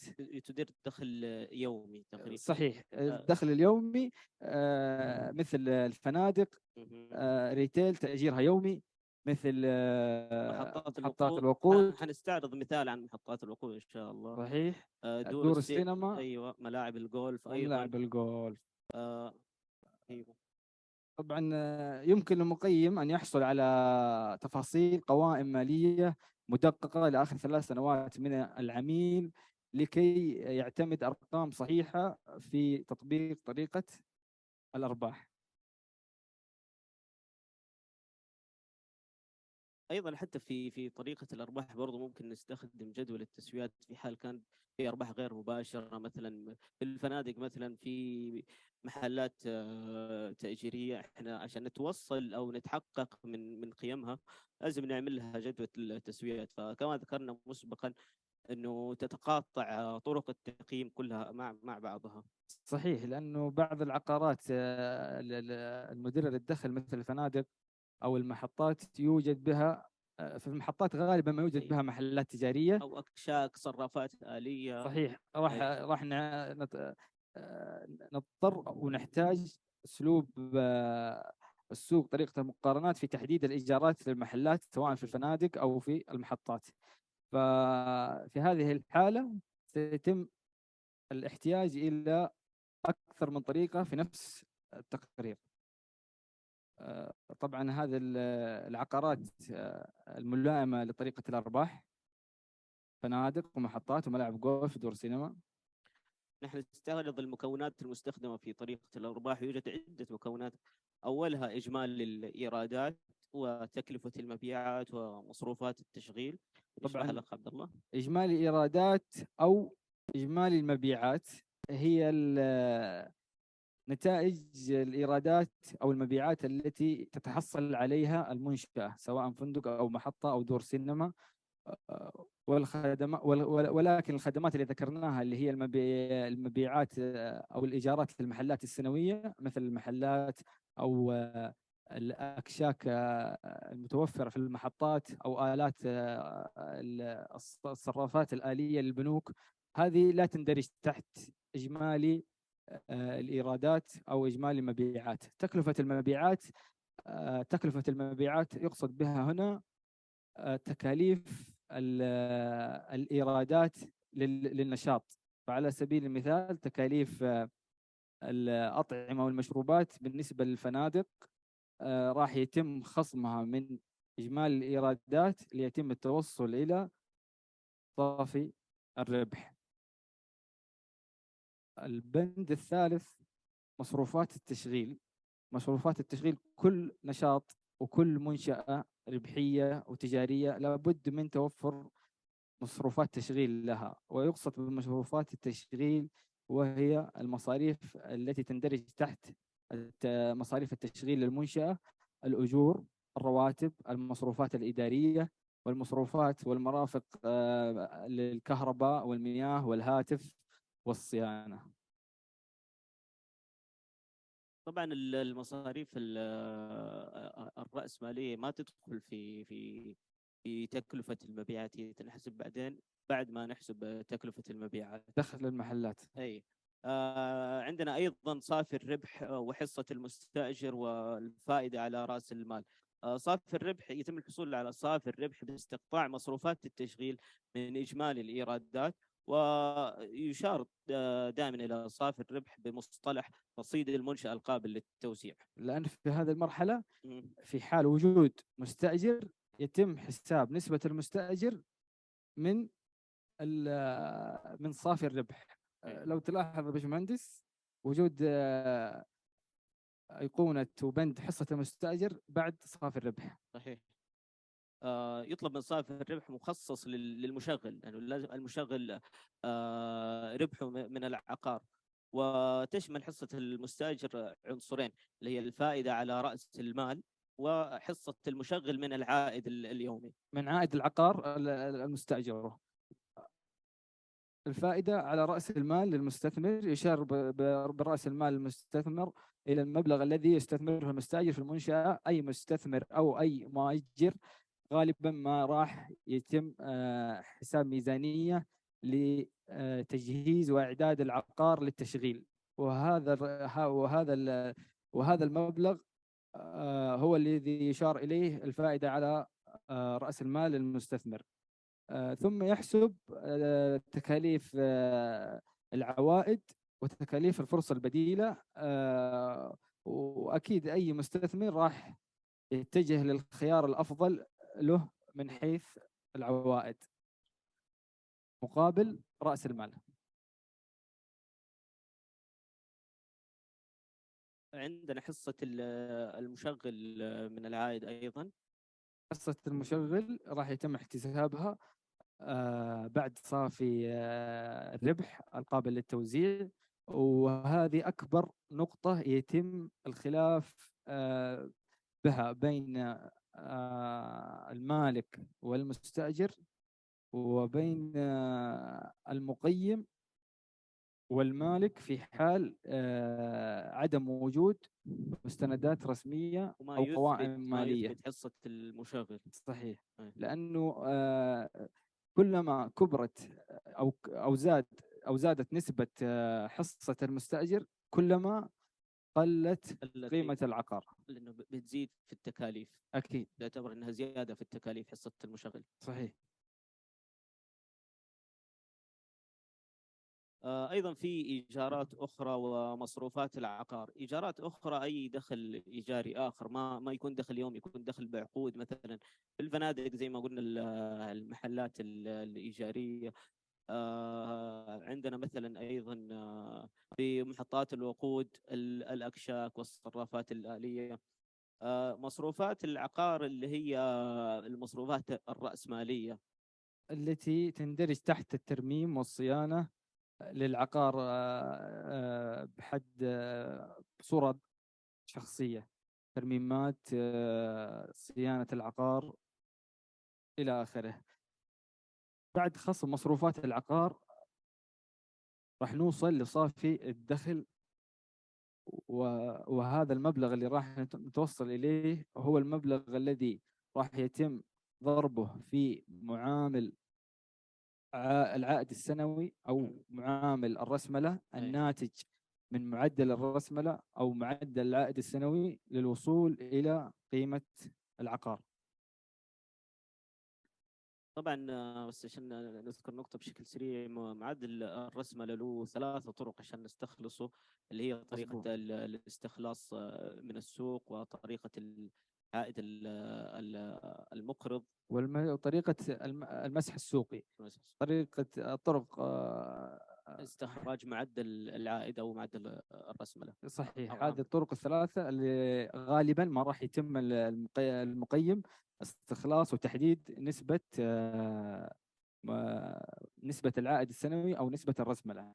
طبعا أشهر طريقة الاستخلاص من السوق. هنا راح نستعرض لكم مثال لعقار محطة وقود تم تقييمه بطريقة الأرباح. طبعا المالك أفاد المقيم بقوائم المالية والدخل العقار. ممكن أقدر أقول لكم أنه أصعب نقطة تواجه المقيم في تقييم المحطات هو دخل المحطة أو دخل طرمبات الوقود. متى ما توصل إليها المقيم راح تسهل عليه عملية التقييم للعناصر الأخرى المتوفرة بالمحطة، وهي المحلات والأكشاك والصرافات الآلية. طبعا هنا المقيم أو المالك أفاد المقيم بإيرادات البنزين. عندنا الصف الأول الوصف: بنزين أحمر 95، بنزين أخضر ديزل. لترات البنزين المباع في الصف الثاني مبيعات المحطة اليومية. حابب أنبه المقيمين على شغلة، أنه في هذا الجدول لو يلاحظ المقيم بطريقة الأرباح عادة ما يكون في نسبة الاشتغال في حال تم حساب تشغيل افتراضي بدون وجود قوائم مالية على كامل السنة. راح يفترض المقيم نسبة اشغال للعقار تلائم العقار وموقعه وخصائصه للوصول للوصول لإجمالي الدخل. لكن هنا بالنسبة لهذا المثال المالك أفادنا بالدخل اليومي للعقار، فلا يتم احتساب اشغال، اوريدي محسوب الدخل اليومي للعقار. اللترات المباعة في اليوم 19,000 لتر، 32,000 لتر، 10,000 لتر. طبعا المحطات أرباحها ثابتة ومعروفة ومحددة من الشركة المختصة للوقود. للشركات في أسعار أرباح معينة، وللمشغلين الأفراد أرباح معينة. بسبب أنه العميل هذا فرد، لو تلاحظوا أنه ربح اللتر في البنزين 9 هلالات حسب سياسة الشركة الأم للوقود في المملكة العربية السعودية، وللديزل 3 هلالات. سعر الشراء ريالين و24. إجمالي سعر الشراء ريالين و24 مضروبة في 19,000 لتر، طلعنا الناتج 42,560. سعر البيع ريالين و32. ربح اللتر موضح 9 هلالات، والديزل عفوا مو 3 هلالات 0.1 أقل من هللة، وهذا 9 هلالات. إجمالي سعر البيع كل يوم للبنزين الأحمر 44,000 والأخضر 69 والديزل 6,000. إجمالي الربح السنوي بعد ما تم جمع الأرقام، الربح اليومي في 365 مضروبة، طلع الناتج 624,000 مليون 51 و18,250. إجمالي الربح السنوي للبنزين الأحمر والأخضر مليون، والديزل 1,693 و600. هذا إجمالي الربح الوقود في السنة للمحطة هذه. نجي للجدول التالي، وهو جدول حساب إيرادات المعارض التجارية والصراف الآلي والأكشاك. العميل في هذا المثال أعطانا الدخل العقار، ولو افترضنا أنه المحلات هذه ما أعطى العميل المقيم دخل مثبت بعقود تأجير رسمية، راح يضطر المقيم إذا أخذ معلومة الدخل أنه يتحقق منها. واجب بالمقيم أنه يتحقق من أي معلومة لا يوجد لها إثبات رسمي من التحقق منها من خلال السوق. فالمحلات هذه لو ما وجد عند المقيم عقود تأجير رسمية يعتمد عليها راح يتم عمل تسويات للوصول لسعر متر التأجيري للمحلات. تم هنا اعتماد عقود المالك، مأجر مع 4 معارض مأجرها المتر ب 1400 مضروبا في مساحة المعارض إجمالي الناتج في الأخير صراف آلي كشك إجمالي الدخل 970,000. نسبة الخسائر أو الشواغر 10% يفترضها المقيم عادة، نسبة افتراض احتياط لا سمح الله خروج مستأجر لتعثر دخل المالك لأي غرض كان. إجمالي دخل المعارض 800 تضاف إلى 1,600,000، إجمالي إيرادات 2,566,000. بس أنا حاب أضيف نقطة اللي استعرضها المهندس عبد الله، إنه إثبات الأرقام حتى لو كان الرقم مثبت من المالك، فهو من الواجب على المقيم إنه يتحقق من صحته، لأنه أي رقم بيصدر من تقرير المقيم مسؤول عنه وليس المالك أو ليس أي شخص آخر. صح. فيجب التحقق من كل رقم وكل قيمة. صحيح. الجدول هذا يستعرض لكم الخسائر للمحطة، تكلفة الإيرادات، تكاليف أخرى، إجمالي التكاليف. طبعا تكاليف الإيرادات والتكاليف الأخرى تندرج تحت التكاليف المباشرة. التكاليف غير المباشرة رواتب الموظفين عمومية وإدارية، الإدارية للتشغيل العقار، عمولات وحوافز، اشتراكات حكومية إلى آخره. مصروفات العقار التي راح يتم خصمها بعد خصم حصة المستأجر وإضافة إيجارات المحلات اللي هي تراميم والتحسينات للعقار التي يحتاجها العقار. طبعا بس حاب انوه انه هنا الخصومات تكون بطريقه تراكميه ليس بطريقه منفصله، يتم حساب التكاليف المباشره ثم التكاليف الغير مباشره ثم تخصم منها مصروفات العقار. مضبوط، صحيح. الجدول الأخير تطبيق طريقة الأرباح على جدول الأرباح. معدل عائد مثل ما تم ذكره تم استخلاصه من أو تم استنتاجه من طريقة الاستخلاص من السوق، وتم تحديده ب 8%. معامل شراء السنوات 12.50. قسمة معدل العائد راح يعطينا معامل شراء السنوات 12.5. الدخل الإجمالي للمحطة ناقصا منه إجمالي التكاليف المباشرة استنتجنا 1,436,000. الربح الإجمالي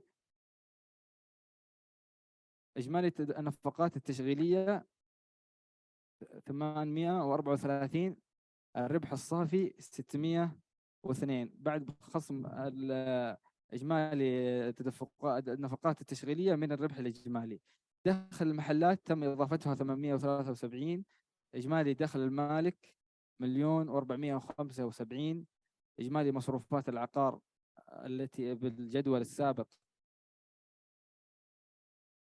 192 تم إضافتها هنا وخصمها لاستنتاج صافي دخل المالك القابل أو صافي الربح القابل للتوزيع. تم حساب للمستأجر نسبة 20% وحساب 80% من الربح للمالك. صافي الإيجار الذي تم التوصل إليه 1,026,000 مضروبا في 12.50 تنتج لنا قيمة العقار.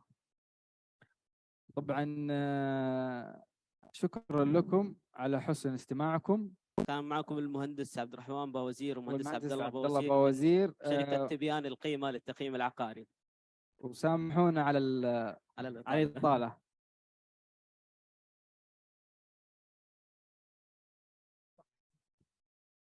شكرا جزيلا للمهندس عبد الرحمن باوزير والمهندس عبد الله باوزير. ويتفضل الآن سعادة نائب الأمين العام للهيئة الأستاذ عبد العزيز المطلق لتكريمهما.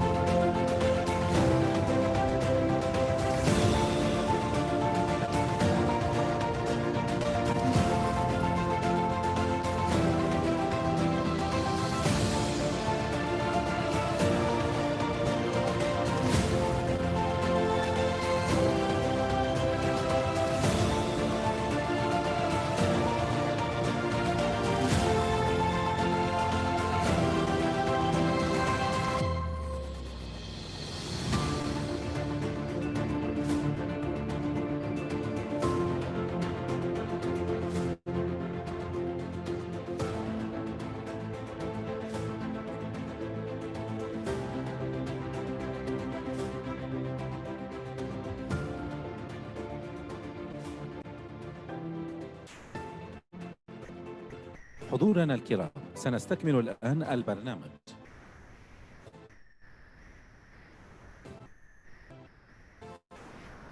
حضورنا الكرام، نحن على موعد الآن مع كلمة بعنوان العوامل المؤثرة في معدلات التضخم والرأسمالة في مكة المكرمة والمدينة المنورة.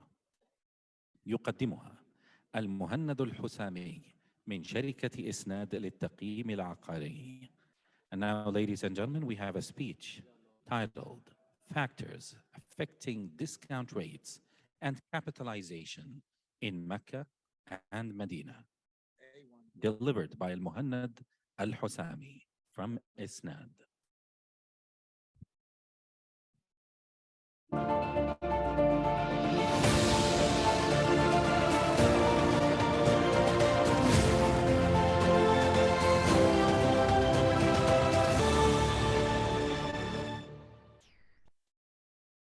السلام عليكم ورحمة الله وبركاته. مهند عبد اللطيف الحسامي، نائب الرئيس التنفيذي شركة إسناد للتقييم العقاري، مقيم عقاري زميل في فرع العقار الهيئة السعودية للمقيمين المعتمدين. اليوم حنتكلم بشكل نستعرض موضوع مهم يخص عوامل اللي هي مؤثرة في تحديد معدلات الخصم أو الرأسمالة في مكة المكرمة والمدينة المنورة. طبعا الكل بلا استثناء يعني يعرف أهمية مكة المكرمة والمدينة المنورة من ناحية دينية للمسلمين، وهذا المعلومة معروفة سواء لمسلمين أو غير مسلمين. لكن السؤال أو النقطة اللي بنحاول إثارتها هنا الآن، ما هو انعكاس هذا التأثير خصوصا على هذه العنصرين المهمة اللي هي في معدلات الخصم والرأسمالة، وما هي توقعات العوائد من المستثمرين المحتملين والمشاركين في هذه الأسواق. وحنحاول نلقي نظرة بشكل سريع على السوق أو تعريف السوق أو تشكيل السوق في هذه المنطقتين. طبعا بشكل عام كملخص بتلعب عوامل مجموعة من العوامل في تشكيل هذا السوق، من ضمنها الندرة بتؤدي إلى عدم الاتزان في هذه الأسواق. طيب، معدل الخصم، دور معدل الخصم طبعا زي ما هو معروف هو لتقدير القيمة الحالية للتدفقات النقدية المستقبلية. التدفقات النقدية بشكل عام تتكون من تدفقات نقدية تشغيلية وتدفقات أو قيمة استردادية أو تيرمينال فاليو. فكيف هذه حتؤثر وكيف حيكون أدائها في هذين السوقين المخصصين اللي هم المناطق المركزية في مكة المكرمة والمدينة المنورة. وكذلك يعني تكلمنا عن التيرمينال فاليو، كيف ايش التوقعات اللي يعني يتوقعها المشاركين في هذه الاسواق. طبعا اول نقطه يمكن نتحدث عنها بشكل سريع، محركات الاستثمار في مكه المكرمه والمدينه المنوره. التوجه الحكومي الان، توجه الجهات الحكوميه في تعزيز الاستثمار في هذه المنطقتين بشكل كبير جدا، ودعم برامج رؤية المملكة العربية السعودية 2030 للوصول مضاعفة أعداد المعتمرين والحجاج، الوصول إلى حوالي 30 مليون معتمر في السنة وحوالي 6 مليون حاج سنويا. هذه العوامل راح نتكلم إن شاء الله في الشرائح القادمة عن كيفية أو منطقية تأثيرها في سوق العقار في هذه المنطقتين. يتضح بس بشكل سريع من الشارت النمو المتصاعد في اعداد الزوار. طبعا نقطة مهمة بس انه احنا بنستثني حالة عدم اليقين من الحاصلة في الاسواق خصوصا في مكة المكرمة والمدينة المنورة بسبب تأثيرات الجائحة خلال السنتين الماضية. فكل هذه المعلومات اللي حنستعرضها ان شاء الله بتفترض خلو الاسواق من هذه التأثيرات، وبالتالي توقعات الاستمرارية في التشغيل وفي العوائد والاتزان للسوق. نمو عدد الحجاج والمعتمرين بشكل مضطرد خلال السنوات السابقة، من آخر إحصائيات تقريبا متوفرة 2017-2018 نمو عدد الحجاج 1,300,000 إلى 2,500,000، وطبعا الانخفاض الحاصل بسبب تأثيرات الجائحة. المستهدفات زي ما ذكر سابقا مستهدف الوصول في 2030 إلى 30 مليون معتمر و6 مليون حاج. طيب طبعا بعض الممكنات الاخرى في تعزيز الطلب على سوق العمره والحج والتاثير على العقارات المرتبطه بهذه الاسواق. البرامج الحكوميه اللي قدمت مؤخرا تشمل برنامج العمره السياحيه واطلاق تاشيرات المرور وتاشيرات الزياره والسماح لمستخدمين او الحاملي تاشيرات الزياره بأداء العمرة وتمديد موسم العمرة وهكذا، والكثير من العوامل اللي بتساهم في زيادة الطلب على العمرة وبالتالي على العقارات اللي هي في المنطقة المحيطة بالمنطقتين المركزية في مكة المكرمة والمدينة المنورة. السؤال هنا الآن كيف يفكر المستثمر؟ ما هي الطريقة أو البدائل أو الخيارات المتاحة للمستثمر؟ مكة المكرمة والمدينة المنورة هي يعني من وجهة نظر المستثمرين والمشاركين في السوق هي مخزن آمن للاستثمار. طلب لا ينتهي، طلب مرهون أو يعني مبني بناء على قرار. يعني المعروف إنه معظم الدول الإسلامية تختار المرشحين لأداء فريضة الحج بناء على القرعة وليس بناء على القدرة، لأنه كثير من الراغبين في أداء فريضة الحج يقفوا أمام الحصص المحددة لهذه الدول من عدد الحجاج المسموح لهم بناء على التعداد السكاني لكل دولة. فبالتالي طالما أن مكة المكرمة والمدينة المنورة والمشاعر والخدمات والبنية التحتية تستوعب إمكانية زيادة الطلب متوفرة، فهو مرهون بتوسع وبقرار، وبالتالي إمكانية استيعاب أكبر. الطلب هذا لم ينتهي يعني 1400 سنة، وهو طلب مستمر، وهو مربوط بوجود بشعيرة دينية مرتبطة ب1.5 مليار مسلم حول العالم. فبالتالي استدامة هذا الطلب تدعم قرار المستثمر في اختزان او تخزين القيمه في هذه العقارات والبحث عن العوائد الرأسمالية من ارتفاع قيمة العقارات مع الوقت. البدائل المتاحة كثير وخيارات الاستثمار كثير، ولكن التوجه العام من المستثمر في اختيار المخازن الآمنة للقيمة يدعم توجيه رؤوس الأموال إلى هذه المنطقة. التذبذب او مستوى التذبذب اذا استثنينا طبعا تاثيرات الجائحه، يمكن هنا بنستعرض على مدى 4 و5 سنوات ماضيه قد لا تعطي المؤشر العام للاتجاه العام للنمو، ولكن بشكل عام لعينه من البيانات المتاحه حاولنا قدر الامكان انه نستخدم البيانات المتاحه للعموم لمطابقه هذه البيانات يعني ومطابقتها بالواقع. هذه البيانات يعني بتشير الى استمرار الاتجاه التصاعدي في قيم العقارات في مكة المكرمة والمدينة المنورة في عينة مختارة من هذه المنطقتين. طبعا الجزء المهم جدا في المنطقة المركزية، وحنيجي في شرائح لاحقة لتحديد ما هي المنطقة المركزية سواء في مكة المكرمة والمدينة المنورة. ايش هي المنطقة المركزية وليش هذه المنطقة بالذات تختلف عن غيرها؟ أول جزئية اللي هو عملية امتلاء أو الإشغال أو مرحلية الإشغال في هذه المناطق. مكة المكرمة أو المنطقتين المركزية في مكة المكرمة والمدينة المنورة تبدأ عملية الإشغال في هذه المنطقتين خصوصا في مواسم الحج والعمرة، ويتدرج هذه بعد امتلاء هذه المناطق يتدرج الإشغال في المناطق خارج المنطقتين المركزية. فبالتالي وجهة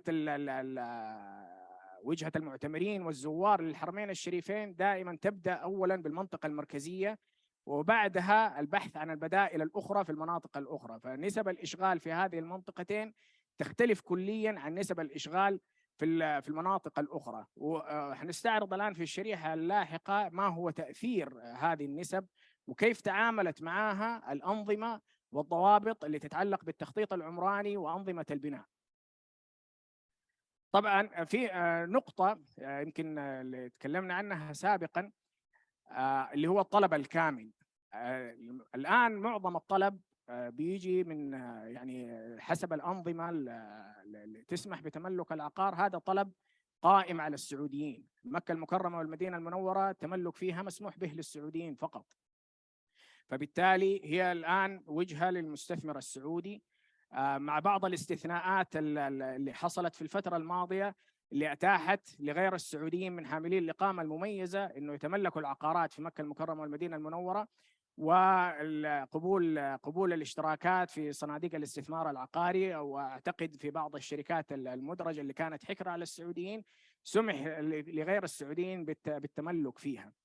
فإلى الآن احنا يعني التأثيرات اللي حاصلة وانخفاض هذه المعدلات اللي ما يخص الرسملة والديسكاونت ريت بسبب طلب هو من السعوديين فقط. طيب الآن الطلب من السعوديين في طلب عالي من رؤوس أموال عالية من السعوديين فقط، بدء إتاحة الفرصة لاستثمار لغير السعوديين بأشكال مختلفة بدأت الآن، اللي هي من حاملي الإقامات المميزة أو في صناديق الاستثمار العقاري اللي أتيحت لها وصول لرؤوس أموال لم تكن متاحة لهم من قبل، بالإضافة إلى تعديلات إلى الآن لم يتضح شكلها النهائي لمشروع تملك غير السعوديين في المملكة، اللي قد تكون تصب في هذا الغرض بشكل أو بآخر. فهذا في النهاية هو طلب حالي فعلي عالي، وطلب كامن محتمل بناء على الاعتماد أو القرارات أو شكل القرارات اللي تظهر إن شاء الله في المستقبل. طيب الآن بشكل سريع نتكلم على عامل الندرة. ليش بنقول في ندرة في مكة المكرمة أو في المدينة المنورة؟ المنطقة المركزية المحددة حسب الأنظمة في مكة المكرمة هي المنطقة داخل الدائري الثاني، إجمالي مساحة المنطقة أقل من 7 كيلومتر مربع. مساحة الحرم المكي الشريف أعتقد حوالي 1.5 مليون متر مربع. مساحة الشوارع، مساحة المناطق الغير قابلة للتطوير، إذا استثنينا هذه المساحات كلها حنطلع لمساحة صافية أقل من هذا الرقم بكثير. هذه هي المنطقة المركزية والمنطقة المحددة كمنطقة مركزية. وحنتكلم لاحقا إيش معنى كلمة منطقة مركزية وكيف تأثيرها حيكون على معدلات الرسملة والخصم. نفس الحالة في المدينة المنورة، مساحة أقل من 2 كيلومتر مربع، مساحة كبيرة جدا من ضمن هذه المنطقة للحرم النبوي الشريف، مساحات أخرى غير قابلة للتطوير، إما لأنها شوارع أو مقابر تاريخية زي مقبرة البقيع أو غيرها. فبالتالي يعني بدون مبالغة يمكن عد القطع المتاحة في المنطقة يعني بالعدد، ومعرفة ومحاولة استنتاج مدى ندرة هذه العقارات في هذه المنطقة وإيش تأثيرها وكيف يفكر المستثمر عند الحصول على أو التفكير في فرصة استثمارية في هذه المنطقة. في مكة المكرمة هنستعرض مثال واحد بشكل سريع عشان الوقت. نسب البناء في المنطقة المركزية تختلف، ومعامل الكتلة ومعامل البناء يختلف، وبالتالي كمقيم عقاري الفرق في هذه الناحية ايش اللي يختلف عن المنطقة اللي خارج هذه المنطقة المركزية، هو مدى استفادة أو إمكانية الاستفادة من هذا العقار أو العقار المتاح مقارنة بالعقارات الأخرى أو بالمقارنات الأخرى. اليوم إذا بنتكلم داخل المنطقة المركزية بنتكلم على عدد أدوار يصل إلى 20 دور، إحنا بنتكلم على شيء الآن قياسي أو ستاندر. ممكن يحصل بعض الاستثناءات لبعض المشاريع الريادية بعد الحصول على الموافقات من الجهات النظامية، ولكن الآن بنتكلم بشكل عام ستاندر 20 دور، معامل بناء يصل إلى 12 FAR، ونسبة بناء تصل إلى 80%. خارج المنطقة المركزية في بعض الأحيان على نفس الشوارع أو على امتداد هذه الشوارع نتكلم على أقل من النصف بالنسبة لعدد الأدوار، حوالي 7 أدوار، معامل بناء حوالي 25، ونسبة بناء تصل إلى 75%. فهنا الأنظمة أو التخطيط المحلي راعى الطلب العالي في هذه المنطقة وعظم الاستفادة من العقارات ومن الأراضي المتاحة في هذه المنطقة لتلبية الطلب الممكن أو الكامن أو المحتمل في هذه المنطقة الجغرافية المحدودة جدا. بالنسبة للمدينة المنورة بشكل سريع جدا نتكلم على تقريبا نسبة بناء تصل إلى 100% في هذه المنطقة داخل المنطقة المركزية إلى 14 دور، بالمقابل 50% في المناطق خارج المنطقة المركزية، وعدد أدوار لا يتجاوز 11 دور.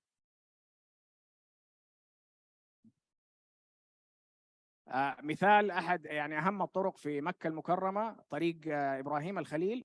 طريق إبراهيم الخليل يبدأ من آخر جزء في خارج المدينة أو في نهاية المدينة، يبدأ معامل بناء 2.6 4 أدوار ونسبة بناء لا تتجاوز 60%. بالمقابل داخل المنطقة المركزية داخل الدائري الثاني بنتكلم على 80% إلى 20 دور. وطبعا ننوه انه هذه النسب الستاندر اللي هي قد تتجاوز في بعض الاحيان عند تقديم المشاريع الرياديه للامانات المختصه الى نسب اعلى من هذه النسب بكثير، او ارتفاعات اعلى من هذه الارتفاعات بكثير، بشكل ينعكس على قيمه الارض وعلى معدلات الرسمله والخصم في هذه المنطقه. طبعا النقطه المهمه هنا اللي هو نقطة عدم التجانس اللي بتنتج من هذه العوامل، من اختلاف في بعض الأحيان أنظمة البناء في نفس القطع المتجاورة. يعني على سبيل المثال إذا أخذنا هذا المثال الآن، هذا المخطط بشكل عام لو أخذناه خارج المنطقة المركزية في نفس الطريقة بنفس التصميم بنفس التخطيط في أي منطقة في أطراف المدينة المنورة حيكون متجانس بشكل كبير جدا. جميع العقارات متشابهة مع منطقة أخرى، إمكانية الحصول على مقارنات وافية جدا قابلة للتطبيق ويعتمد عليها. لكن وجود هذه المنطقة بهذا الشكل بهذا الحجم في حول استخدام مخصص ومحدد جدا ونقطة جذب قوية جدا اللي هي الحرم النبوي الشريف، بتغير هذه المعادلة بالكامل. جميع العقارات هنا بلا استثناء غير متجانسة. شمال الحرم يختلف عن جنوبه، جنوب الحرم مثلا يختلف عن الصف الأول عن الصفوف الأخرى، وهكذا. إطلالة العقار وإمكانية أو البوتنشال في إتاحة الإطلالة على العقار يختلف ويؤثر بشكل كبير قيمة عقار عن الآخر. أحد الأمثلة واجهتنا كثير في السابق في فهم اختلاف ليش هذه المنطقة مختلفة. كان يعني في أحد المراجعات حاول يعني أثيرت نقطة إنه هنا خارج المنطقة المركزية جنوبها في مقارنات، يوجد مقارنات بغض النظر عن الاقتباس في الأرقام، يعني إنه عدم الاقتباس في الأرقام، لكن إذا نقول أرقام خارج المنطقة المركزية 40,000 ريال للمتر أو 30,000 ريال للمتر على مسافة لا تتجاوز 400 متر.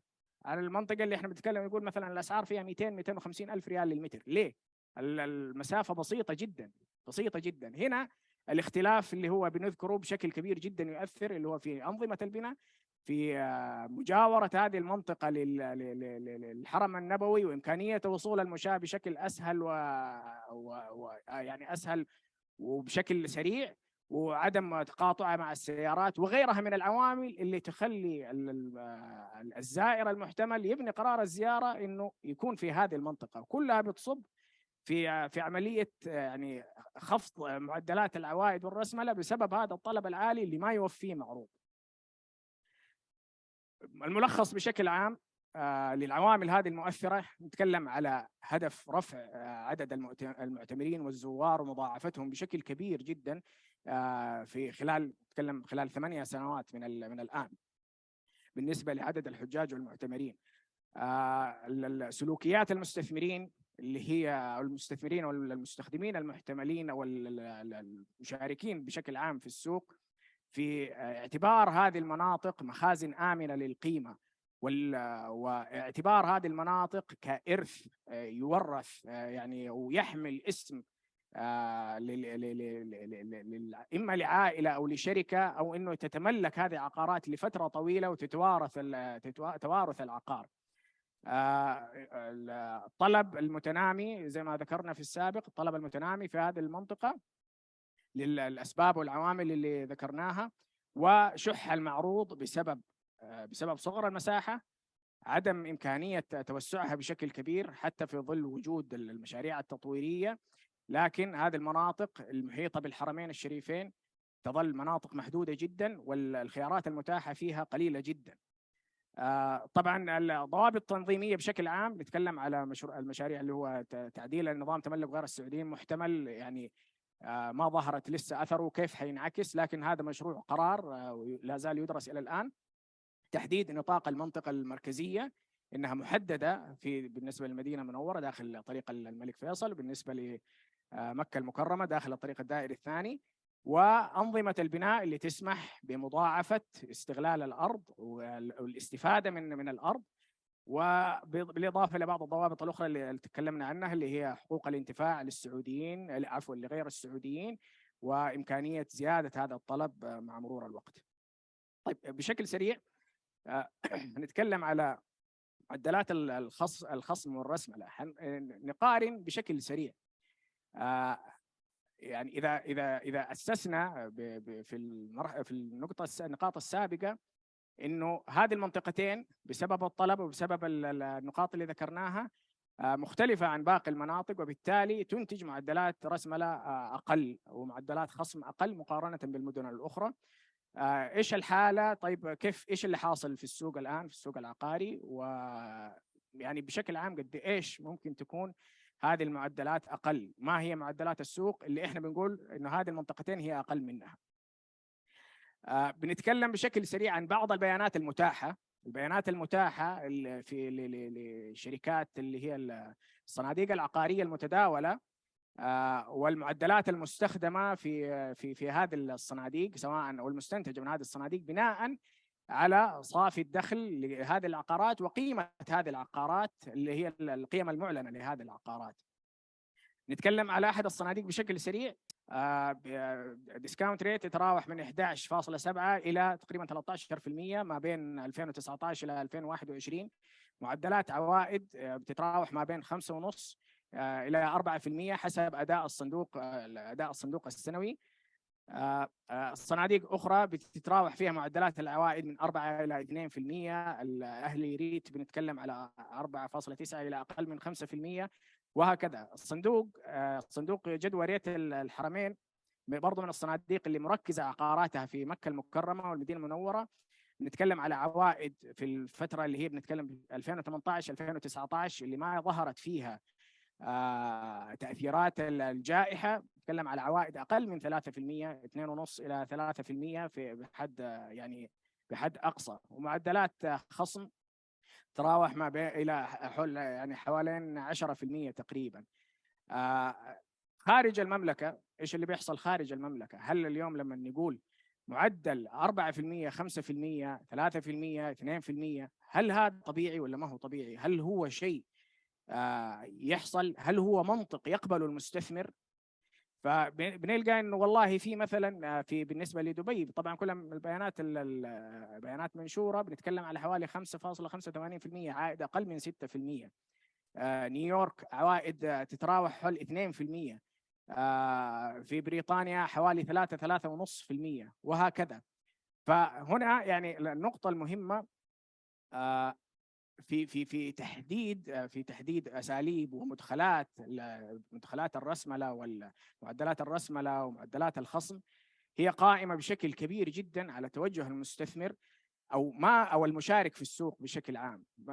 ما هي المعدلات اللي يقبلها المستثمر او المشارك في السوق، بغض النظر عن مدى يعني اذا وصلنا للفهم الجيد لهذا السوق وممارسات المستثمرين فيه، فبالتالي نصل لقبول لهذه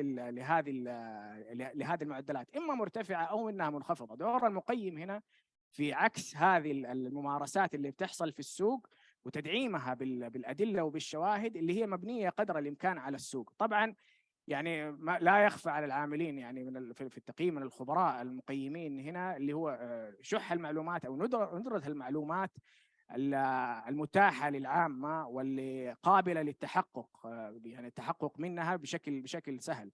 ولكن يعتمد هنا دور المقيم بشكل كبير في هذه المنطقة على ومعرفته وخبرته في هذه المنطقة على تحديد هذه المعدلات وتحديد سلوكيات المشاركين في هذه الأسواق.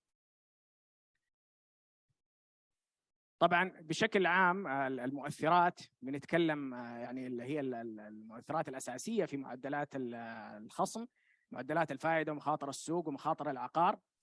قد تؤثر معدلات الفائدة وارتفاعها وانخفاضها بشكل كبير على معدلات الرسملة معدلات الخصم عفوا المستخدمة في السوق، ولكن نلقى في هذه المنطقتين بالذات التأثير المتعلق بمخاطر السوق ومخاطر العقار أقل بكثير من أي منطقة أخرى، حتى في نفس هذه المدن في مكة المكرمة والمدينة المنورة، ولكن خارج المنطقتين المركزيتين لهذه المدينتين. مثال سريع بنستعرض في كيس ستدي لأحد العقارات. إيش اللي حاصل في هذا العقار؟ ليش بنقول إنه والله المستثمر يقبل هذا النوع من العوائد ويتوقع عوائد مختلفة؟ العوائد بشكل عام زي ما هو معروف للحاضرين والمختصين في التقييم هي عوائد إما تأتي من عوائد تشغيل العقار أو من عوائد رأس مالية. المستثمر في هذه المنطقتين بشكل عام، المشارك في السوق في هذه المنطقتين بشكل عام، عائده الأساسي يأتي من القيمة الاستردادية للعقار، التيرمينال فاليو للعقار، وليس من العوائد التشغيلية للعقار أو من صافي الدخل التشغيلي للعقار. طبعا عوامل أخرى يعني في هذا المثال بنلاقي إنه طبعا القيمة طبعا المخصومة كتدفقات نقدية تمثل أكثر من 40% من قيمة العقار بالكامل، بمعنى الكاش فلو لهذه العقارات التدفقات النقدية السنوية لا تتجاوز 4% أو في نطاق 4% بالزيادة أو بالنقصان الطفيف، ولكن معظم قيمة العقار بتأتي من قيمته الاستردادية. طيب هذا المثال لو طبق على عقارات أخرى فمثلا اللي هي في المناطق اللي بتعطي عوائد أعلى في الرياض، في جدة، في أي مدينة أخرى من مدن المملكة، بنلاقي إنه النسبة هذه تتراوح مثلا في كتدفق نقدي سنوي ممكن تتراوح من 6 إلى 7%، ونسبة أقل بكثير للقيمة الاستردادية مقارنة من قيمة العقار الإجمالية. طبعا هذا يعني أكد هذه النقطة إنه العائد الفعلي اللي يبحث عنه المستثمر أو المشارك المحتمل في السوق هو ارتفاع قيمة العقار وتعاظم قيمة الأصل مع مرور الوقت. بشكل عام ومختصر تلخيص النقاط هذه السابقة اللي هي تداخل المؤثرات في تحديد المعدلات الرسملة والخصم. يعني وجهة نظري انه لا يوجد سبب ادى لاخر، كلها مجموعة اسباب تداخلت مع بعض واثرت في بعض. ارتفاع قيمة الارض هي مدخل اساسي بيؤدي الى انخفاض معدل الرسملة والخصم. الطلب المستمر هو ادى الى ارتفاع قيمة الارض وبالتالي ادى الى انخفاض معدل الرسملة والخصم. الطلب المستمر اثر في تقليل المخاطر على المستثمر المحتمل وبالتالي تحقيق هدفه من الاستثمار اللي هو تعاظم قيمة العقار اللي هو ادى في نفس الوقت الى ارتفاع قيمة الارض وبالتالي ادى الى عوامل الندرة. مجموعة العوامل هذه متداخلة مع بعض. يعني لم أصل لإجابة إنه مين بدأ أول وكيف أثر على الثاني، لكن جميع هذه العوامل تداخلت مع بعض تكون بها السوق. تقبل المشارك في السوق هذه الأشياء وبدأ يشارك في السوق ويستثمر بناء على هذه المعطيات وأدت إلى تكون السوق بشكله الحالي. شكرا لكم وشكرا لحسن استماعكم، يعطيكم العافية.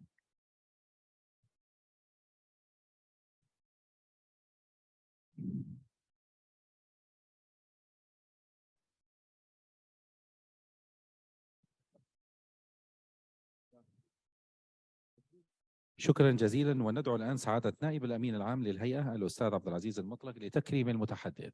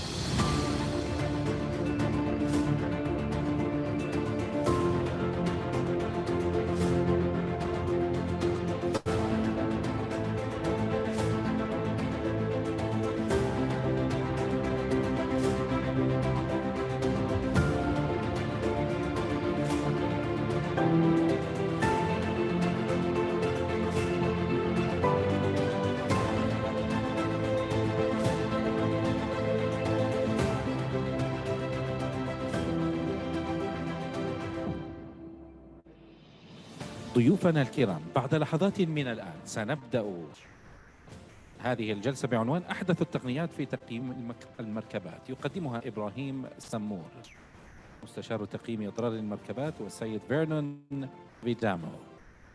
لذا نأمل منكم التفضل بالجلوس على مقاعدكم.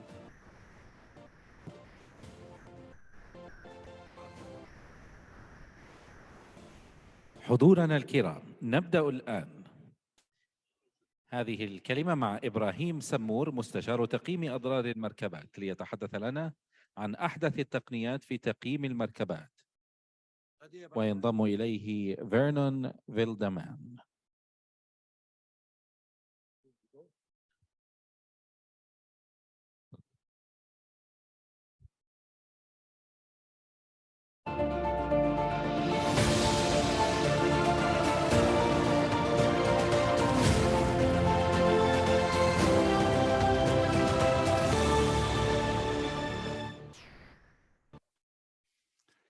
Good afternoon, everybody. My name is Vernon, and I'm part of the Taqeeim family. Hi everyone, السلام عليكم ورحمة الله وبركاته. أعرف بنفسي أول شيء إبراهيم سمور، عضو الهيئة السعودية للمقيمين. ومعنا اليوم راح نتكلم بالإنجليزي، اعذرونا. First of all, I would like to thank تقييم for this opportunity to give us that to speak about something related to valuation, but from automotive point of view. It is the effect of repair of the damaged car on value. If it is it possible that if we repair the car in correct way or wrong way, it will affect the value of the car or not? This point comes from where, Bern? Sorry? The point of... Yeah, the point of this is if we have a valuation on a vehicle after an accident, is what happens to the valuation process and how is it taking effect further down the line? So we could have a repaired car which goes back onto the road with the customer, and there could be a significant loss in value, or there could be, well, there won't be a rise, but some cars, even though they're back on the road, can actually have no value whatsoever. And what we want to talk about today to address all this is what happens with the evaluation process from the point of تقدير and the appraisal system that is carried out there, but what is the process that comes next, and how does this affect the greater area of workshops around the kingdom? We have today an example about someone wants to sell his car with this specification.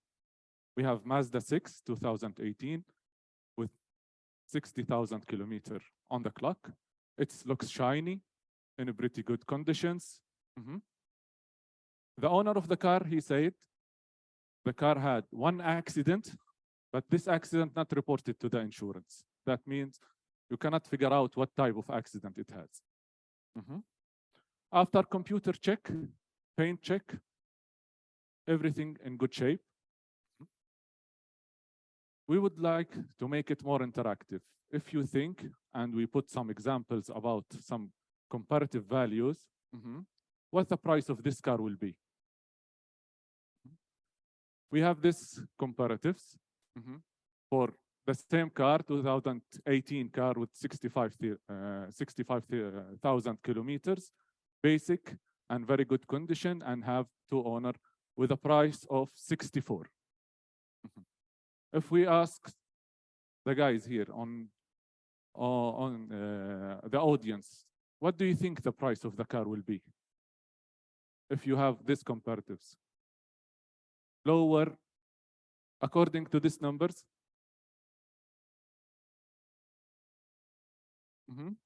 around 58, 60. Most of us they will answer the same answer, plus minus 60,000, correct? That's correct. This is the most common answer will be. But on real time, if we inspect more and we see more, What do you think, Vern, the value? The value for this car? Well, I don't like to say at the moment. We'll wait a moment for that. See if anybody else has a suggestion. Maybe there's a surprise. Maybe a behind. surprise. Maybe we have 100,000. What do you think? It's worth nothing. It is worth nothing, that vehicle. But what is the reason why? Why? Let's see. We say the car get computer check, paint check, everything was in correct shape. But let's see. This is the accident. Is it repairable, Van? It could be repairable. For such an accident, it is repairable. But according to تقييم standards, we say it is not recommended to maintain this car or repair it, and we need to total loss, to give it a title.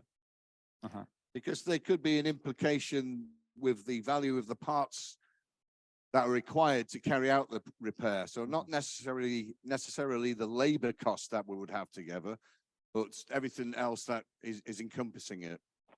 And you could repair it if we follow the correct method.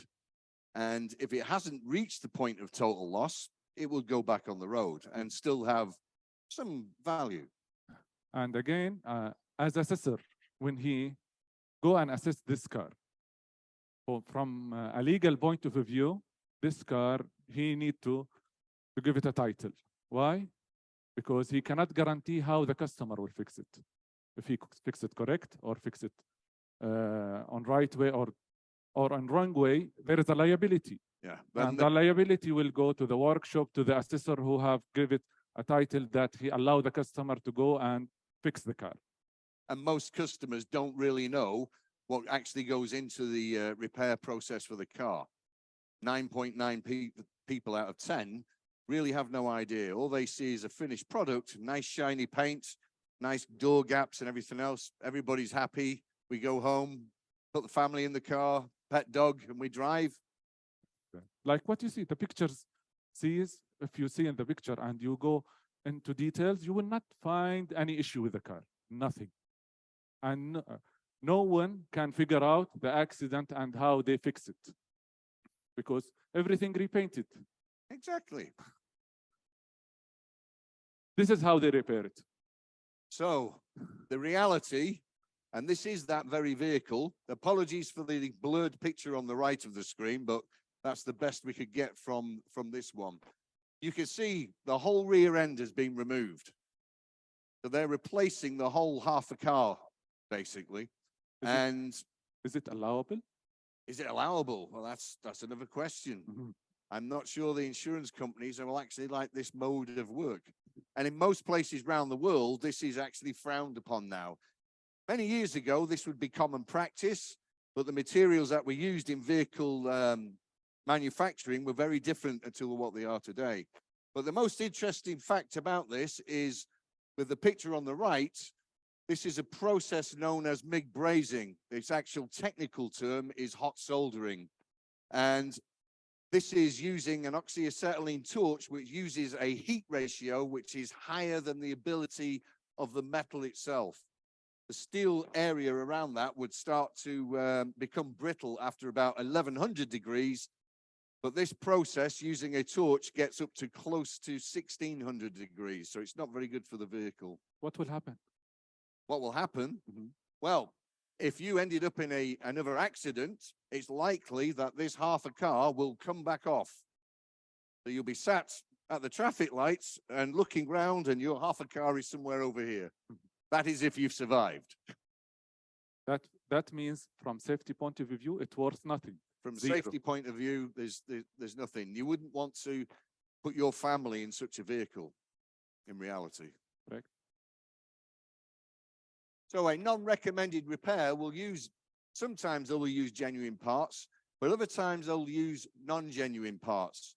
Now, non-genuine parts themselves are not always a bad alternative, but this will affect warranty issues and anything else, which will also affect values of the vehicle later on. But in our case, they use original parts. Yeah. And wrong way. Yeah, we fit original parts, and we could be fitting them entirely inappropriately. Using correct tooling and equipment, that may also be an old technology that is not recognized from the manufacturer's recommendations anymore. And the staff may not always be competent. We can still engage with technicians in a workshop these days who are practicing 30 or 40-year-old skills. And given that the vehicles and the way they're manufactured these days has come a long way in the last decade, it's no longer appropriate. And the recommended repair method was definitely not used. No. This is one of the examples how they repair the cars, right? By oxyacetylene. Oxyacetylene. It has a nickname. It's called the gas axe in some places. And you wouldn't want to be using that. So the rear end of the car has been removed, as we can see. But in the joining process, no natural seams have been used. Whenever you do a recommended repair, the manufacturer's guidance would always be to use a natural seam where appropriate and a different welding method. Gas oxyacetylene is used for the welding. In some cases, they actually use it for the removal of the parts, using a great deal of heat to burn away not just the steel area itself, but anti-corrosion products that were there from the manufacturing base and leading to other damage. Hot soldering, commonly referred to as brazing, is used in a completely wrong area. Brazing is something that can be done, but normally it is restricted to outer panels. The outer structure of the car is not a structural point. Therefore, it doesn't have the same safety issues as the structure or the chassis or a floor area would have.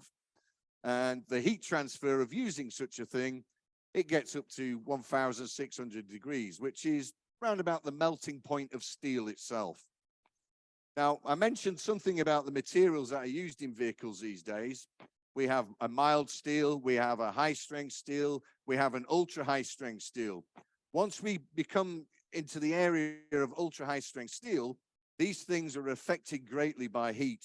So anything around the area of 1,100 degrees is going to make the area brittle. You could lose 30 or 40% of the strength in that area of your vehicle. So next time we have a collision, the car is not going to perform the way it should, which will lead to serious injury or even death. And this type of cars, maintaining it is how many years old it should be? The knowledge about how to maintain these cars around 20 to 25 years. This kind of repair method? Yeah. 30, 40 years. Now, if we speak about AIs, if we speak about a new car technologies, if current workshop, they cannot fix this type of damage, let's imagine what will happen with this new technologies, that the cars is communicating with each other now. Yeah.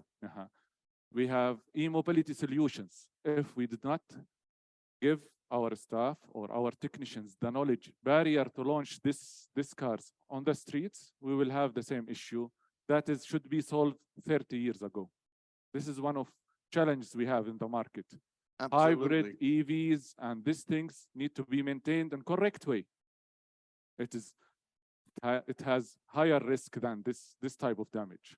Absolutely. And as all of you are aware, we are now going into the electric car market, EV, and this is going to have a significant, or it's going to add a significant problem to the repairs. And the reason for this is the weight. People don't realize that actually putting a battery, high voltage batteries in cars, is adding significant weight. So this means that when you have a collision now, the inertia force is that much greater. Excuse me. So now more than ever, when you're working on a vehicle like this, we really do have to follow the correct repair methodology. And the training center worldwide, it is not that much popular. No. Some manufacturers have a robust training program, but they concentrate on a vehicle model, and they assume that the technicians who are already working on these vehicles know what to do from the very word go. But as we said earlier, sometimes you can have a skill set that is 30 years out of date. To suddenly take someone and place him in front of a brand new Mercedes, for example, and expect him to adopt his 30-year-old skills instantly to some new methods is actually not the correct way to go. It needs a longer journey of training before we get to that point. And this, in conclusion, will affect the car prices. Absolutely. If I have a car that's been repaired and I'm going to be into the second-hand car market ready to buy a new car, I want to maximize the value of what I'm trying to sell or trade in. And if I trade in and they do a test, which they will do, and have a look, and they see some really bad repairs in there, well, your money count is going to go down significantly to the point where, I'm sorry, but your car is not worth anything. You're not going to be very happy then. So the car is not safe. It's going to fail vehicle inspections. But for this type of vehicle, after the repair, MOT cannot discover there is an accident. This is one of games that some workshop plays around the car repairing methodology. That means the car is not safe, but it will pass the MOT or the periodic inspection. Absolutely. So a failed inspection simply means that there's no registration. So even though you've got your vehicle, we're not back on the road anyway. That means you lost your money. Lost my money, can't drive my car because now it's illegal. I'm back to walking and I have to buy extra shoes. Not happy. So the vehicle is now only valued as scrap and at best spare parts. So I might get some resolution, I might get some money back. Maybe I can use my back door, somebody needs a back door, or there's a mechanical component like a wishbone or something. But this is still a significant reduction to what I should have seen from the real value the first time. This is for individuals. What about companies? Let's see, fleet companies, logistic companies, it will be affected because we have machinery and equipment valuers. They will go and assist this type of companies. And not the main assets, partially their assets is cars, right? What is the effect? Rental company. You've got cars in a rental company that's defined as some of your assets to a point. And the same goes for a lease company and logistics. And the above companies would list the vehicle amongst its assets most of the time. There's some variations in this. We could say that a company's assets are based upon the name on the vehicle or the badge on the side. But nonetheless, you still want to see some realized value from these things if you are selling them on. And most of them, they have their own workshops. They are maintaining their cars internally. And if their guys, they do not know the effect of their repairs on the car itself, that means they are saving money in one hand, but they lose it on total. And they are then leasing a very dangerous car out to a member of the public, or if it's a rental company, a lease company, it could be a member of staff if it's a logistics company. And this can work with vehicles, not just your standard car, but trucks and other commercial vehicles as well. The whole repair cycle is cross-reference to all of these areas. So, a solution. What are the solutions to combating this type of repair method? Well, we need a greater awareness, and the awareness doesn't just stop with the actual repair network itself, but in some ways we could make the general public aware.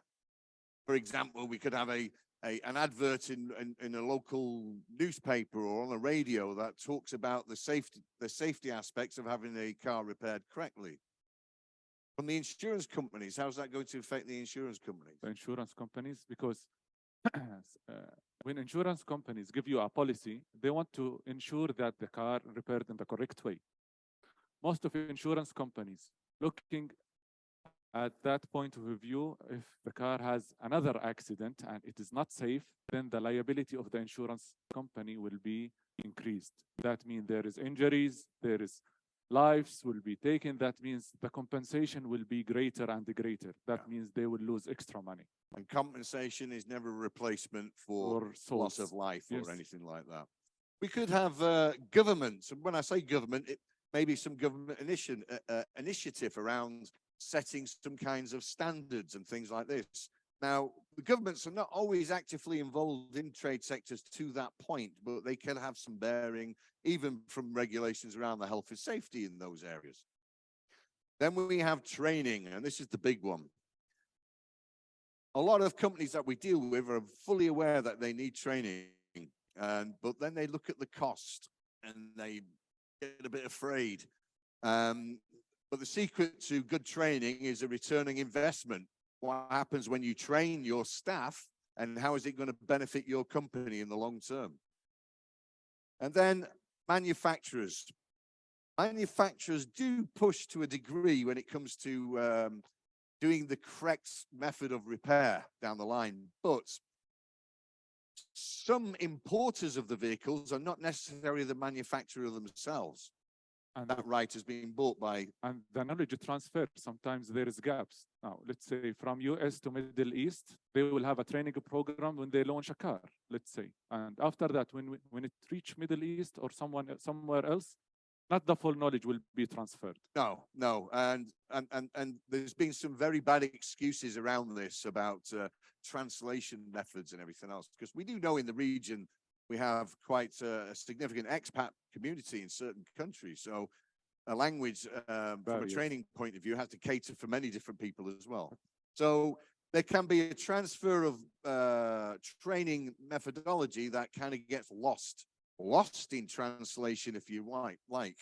One particular manufacturer, and I won't name them, they have a very robust training program within the European network, but they haven't transferred the whole thing to this region, only part of it. And that's quite sad, really. And a lot of it is based around the language parts of it. And to me, this just doesn't seem right. And if we think about the coverage of training around the globe and how to rebuild the car in correct way, it is not that much introduced. No, we have some organizations, and one of the organizations that we're involved with is FATCHM in the UK, who are the Motor Vehicle Repair Research Centre. They have a great training facility, one of a kind in the UK. Then you may have one in Europe, and you may have the iCar program that's in the USA.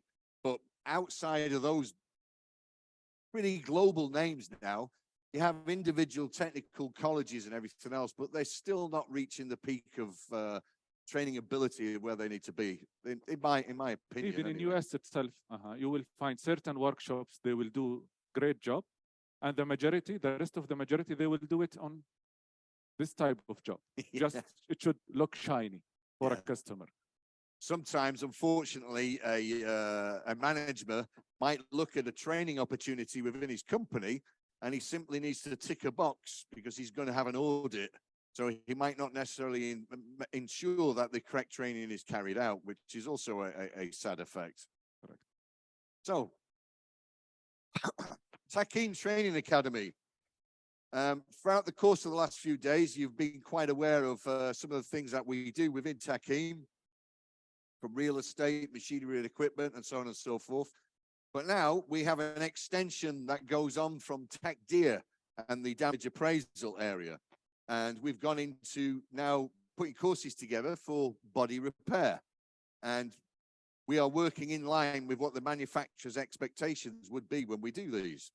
So now we have started to dress the training facility to be able to cater for these different things. And very recently, we had one of the big name brands in this country who've embarked on a training program with us. And it's been quite successful up to now. And a lot of what we've done there is address the skills area within welding. Many people cannot weld properly in the automotive sector. And unfortunately, welding is one of these things that is of primary importance. If you're going to weld a chassis leg on, you need to make sure the person doing it can actually do it correctly. Again, it's a safety issue and so on and so forth. So with that, we've a number of suite of courses that we've now put together for the automotive sector. And on one side here, we can see reference to the body repair area. And on the other, we have mechanical and some non-mechanical areas, which Not all of these are up and running yet. They're still as in progress. We can tag many other things on that represents the any goals for the Saudiization program that goes on to get more of local people within the industry as well. So this is one of the big solutions that we're pushing through Taqeem as well. And this is in partnership with the business sector, really. So I spoke about delivering courses recently for a big name, but it doesn't stop there. We have other challenges ahead with people wanting to bring Tesla into the country and have a Tesla workshop. And we've been working closely with a Tesla workshop in the UAE previously and probably again. So to address the concerns of having accredited people work on the vehicle, safety aspects, and also, as I mentioned earlier, the weight reference with the electric cars that comes.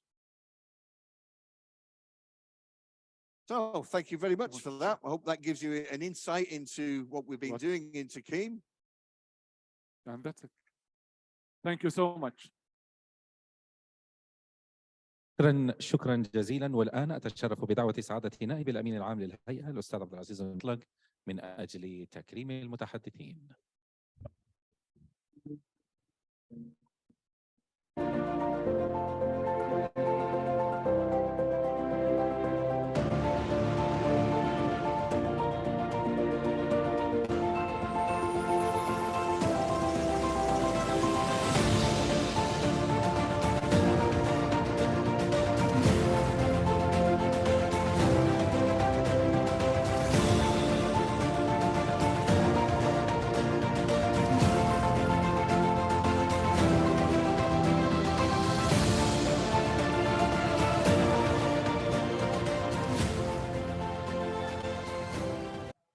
حضورنا الكرام، نحن على موعد الآن مع جلسة بعنوان أفضل ممارسات التقييم يقدمها السيد جوني وايت.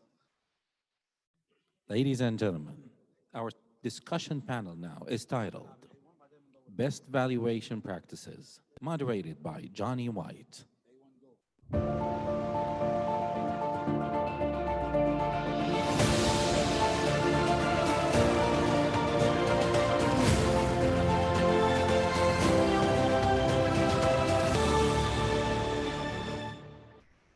Hello, everyone. It is great to be up here again. This is the last session, the last program. You've made it through all 3 days, so you should be excited about all the education that you saw. This session right here is going to be phenomenal because what you have here, and I'm going to allow each of them to do an introduction. You have the experts in the profession when it comes down to managing valuation practices, and that's what we're going to focus on. What makes a practice so the best in the business. So before we get into the discussion, and this is going to be an open discussion, like a conversation, and I want to include you in this conversation in reference to being able to ask questions. But again, before we get into the session, let's have each of our panelists introduce themselves. First, Mohammed. محمد الهندي رئيس مجلس إدارة شركة نفاذ العربية مدرب وزميل في التقييم العقاري. Thank you. Abdul. عبد الله اليوسف شركة منصة القيمة زميل في تقييم المنشآت الاقتصادية. سيد. سعد العظم شريك المدير لشركة دقة القيمة زميل في تقييم المنشآت الاقتصادية وزميل في تقييم الآلات والمعدات. And Roger. I'm Roger Grabowski. I'm with Kroll, formerly known as Duff and Phelps. We changed the name. I've been doing valuations for a few years and with a few different practices. I was formerly a Pricewaterhouse and PricewaterhouseCoopers partner. And I've been doing valuations for nearly 50 years. Thank you, Roger. So let's get right into the discussion. So the first question I want to ask each of you, what makes a valuation practice the best in the business? Mohammed? أعتقد أول شيء لازم المقيم نفسه يعرف إيش الدور المطلوب منه. عادة المقيمين أو الصبغة العامة اللي بنشوفها في السوق إنه المقيم محدد دوره فقط في تحديد القيمة للعقارات أو للأصول. ولكن اليوم دور المقيم هو أبعد من عملية تحديد القيمة للأصول. هو مستشار في القيمة وهو مستشار للأصول نفسها. فإذا قدر يطالع بهذا المنظور للخدمات اللي هو بيقدمها، حتكون الممارسة هنا أفضل في عملية التقييم. دور المقيم ما هو فقط ينحصر في تحديد القيمة، اليوم هو مستشار، يقدر يقدم دراسات سوق، يقدر يقدم دراسات تفضل على استعمال، يقدر يقدم تقدير قيمة، ويقدر يكون مستشار في القيمة نفسها. إذا أخذنا أفضل الممارسات خلينا نطالع فيها من أكثر من منظور. أول شيء على مستوى العمل المؤسسي، كون إنه مكتب يفرق عن شركة، يفرق عن شركة ذات مسؤولية محدودة عن شركة مساهمة مغلقة، من ناحية الحوكمة، من ناحية الممارسات، منهجيات العمل. نفس الشيء من ناحية الأوبريشن. اليوم إذا صار في فصل ما بين عمليات التشغيل وما بين عمليات التسويق وما بين علاقات العملاء، حتكون الممارسات أفضل. فكل ما كان في حوكمة، كل ما كان في تدريب وتأهيل أفضل، كل ما كانت الممارسات أفضل وأحسن. Thank you. Abdul? Yes. بالإضافة لما قال زميلي ما يخص أفضل الممارسات، بالإضافة أن يكون في حوكمة جيدة داخل المنشأة، الشيء الإضافي اللي يكون نفس الممارسين اللي موجودين عندهم التدريب المهني الجيد، التدريب المستمر اللي يكون من سواء الشركة أو سواء الفرد، أنه يروح وياخذ المعلومات الإضافية اللي موجودة من السوق، بحيث يقدر أنه يوظفها بشكل أكبر وبشكل جيد داخل التقرير نفسه. لأن إحنا اليوم لما نجي نتكلم إيش هي أفضل الممارسات، عشان ناخذها ونطلع بالقيمة العادلة أو بالقيمة اللي تكون أقرب إلى السوق في ناحية التقييم. فعشان أوصل لهذه القيمة أحتاج أن أكون أنا عندي إجراءات جيدة داخل المنظومة حقتي، وعندي تدريب ممتاز للموظفين الموجودين عندي، وعندي مراجعة ممتازة للعمل اللي تم في التقييم هذا نفسه. فهذه أفضل الممارسات اللي ممكن تصير، بالإضافة أنه يكون في فهم جيد للعملية نفسها، على أساس نقدر نفهم ونقدر ناخذ أفضل الأساليب اللي نتبعها في عملية التقييم. Thank you, Abdul. Say. Thank you, Johnny. I believe valuation is a journey, combination of three things together, mixed together. You have to have the experience. I think it's also an art, and also it's about standards. So the three things put together comes up with a good valuation. You have to be familiar with the standards and follow them. In terms of experience, either you've been seasoned, like Roger here, 50 years, or if you work and you lack experience in certain sectors, or you have little experience, then you should be experts on the team. You should include them on the team, either technical or business or marketing, depending on the company. Also, people like to think of valuation as very rigid numbers. That's true, but also there's understanding how these numbers work together. What do they mean really together? So I like to think about it about three things. It's about putting the right team together. It's about following the standard. And finally, I don't emphasize much on quality. Quality standards is very important. Documentation, talking to the right people, and then finally in the final review. Absolutely. And Roger. Success, I believe, in the valuation business starts at the top. And the top, the people managing the practice, need to make sure everyone in the firm knows that they are dedicated, and this is a career. This is not a job. You must be enthusiastic. You must like what you do. That translates a great deal to the people in the organization, that you believe that this is important, that you are providing an important service, and that you enjoy what you do. That enthusiasm makes people want to do better. All the other things about standards, etc., are given. But if you want to start at the top, you have to have enthusiasm and you have to like the business. So, Roger, we'll stay with you with this next question. As you talk about the people, how do you attract the best of the best for the practice? How do you get these individuals to come to the practice? How do you recruit them? Getting people to come to valuation. I think we suffer as an industry from people not knowing what it is we really do. And so when we recruit, oftentimes it's with information. How big is the firm? Who are the clients? Rather than trying to tell them, give them a sense of what we do, how we add value to clients. This way, it's much easier to get young people. We recruit off of college campuses. And we find that training of recruits is the best way for us to build a practice. Those people, when you go and recruit, they need to understand what it is that this business is about. And this business it's almost like you have to give them a short case study of what it is they will do if they join you.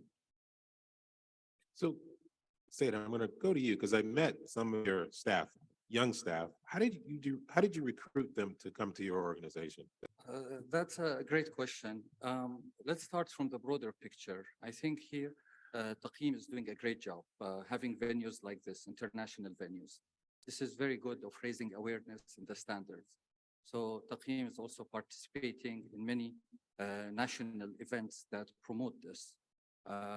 Also reaching out to universities is a good thing.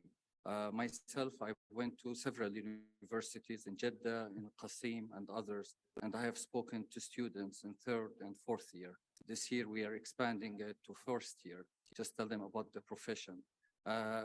We as valuers, our duty, or actually part of our duties, is to raise awareness about the profession, explain the long-term plan, explain that this is really very rare. Previous sessions, we talked about the aging of the profession. Roger mentioned you have to have passion and excited. So some of the things we do in our firm, young students coming in, they just started either co-op or even new on the job. I include them in client meetings immediately, starting from developing the engagement. They see how it's signed, how the terms are negotiated, how the scope of work is defined, all the way through the different process. I don't just give them a small task and they do it in isolation. I really make them go through the whole process, even if they are young and new. So they understand why are they doing each task and how it fits in the whole picture. And I think that's key because they have to love it. They have to understand it. It has to make sense to them. It has to get them excited so they participate. And also, they have to appreciate that what they are doing is not only number crunching. Actually, based on this report, there's a transaction happening. People are exchanging money, shares. So this is something really valuable and have a great value. And our job is to explain this to them and show them that they hold real responsibility when they sign this report or participate or contribute to that. Good point. Look, Mohammed, I'm going to shift to you. And your company is very successful. It's grown fast. How have you been able to recruit new individuals to come to your organization in such a short time? الشركات المهنية في العادة هي شركات طويلة الأجل. ولو لاحظنا الشركات العالمية الكبيرة اليوم اللي موجودة في السوق أعمارها تمتد إلى أكثر من 100 سنة. هو الفكرة اليوم كيف احنا ننقل المعرفة من الناس اللي موجودين والخبرات القديمة اللي موجودة إلى الجيل الجديد. دورنا اليوم هو توظيف الكوادر الشابة، وجود هيئة تقييم والبرامج التدريبية اللي موجودة فيها تساعدنا في قطع مسافات طويلة. صراحة كان المفروض احنا نقضيها في تدريبهم، ولكن اليوم مع مناهج تقييم اعتقد انه الطريق صار اسهل. ياخذوا التأهيل الكافي، وبعد كده نخلط الجيل القديم مع الشباب الخريجين يشتغلوا مع بعض لفترة من الزمن إلى أن يبدأ يتطور إلى مستوى يكون قادر على إنجاز مهمة التقييم بشكل كامل. في البداية يبدأ العمل كجامع معلومات، ينزل مع الخبير في مجال التقييم، وبعد كده يبدأ يرتقي بالمستوى المهني إلى مرحلة يكون قادر على إنجاز أعمال التحليل وتقديم الافتراضات وإنجاز أعمال التقييم بشكل جيد. And this question back to said, how do you attract a diverse workforce? Again, I met some of your staff and there was young women. So how do you attract a diverse workforce? Well, I think several factors. Going to the right universities, explaining what you do. So we contribute, universities have a day where you get to talk to the students. We're a member of Crow Global, so we're an international firm, so number 8 worldwide. So we also get a lot of requests for people who would like to join the company and get international exposure and access to the network and the expertise within the network. But again, it goes about, we focus about explaining the career, transferring the knowledge early on, and make them do things and get involved. We go to the sites, we take them to the client, we visit the factories themselves, and we let them sit and we give them the room to grow and ask questions directly, not just sitting silent. So when they get that feeling, it's very important. Having said that, dealing with the Z generation is not easy. Yes. So they have the life balance issue, which is important, and we believe in that. But also we come from different generation where we work hard, 12, 14 years. So having to balance that is really a challenge for us. It's a new generation. We have to make adjustments. We're trying in our form to accommodate some of these things. We try to explain to them that this is really a very important specialty and there's a big future for it. So I don't have a perfect answer for this. It's a struggle that we go inside the company with, but we believe there's big room for growth in the country. Currently, the number of people having the fellowship, let's say in business valuation, is around 12. We hope there will be more in the next year. We think we need maybe something 100 or 200 in this country. We have a strong economy, very vibrant. Taqeem is doing a great job in offering training courses. I think we should offer it early on in the universities. Even having an introduction in high school would be something good that would help attract young minds. So. Good point. Starting at the high school and increasing that awareness there. And it's good that you talked about this Generation Z, because their needs and wants are very different than our generation. So, and they like that balance between work and life. So we have to be accommodating for that. So we talked about recruitment. Let's talk about retention. And Abdul, how do you retain these individuals? You know, you get them in, you train them. They are the best of the best, but you don't want them to leave. So how do you keep them? Yes, this is a very important thing to keep and to retain people, not generally ladies, even all the staffs, is first to have the good environment inside the place of work. You make it friendly in a way. And the second thing, most importantly, is to find that place that they can learn and keep learning from it. And the way to keep them eager and keen to stay is that they can see that place is the place they can gain more knowledge. And gaining knowledge is not only by just giving orientation or courses or educations. It's getting through getting them doing the engagement itself. So what we do, we take all these young ladies or young gentlemen to come with us with the expert to come and to do the work at the site with the client, sitting with the client, understanding the client what they are doing, getting knowledge about the product, the services. So in that way, they can link between the business and the financial, because at the end of the day, they need to look into the financials, doing the projections.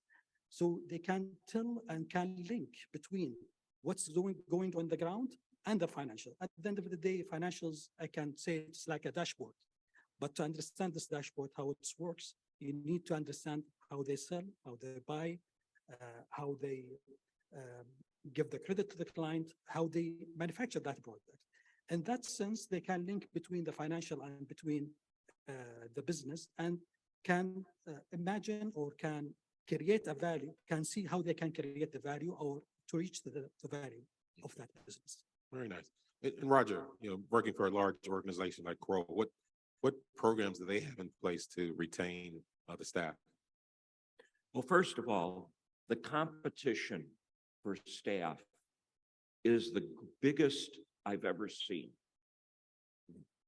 There are so many places that want the kind of training that a firm like ours gives them, that we're always under attack. For example, it's not just other valuation firms that want people, good people. There's private equity firms that want to hire people with valuation training.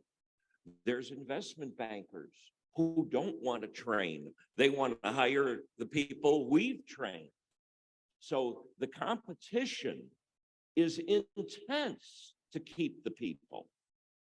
Now, I think we offer a different path than the staff working for a private equity or an investment banker. We get to know businesses. We get to go visit businesses. We need to take staff with us to get to know the owners and operators of businesses. That's exciting. That's a part of learning that many other avenues, they don't get that opportunity. We want to take them. If you're doing evaluation of a chemical company, you want to go out there with your staff and let them meet the people that operate the chemical company, not just the financial people who are passing numbers, because business, to me, is fun. It is enjoyable.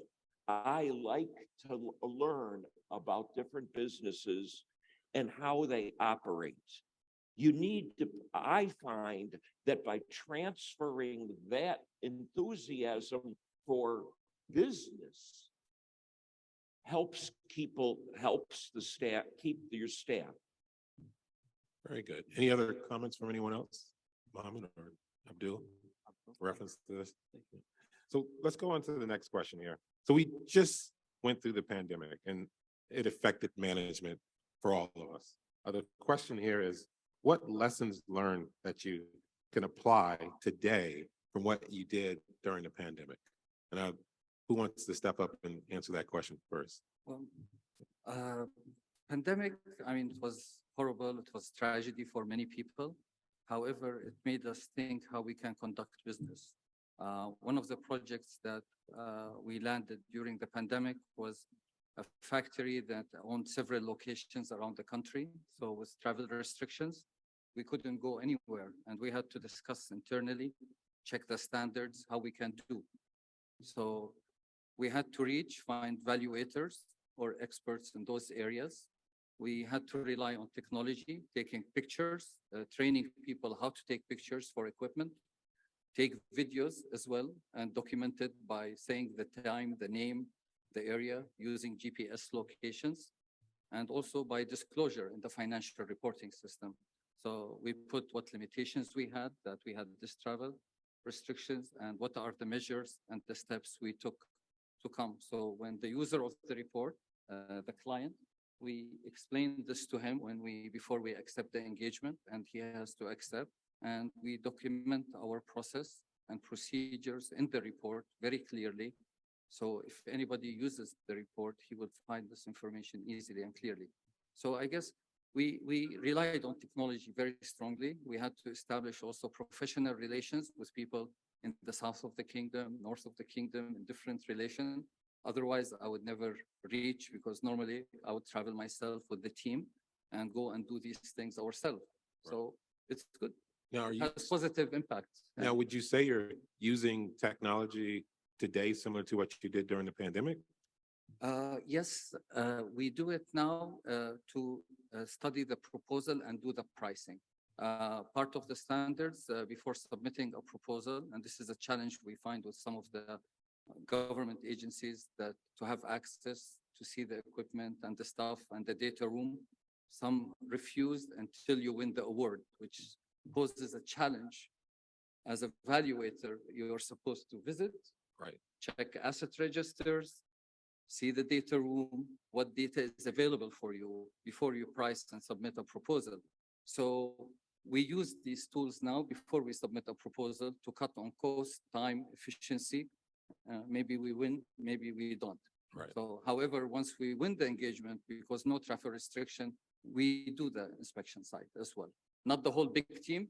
We send one on the site, and the others would use technology to clarify certain things. So we're still incorporating the video, the pictures, everything, but Good. not the whole team will travel. So Good. some efficiencies. Abdul? Yes. During the pandemic, I would say two things. The one that make the job easier is through using the technology to do the meetings, to interview the clients. You are sitting at your place doing all of this. But the second or the other way is the challenge.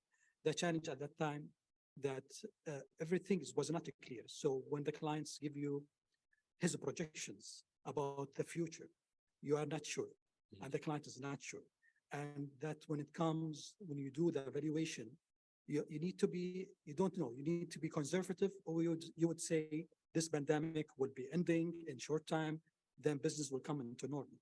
This creates to us a challenge with the clients to convince them about about their projections, or about the business, or about even estimating the risk, the discounting risk rate. How much I should put? Should I increase the discount rate forever, or should I just discount it for the next couple of 2-3 years until things comes back? I think in that way, some of the clients have an understanding that they need to be more of conservative in their estimation and in their projections. And this, in the same way, it become like mutual understanding between us and the clients. And we try to make, somewhere in the middle, because we know this pandemic, it has to come on an end, but business comes to normal in the future. So you touched on the client and them having an understanding. Mohammed, I'm going to start with you on this question.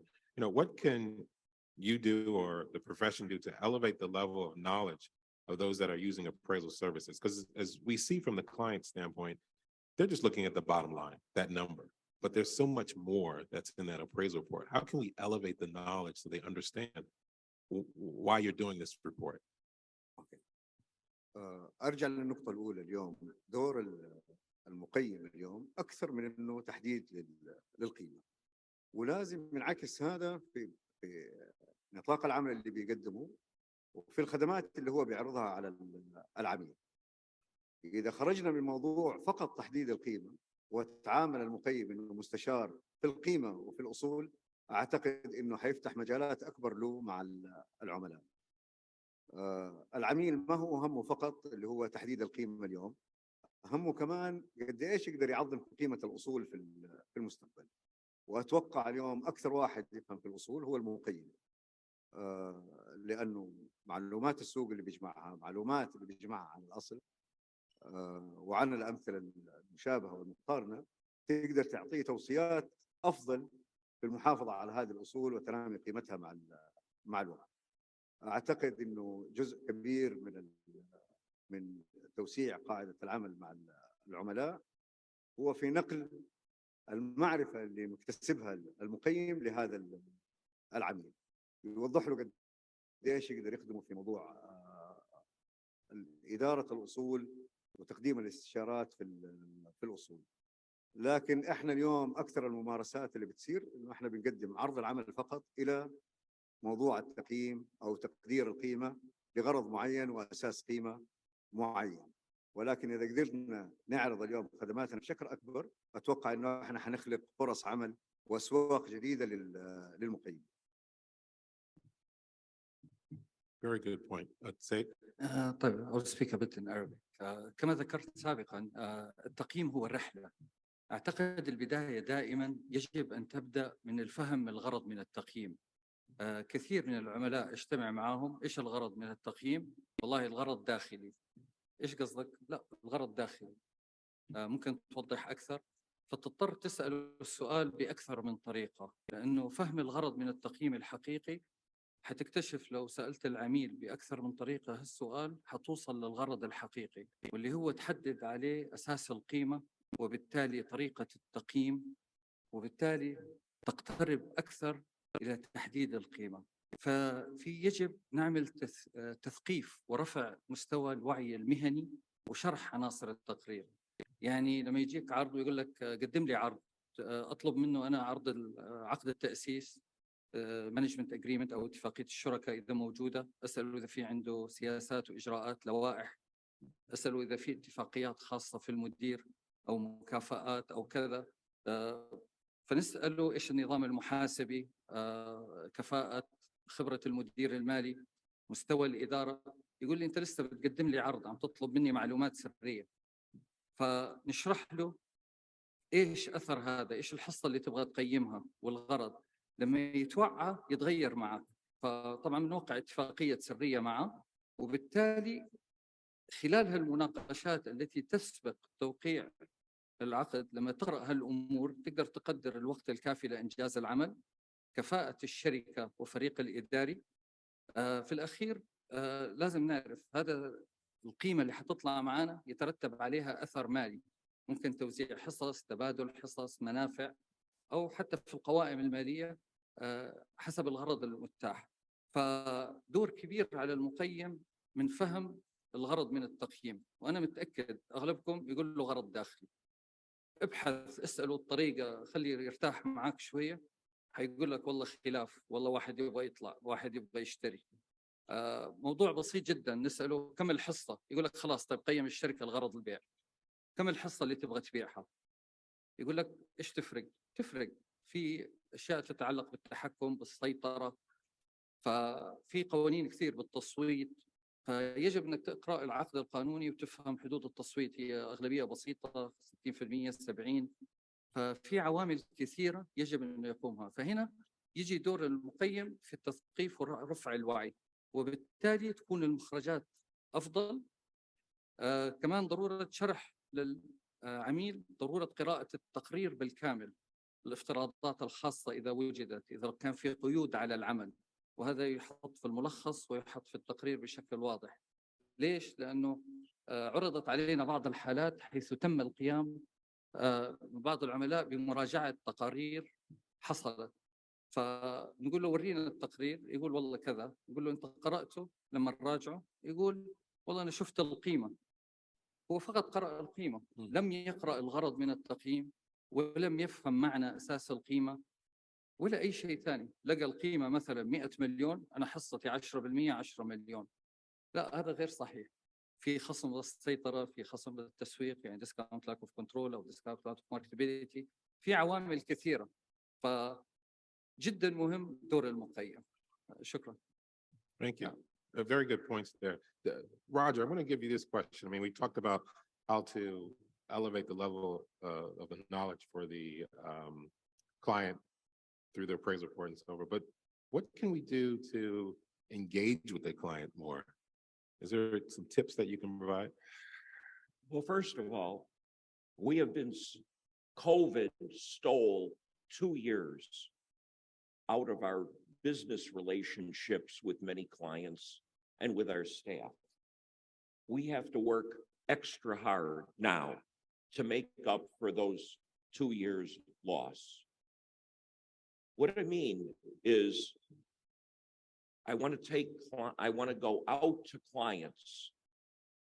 It is, many clients have become accustomed to dealing with us via the internet, via Zoom, via Teams, via seeing you on a screen. Interpersonal relationship is different to me.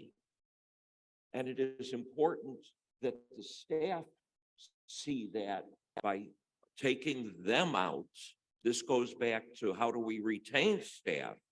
It is important to get them out of the office to clients so that they learn how to relate to clients in an evaluation situation, so that they understand that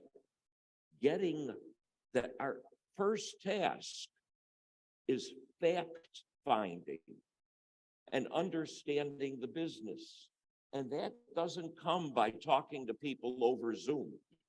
That comes from going out with the staff to the client. It is very different than how we've had to operate for 2 years. And it takes extra effort to do that. But I think we have to do more now to make up for that period of time, to help build the rapport with the client, to increase the rapport with the client, so that he knows you really want to understand his problem. And that comes much easier when you're sitting there. I always like to say, well, yeah, we can talk over the phone, but if you want me to come and we'll have a whiteboard and we'll work out the problem with you. And that's how oftentimes how you structure the engagement. Many times the client doesn't have a firm grasp as to what he really needs. We need to help him, and we need to teach staff how to help clients. And that comes by being there in person. And Roger, you shared a story with me at lunch where you said you was valuing a grocery store, and you have a lot of experience with grocery stores. And so with you going there in person, you were able to walk around the space, the site, and then provided recommendations to them that they didn't even think about. That's another component of engaging with the client. We're trying very hard to overcome the distance that COVID put, and it helps with training. And by the way, that COVID also hurt our relationship with staff, because part of the relationship with staff was their ability of being able to walk into our office when they had an idea or they have a question.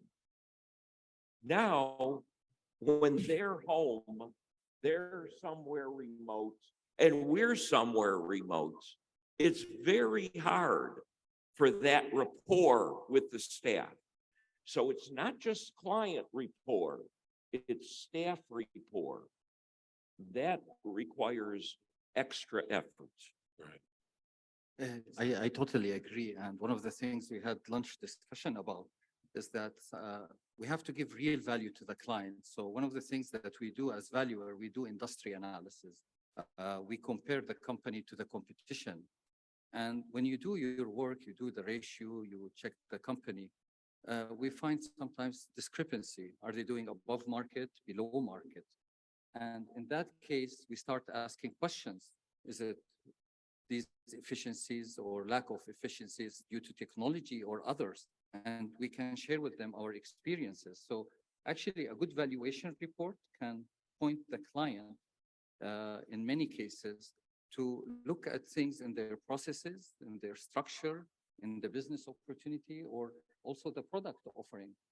What products are declining, what's on the rise, and cause him to rethink his strategy. So valuer can have significant value. It's not only the number at the end. Right. Really, when you read a good report, and if the report has done sufficient analysis, there must be, yes. Johnny, last spring, I had a new client, and he was trying to do a restructuring, a closely held business, very large, closely held business. And we started talking over the phone to his chief advisor, And I said, this is going to take way too long to do this over Zoom or over the telephone, over email. I will come to your office. I had to be COVID tested. When I got to the office, I spent an hour the first time. We scheduled another meeting 2 weeks later because there were all kinds of issues that they hadn't talked about or thought about. The second meeting where I came to the office, we restructured how they were going to do the restructuring.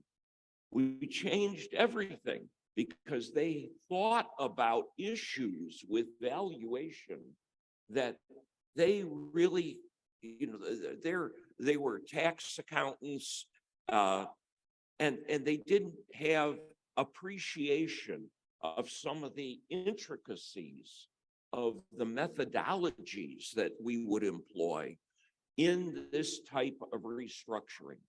And so in 2 meetings, I saved the client a lot of time and effort because we focused on exactly what needed to get done.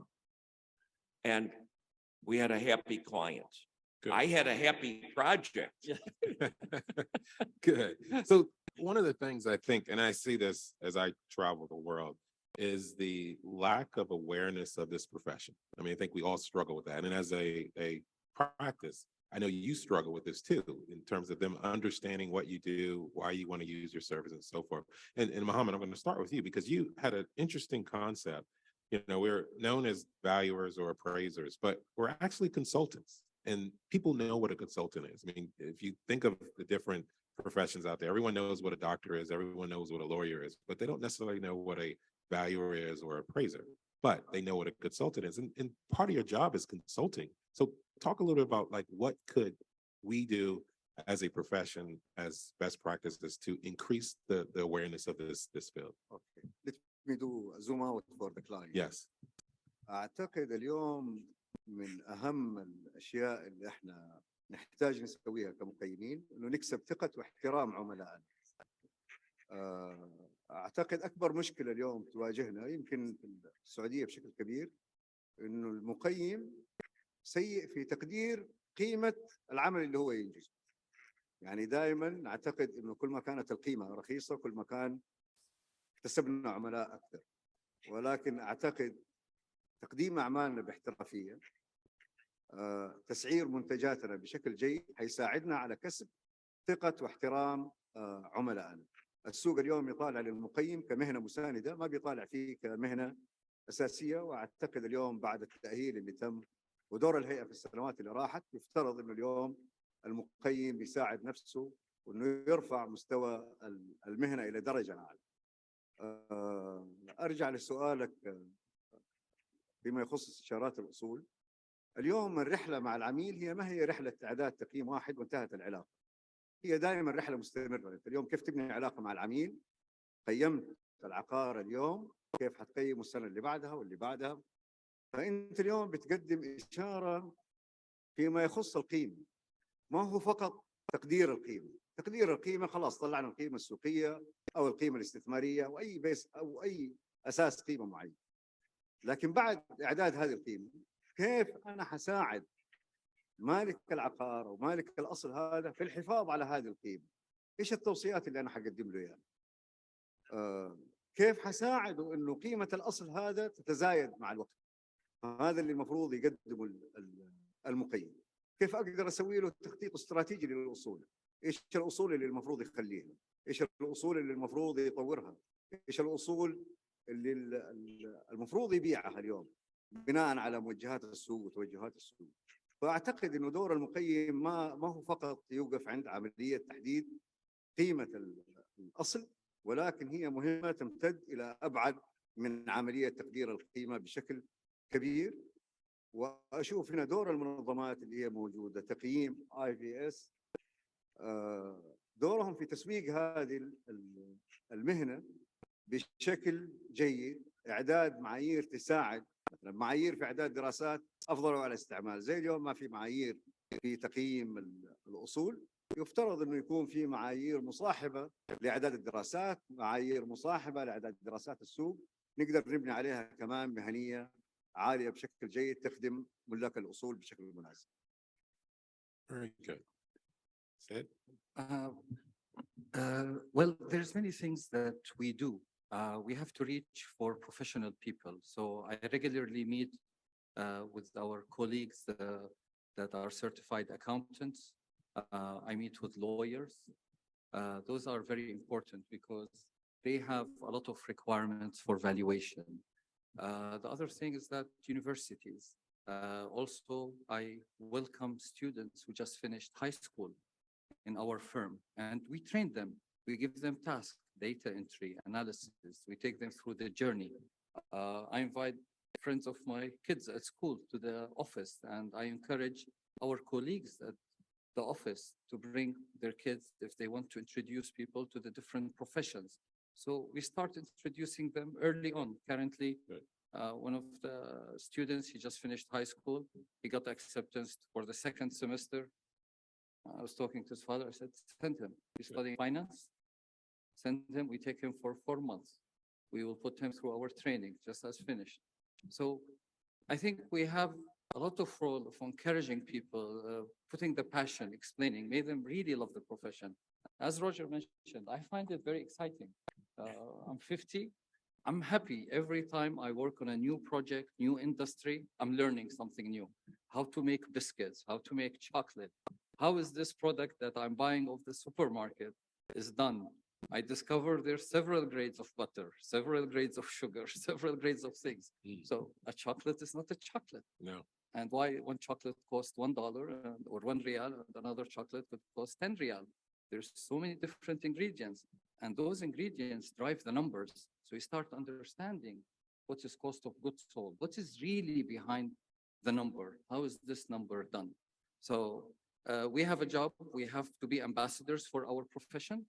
I encourage our team, the young people, to talk, and we always ask them if you have new people, fresh, because they are closer to that area, recommend to us.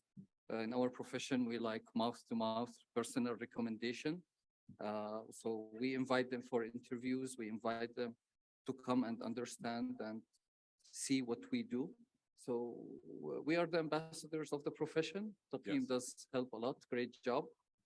These events are fantastic, you know, for attracting, shedding the lights.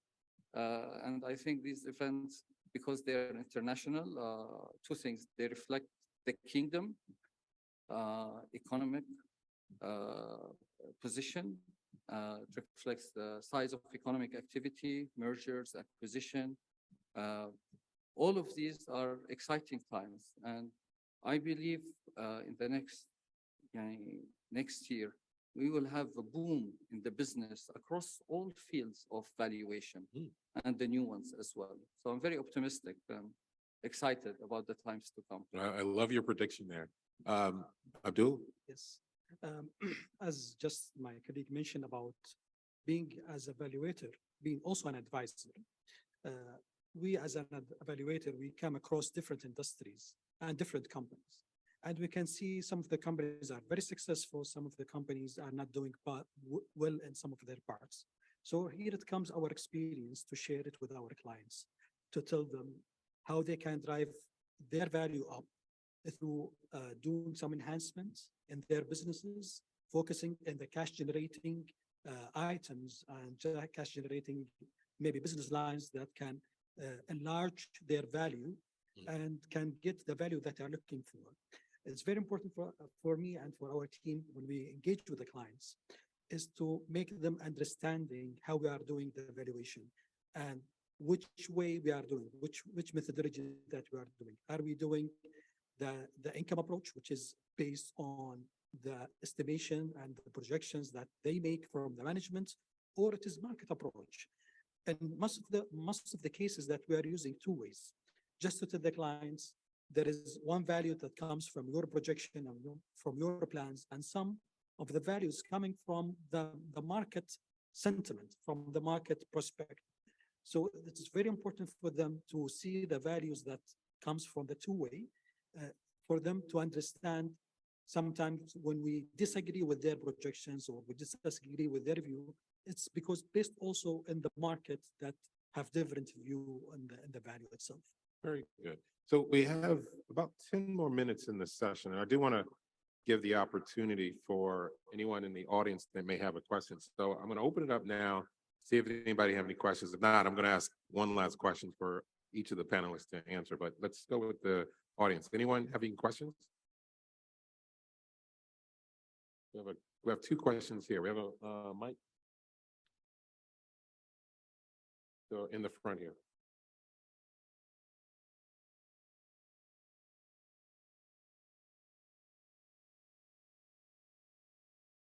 Raise your hand. Yes, perfect. Thank you very much for a very nice session. We learned a lot. And thank you to the Taqeem for this nice 3 days. Most of us here in the profession are at least as old as Taqeem, if not less. We all took the courses. So my question is for most of us, which is better? Is it better for those of us who get the certification to be specialized in something or broaden? I don't mean by plant and machinery or real estate. I mean even in one of those, like we saw some of our speakers were specialized in aircraft. Some were specialized in other very niche fields. So what do you recommend as experts in this field when somebody is starting in this career with our young people? I'm one of them. So how should we just concentrate, okay, machine equipment, hospitals, and I'm just going to be well known in that area, or is it too early for that? In the beginning, you have to broaden, and then later on, you can specialize in one niche field. Yeah, so the question is, do you want to specialize in a certain specific area in the discipline? Anyone know? Abdul? Yes, really, this is a very important question, but I would speak from the angle of business evaluator. When you come to the business evaluator, you cannot choose the sector that you just would like to focus on. You will always get engagement from different clients, from different sectors. But when we do a transaction valuation for a many merger and acquisition, you need to understand the company, understand the industry. In the case that you don't have enough experience to that one, you have to have an expert. And as my colleague Saad mentioned, that we need to engage experts from different sectors. So it's important for us as evaluator to get more education about the industry, what's the driver of this industry, and to understand the company itself. So I would say from business valuation perspective, you cannot choose, maybe you will not get the opportunity to choose which sector to specialize. It's not something like, equipment that you would like to specialize in, chemicals or aircraft or something else. But you would keep always learning, getting more knowledge, educate yourself about it. Okay. Anyone else? I think it's a choice. You can be generalist. I think you have to be aware of your duties as evaluator, not to accept things or projects out the size of your expertise. So either you acquire that expertise. If you like it, you see the potential, you can be specialized. I've met many colleagues, some deal in yellow gold, which is like construction equipment. Only that, they don't do anything. And if you sit with them and you see how they evaluate these tractors and everything, they know so much details when they evaluate the tires. You're in the medical profession, doctor. We have 400 hospitals in Saudi. Many are government hospitals. I can't imagine the number of evaluators we need, and if they are specialized. One of my mentors who taught us some of the classes at Taqeem is an expert in medical equipment, only does medical equipment. So 400 hospitals, to do one hospital will take you probably, depending on the size of the team, few months. So if you want to be expert or the expert in medical hospitals, you can have work from here for the next 30 years, and you will be an icon for that. So you have to look at what's your passion. Really, you have to love what you do. You have to find it exciting and interesting. Work has many challenges, and the only thing that gets you up in the morning is that you say, it's a new day, new challenge. I'm going to solve yesterday's challenge. So it's a choice at the end. So. Right. Mohammed and then Roger. Go ahead, Mohammed. اوكي. انا السؤال يعتمد تسأل كفرد ولا كشركة؟ إذا كان كفرد أقول التخصص جميل إنك تتخصص في قطاع معين، خليني أجاوبك من الناحية العقارية، فنادق، إداري. ولكن إذا أنت كمنشأة أتوقع إنه صعب تكون متخصص في قطاع واحد، لأنه عادة ملاك العقارات يجوك بمجموعة متنوعة من العقارات، فصعب تقول أنا والله متخصص في الجزئية الفلانية وهذه الجزئية ماني متخصص فيها. الشيء الثاني، اليوم السوق ما يساعد ترى إنه أنت تكون شغال في جزئية معينة. ما أتوقع إنه حجم العمل يغطي إذا أنت تبغى تسوي توسع وانتشار مستقبل. التخصص مهم، ولكن مع الخبرة والممارسة حتقدر تغطي اللي هي المجالات هذه مع الوقت. وأعتقد إنه اليوم السوق سوق واعد، يحتاج إنه يكون عندك معرفة كافية وجيدة في تقييم الأصول، وتقدر تستعين بمقيمين آخرين متخصصين. وأتوقع إنه العمل المهني هو عمل تكاملي ما بين مجموعة من التخصصات تخدم بعض في مكان واحد. شكرا. And I would like to add something. I believe it's your strategy, but I firmly believe if you are an expert in a field, people will fly you around the world. If you're medical, like my friend Richard, the airplane expert, they fly him all the way. If you become airplane expert in Saudi, we have 3 airlines, 1 more to come, all the GCC airlines. You're not limited by boundaries, and that's exciting. You can travel different countries, different people, see different treatments, different accounts. If you're experts in medical, you're not bounded by Saudi. There's GCC, you can go beyond. My dream is to build regional expertise, a company that not serves only Saudi, serves GCC and beyond, actually, and beyond. I think in Saudi, we have a great opportunity because we have over 200, some say 300 government entities that are doing valuation or recording their assets. This gives tremendous opportunity to develop expertise in different types of asset on a massive scale. And the database that will result from this is amazing. And if you choose and you do some of projects in these areas, as a country, I think we are uniquely positioned with the proper support from the government and funding agency to support the valuation firms, which are relatively young in the country. We can build regional. This opportunity will not repeat in the future because all the transformation is happening in the next 2-3 years. And I think with the right support from different, and the government is doing a great job in this, we can develop really very highly specialized in different sectors, and they will go beyond the borders of Saudi. And I think in 2030 vision in Saudi Arabia, our government has a program now called Partner. They are focusing about expanding all our big national companies and make our products international and go beyond, be it steel, chemical, all types of products. So why not also include professional services? And we have that. And it's my dream. And I learned to dream big. So I hope everybody have his own dream as well.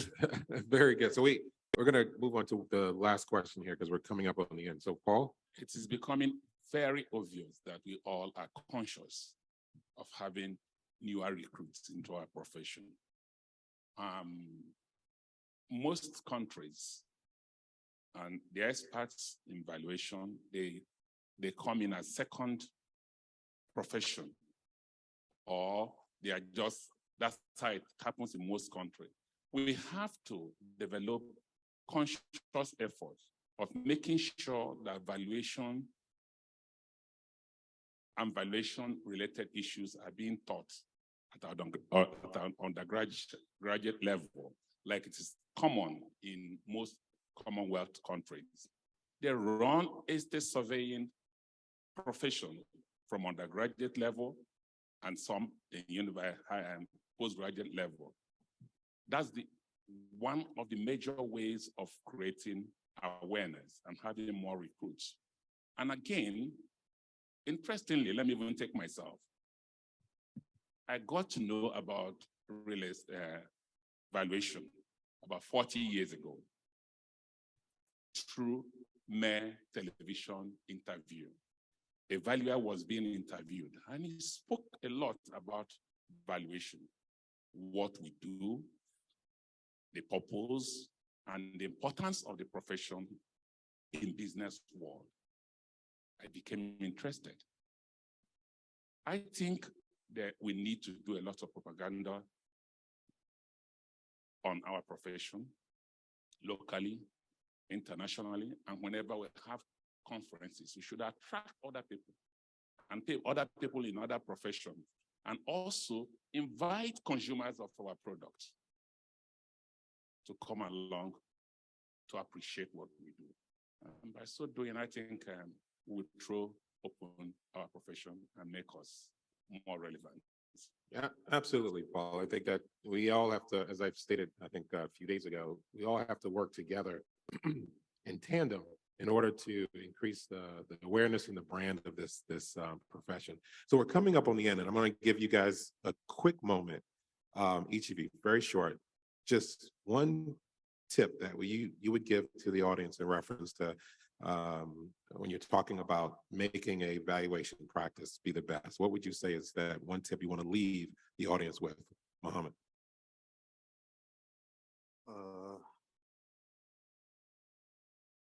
الخبرة، التدريب الجيد، الخبرة الممارسة الجيدة، إنه يكون اليوم عندك نظرة أو بعد للعمل المؤسسي. أنت ما بتبني شيء لليوم، أنت بتبني شيء للمستقبل، شيء حيتوارث.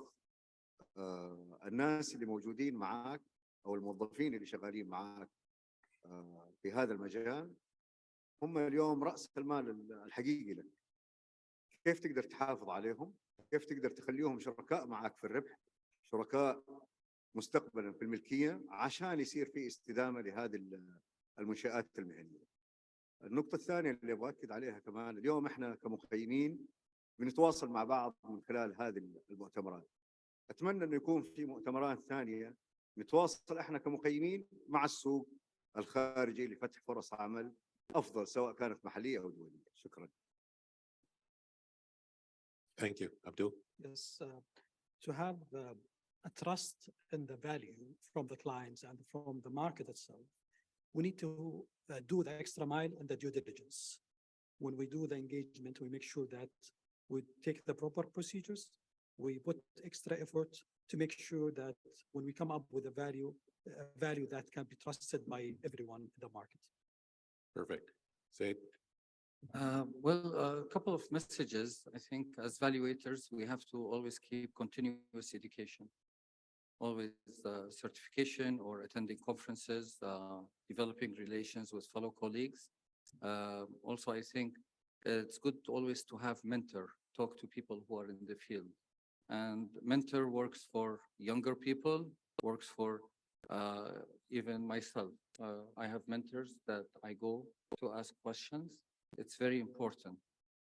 We're professionals. We always faced with unique situations. There's no harm. There's nothing to be ashamed of to go to somebody and say, hey, I have this predicament. I don't know. This is my thinking. I don't think it's perfect. What do you think? Can you advise? Have you seen something like this? Having a mentor is of great value, especially for younger, but I don't exclude even the older people. So be always hungry for knowledge and put hard work. Smart is not enough, always hard work. And yeah, absolutely. You're always going to learn something. As they're saying, an old dog could learn new tricks. Not to say, Roger, you're an old dog, but Roger. Every firm and everyone that's in the senior person in the valuation practice has to find their own niche, how best there's not one way of building a practice, successful practice. I found mine. I've written that has got me many introductions to clients. I can't stress enough how important putting your ideas and your thought process on paper is to reaching out to clients and to staff and letting them know what we do and why you have the answers to their helping them with their problem. And I've been very blessed with 50 years of being able to do something that I really have enjoyed all the time, and I enjoy every day. And I guess that's all I can say. Thank you very much. Thank you for this esteemed panelists, the opinions and the feedback that you provide. I think the audience has gathered a lot of tips for them as they're building their practice. So thank you. Thank you.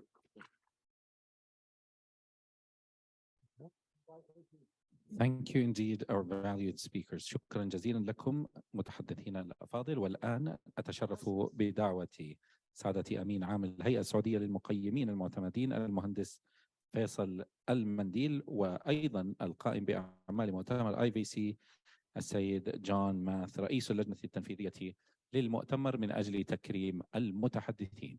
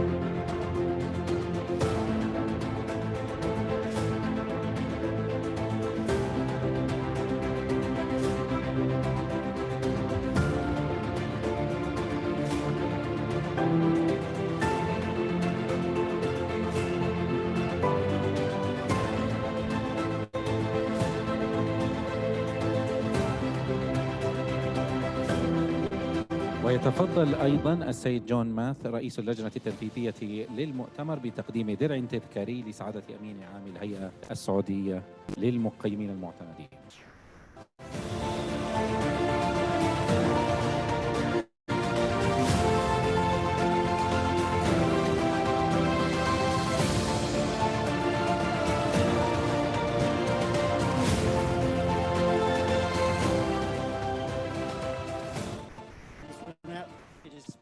Absolute honor that as we close this conference, that we pay our gratitude to Taqeeim, to His Excellency the Minister for Finance, Mohammed Al-Jiran, and to the Secretary General of Taqeeim, Mr. Faisal Al-Mandil. We'd like to thank all the sponsors and all the supporters, all the speakers and all the attendees, the event managers, the door people and the food providers. This has been an eye-opening event for us. We've all grown, we've all shared knowledge, and it is with our deep gratitude that we say thank you and that we look forward to coming back and sharing our experiences with you. Thank you. Thank you, Mr. Thank you. طيب بسم الله الرحمن الرحيم. أولا الحمد لله على نجاح هذا المؤتمر وختامه في اليوم الأخير. أشكركم جميعا على حضوركم في هالثلاث أيام اللي مضت. الشكر لجميع المتحدثين، لجميع الشركاء الداعمين لهذا المؤتمر. فعلا كان مؤتمر ثري بالمعلومات وتبادل الخبرات بين المقيمين والأعضاء والمهتمين والممارسين للمهنة. أشكركم مرة ثانية لحضوركم، ولعلنا نلتقي إن شاء الله في مؤتمرات قادمة، وألف شكر لكم جميعا.